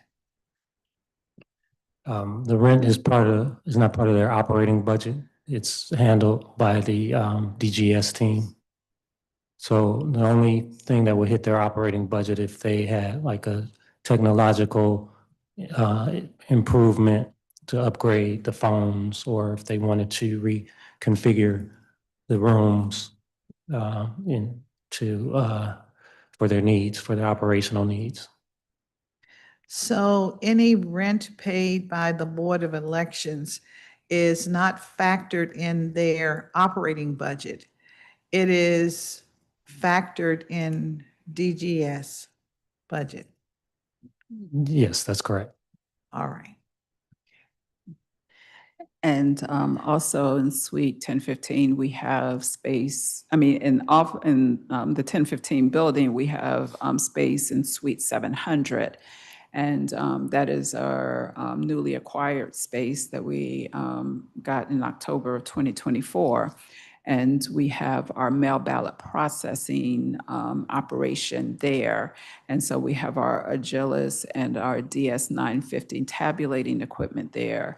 We conduct our signature verification, and we actually do our mail ballot processing in that space. Currently, now that we're in an off-election cycle where we're not actively processing ballots, our list maintenance process is happening in that space.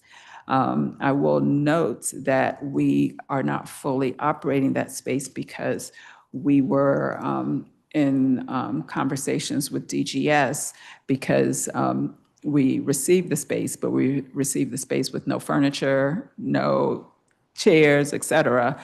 And so we have folding chairs and tables in that space. The only thing we moved in 2024 was the equipment needed to process ballots for the 2024 general election. And so we were working with DGS and their tenant improvement fund to outfit that space so we could actually move individuals in more permanently. But then with the funding situation in the district and the freezes on certain activities, we weren't able to move forward with securing money from the tenant improvement fund, but we have submitted a waiver request so that we can fully outfit that space for staff use. All right. And do you have monies in your budget to take care of the cost of furniture for, you said, Suite 700? 700. Well, we were getting that through the tenant improvement fund, but we have located some locations that have surplus furniture. So in the event we're not able to acquire money and furniture through the tenant improvement fund, we do have an alternative that we may have to use as far as the actual furniture. However, there are some technological and upgrades as far as training equipment, because one of the spaces in Suite 700 is to be used for election worker training. And so we need to make sure we have the ability to have the projectors and the suite is wired so that we can properly perform the functions we need to perform. I believe that's the space that I saw with the large equipment. Yes, it is. Well, I certainly can attest there's a giant machinery and I had to stand because I couldn't sit and watch it. I had to stand, but that was fine. My point is, it is as you have described it, at least what I saw.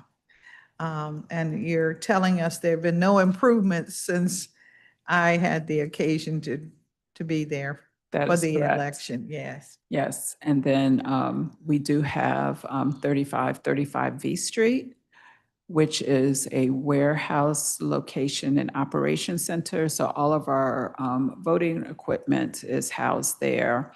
And in addition to housing equipment, that is also where we conduct our logic and accuracy testing. We have had issues with the facility as far as having proper lighting, proper bathroom facilities, et cetera. And so we did work with DGS, and we were able to extend our footprint there so that we have some of the space that had been occupied by DCPS. And so when we acquired that new space still in the 3535 V Street location, that gave us what we needed to conduct logic and accuracy testing in a venue that would be viewable by the public, where we have running water, we have proper bathroom facilities. And so we invite the public to that part of 3535 V Street for our logic and accuracy testing, which is a process that is observable by the public. Yes, in fact, I've seen that space. I've been there during the testing, and Miss Brazil has been there when I have been there during the testing. So I therefore feel she also has seen it. I'm thinking about her comments earlier today, which sort of could mislead people to think that there was no space for the public to observe the testing, no space for the public to be engaged with the board. But I have actually seen that. Let me ask you about 3535 on the other side, where you have the storage of the equipment. Do you have staff that are assigned to that location and there every day in this facility without adequate air, water? You have people that are there every day. We do. Fortunately, because we now have access to the new part of 3535 V Street, they do have better bathroom facilities, and they do have access to a kitchen, which they did not have when we just had the warehouse portion of the 3535 V Street. However, it does not address the ventilation issues, the lighting issues, and then the bathroom facilities that are in that portion really need to be upgraded for staff members to be housed in that facility full-time. So then I have to ask about the area that I saw, the testing facility, which was more like a little stage area. There were a few offices along that corridor. Are those offices available to your staff so that they can have the light and the ventilation that we saw in the testing area? They are not available. We have one office we were given over in that space, and that office has 2 rooms, if you will. But that is the only space in that area that we've been given. When we first received access to the stage area, if you will, where we actually conduct the logic and accuracy testing, initially we were told we were going to get the full complement of that space, but that has not happened. But I think a workaround was to give us Suite 700 in the 1015 Half Street, so we could at least move our Agilis and 950 tabulation equipment from the 3535 V Street location to the 1015 Half Yes, Street because you location. you made the argument that that equipment was very sensitive. Yes. And needed to be put down, and it would stay in that location. Yes, But ma'am. my question is really, how many employees do you have in a situation at 3535 V Street that are where there is not adequate ventilation or lighting? 6 permanent. Yeah, six permanent FTE staff, but we also have temporary staff there as well.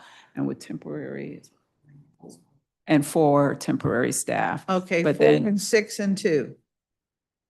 4. 12. You said 6? Well, no, a total of 10. Total of A 10. total of 10, Okay. 6 full-time, 4 part-time. But seasonally, when we enter an election cycle, we have many more because we have to bring technicians on board to assist us with our logic and accuracy testing. We bring people on board to assist with getting our voting equipment moved, packing our boxes for vote centers. I Right. believe you came over and witnessed that process of moving equipment onto the moving vans. And so we do swell up quite a bit during an election cycle. All right. And so you have 10 FTEs there permanently. They report there every morning. That's their office space. Correct. And you also just reminded me that room 700 on Half Street in the headquarters was an alternative because you didn't have adequate facilities for these individuals. So 2 questions. One, why the need for the furniture in Suite 700 if the workers are really at the warehouse?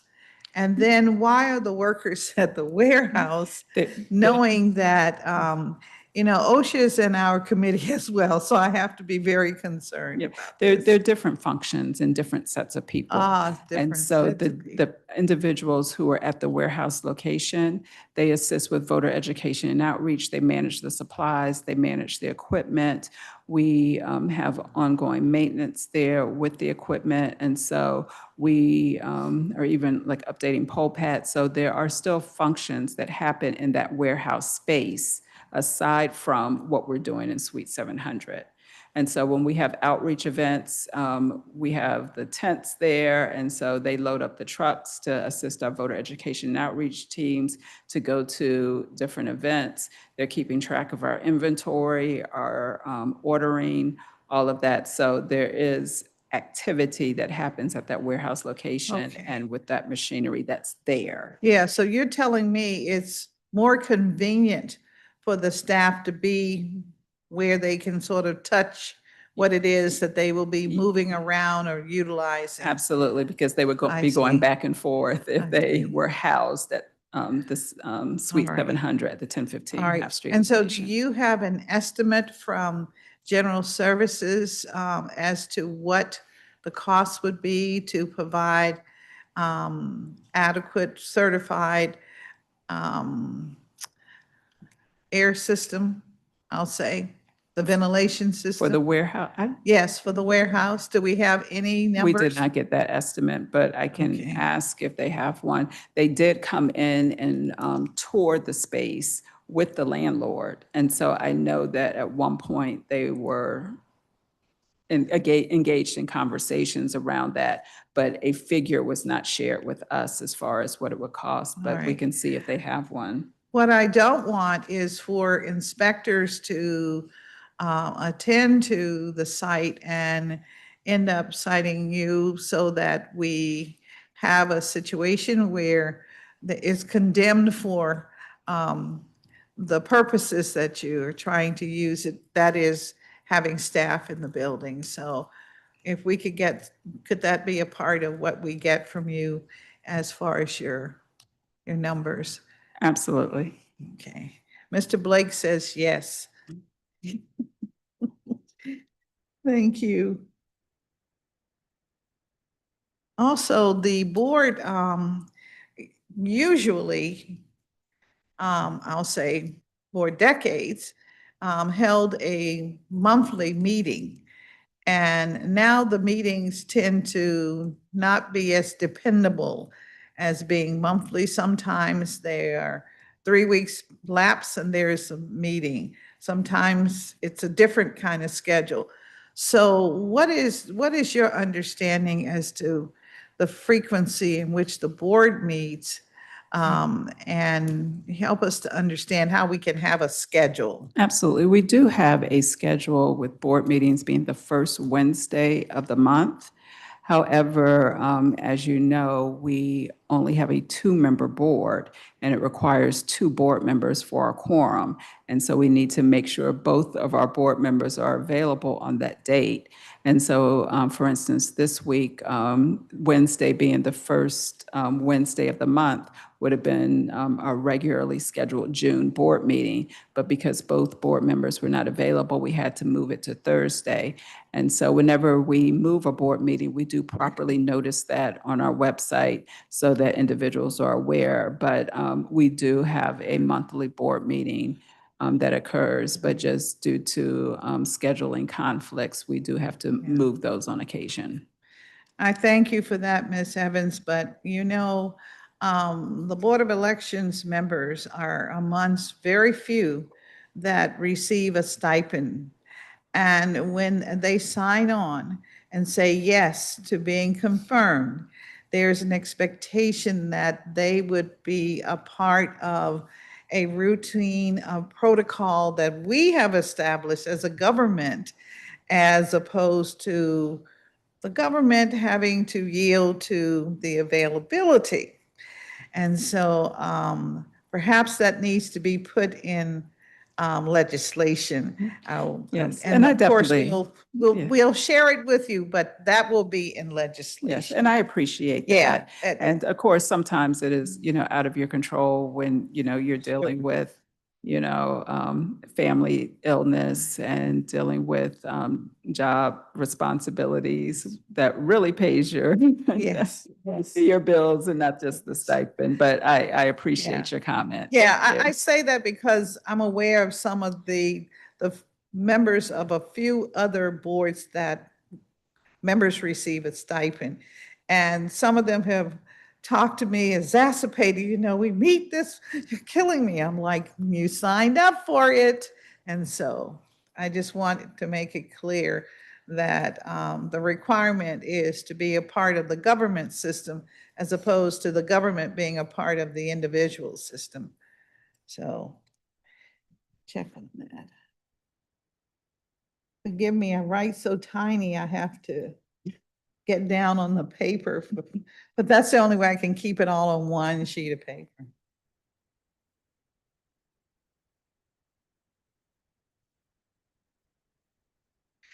A question was shared with us today about why does the board need $250,000 for new mail drop boxes? So that's apparently a line item in your budget where you Yes. are going to expend money for mail drop boxes. Yes. Tell me what's going on with that. Yes, and as I indicated in my testimony, after we reevaluated our enhancement needs and requests, I said that our needs had changed based on full assessments. And so that item is no longer listed, and it was not included in my testimony as far as enhancements we're seeking. Could I please get a list of exactly what you need so that when we have our trading meeting, I'll have something to trade with. Please, thank you.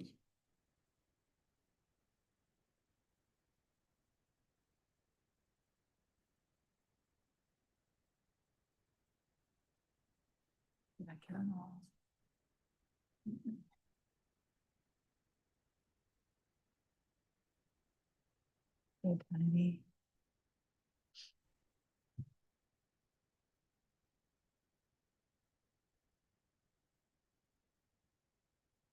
All right, okay.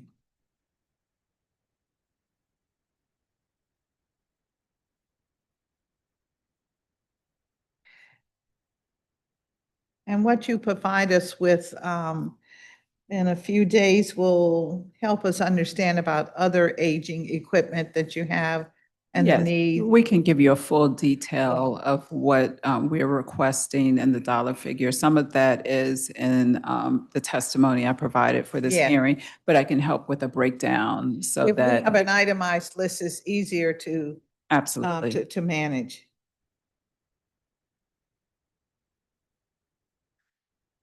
Anything else you can think of that I must?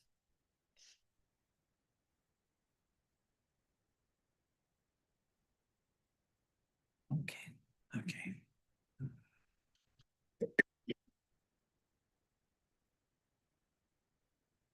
Recognizing that we are at the a few minutes before 6 p.m. And I know that this has been an all-day hearing. Not trying to spare you, but to just say that, you know, we all reach a threshold where I think we've exhausted some of the bigger issues. We usually use our oversight to talk about policy and concepts, and I would like for us to continue to do that. This is a hearing to talk about your current budget plan. And I know that you have a couple of new initiatives that have been proposed. Have you given any thought to those and how they might be handled through your elections process? At this point, because nothing's been filed, we have not given a lot of thought. I can say that our current processes have really been focused on the pivot for the Ward 8 special elections, since that wasn't anticipated at the beginning of FY25. All right. And so, as you know, as a member of the council, I'm very concerned whenever we have to, we hear that there's a proposal that is before the public, which requires the expenditure of dollars, because it's easy to say, that's what the way I want my dollars spent. Absolutely. But I'm just wondering if there anything that we need to be concerned with at the council level as it relates to inquiries that you've had about initiatives that may not be the right subject matter. That's the term that everyone is using these days, because they may invoke a cost. Yes. I don't have anything on things that are in the pipeline that have not been filed with us yet.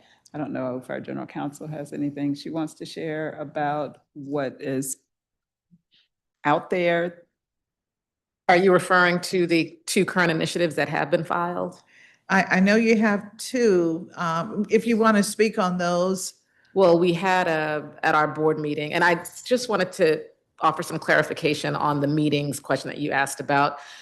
We've had a meeting every month, and when we have rescheduled them for different reasons, it's not always because of the board members' availability. It's because of the timing of things that we get. It makes sense to have a meeting such that we don't have to have a special one. But we've had a meeting every month, and when we do need to reschedule, we do so in full compliance with the Open Meetings Act. So I don't think that there's been an issue there in terms of meetings. Like, I was looking through our schedule of meetings, and I don't see that we've missed one. We might reschedule one, for example, after an election, but there's not been, you know, we've consistently held a regular monthly meeting. And so with respect to the initiatives, we have one, the Daylight of the District Time initiative that was found at our most recent meeting to be a proper subject for initiative. And I set forth what the next steps were with respect to that. And we're scheduled to have another one on the RFK initiative, and that's going to be at the July meeting. So that's those. We received opinions with respect to those, and the board is also, analyzing the measure to make a determination. But those are being processed, and then they will, proceed in accordance with the regular schedule for processing initiative measures. Okay. Well, I appreciate that. I want to make sure that we are aware. This is a season when we need to be aware of what it's going to cost us to have a season, so to speak. So I appreciate that. Thank you very much. Let me check with my team. I think we are.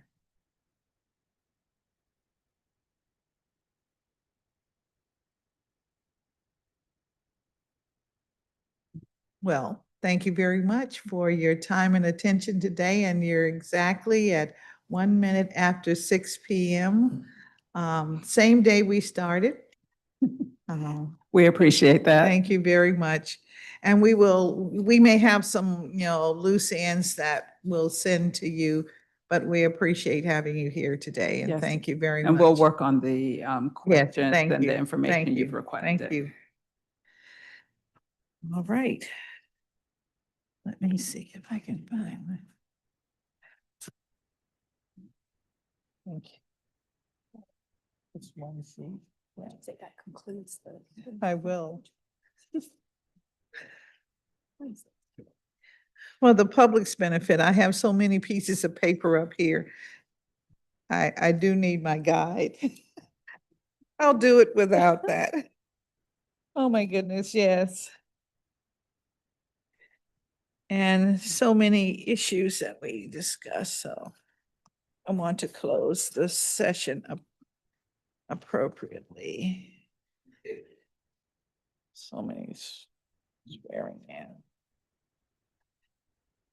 So it looks like we are at the end.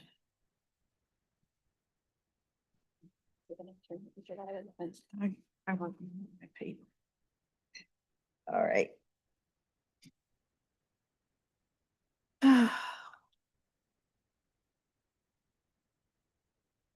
This is a reminder to everyone that the hearing record will be open until Friday, June 20th at 5 p.m. This concludes our hearing today. I want to thank all of our witnesses, our public witnesses and our government witnesses. And I look forward to getting the information, the few pieces of information that we have requested so that we can move forward. I customarily try to protect the budgets that are in our committee and will continue that practice. So it's important to get from everyone their information as quickly as possible. And with that said, again, I'll note that the time is 4 minutes after 6 p.m. and we are adjourned. Again, thanks to everyone.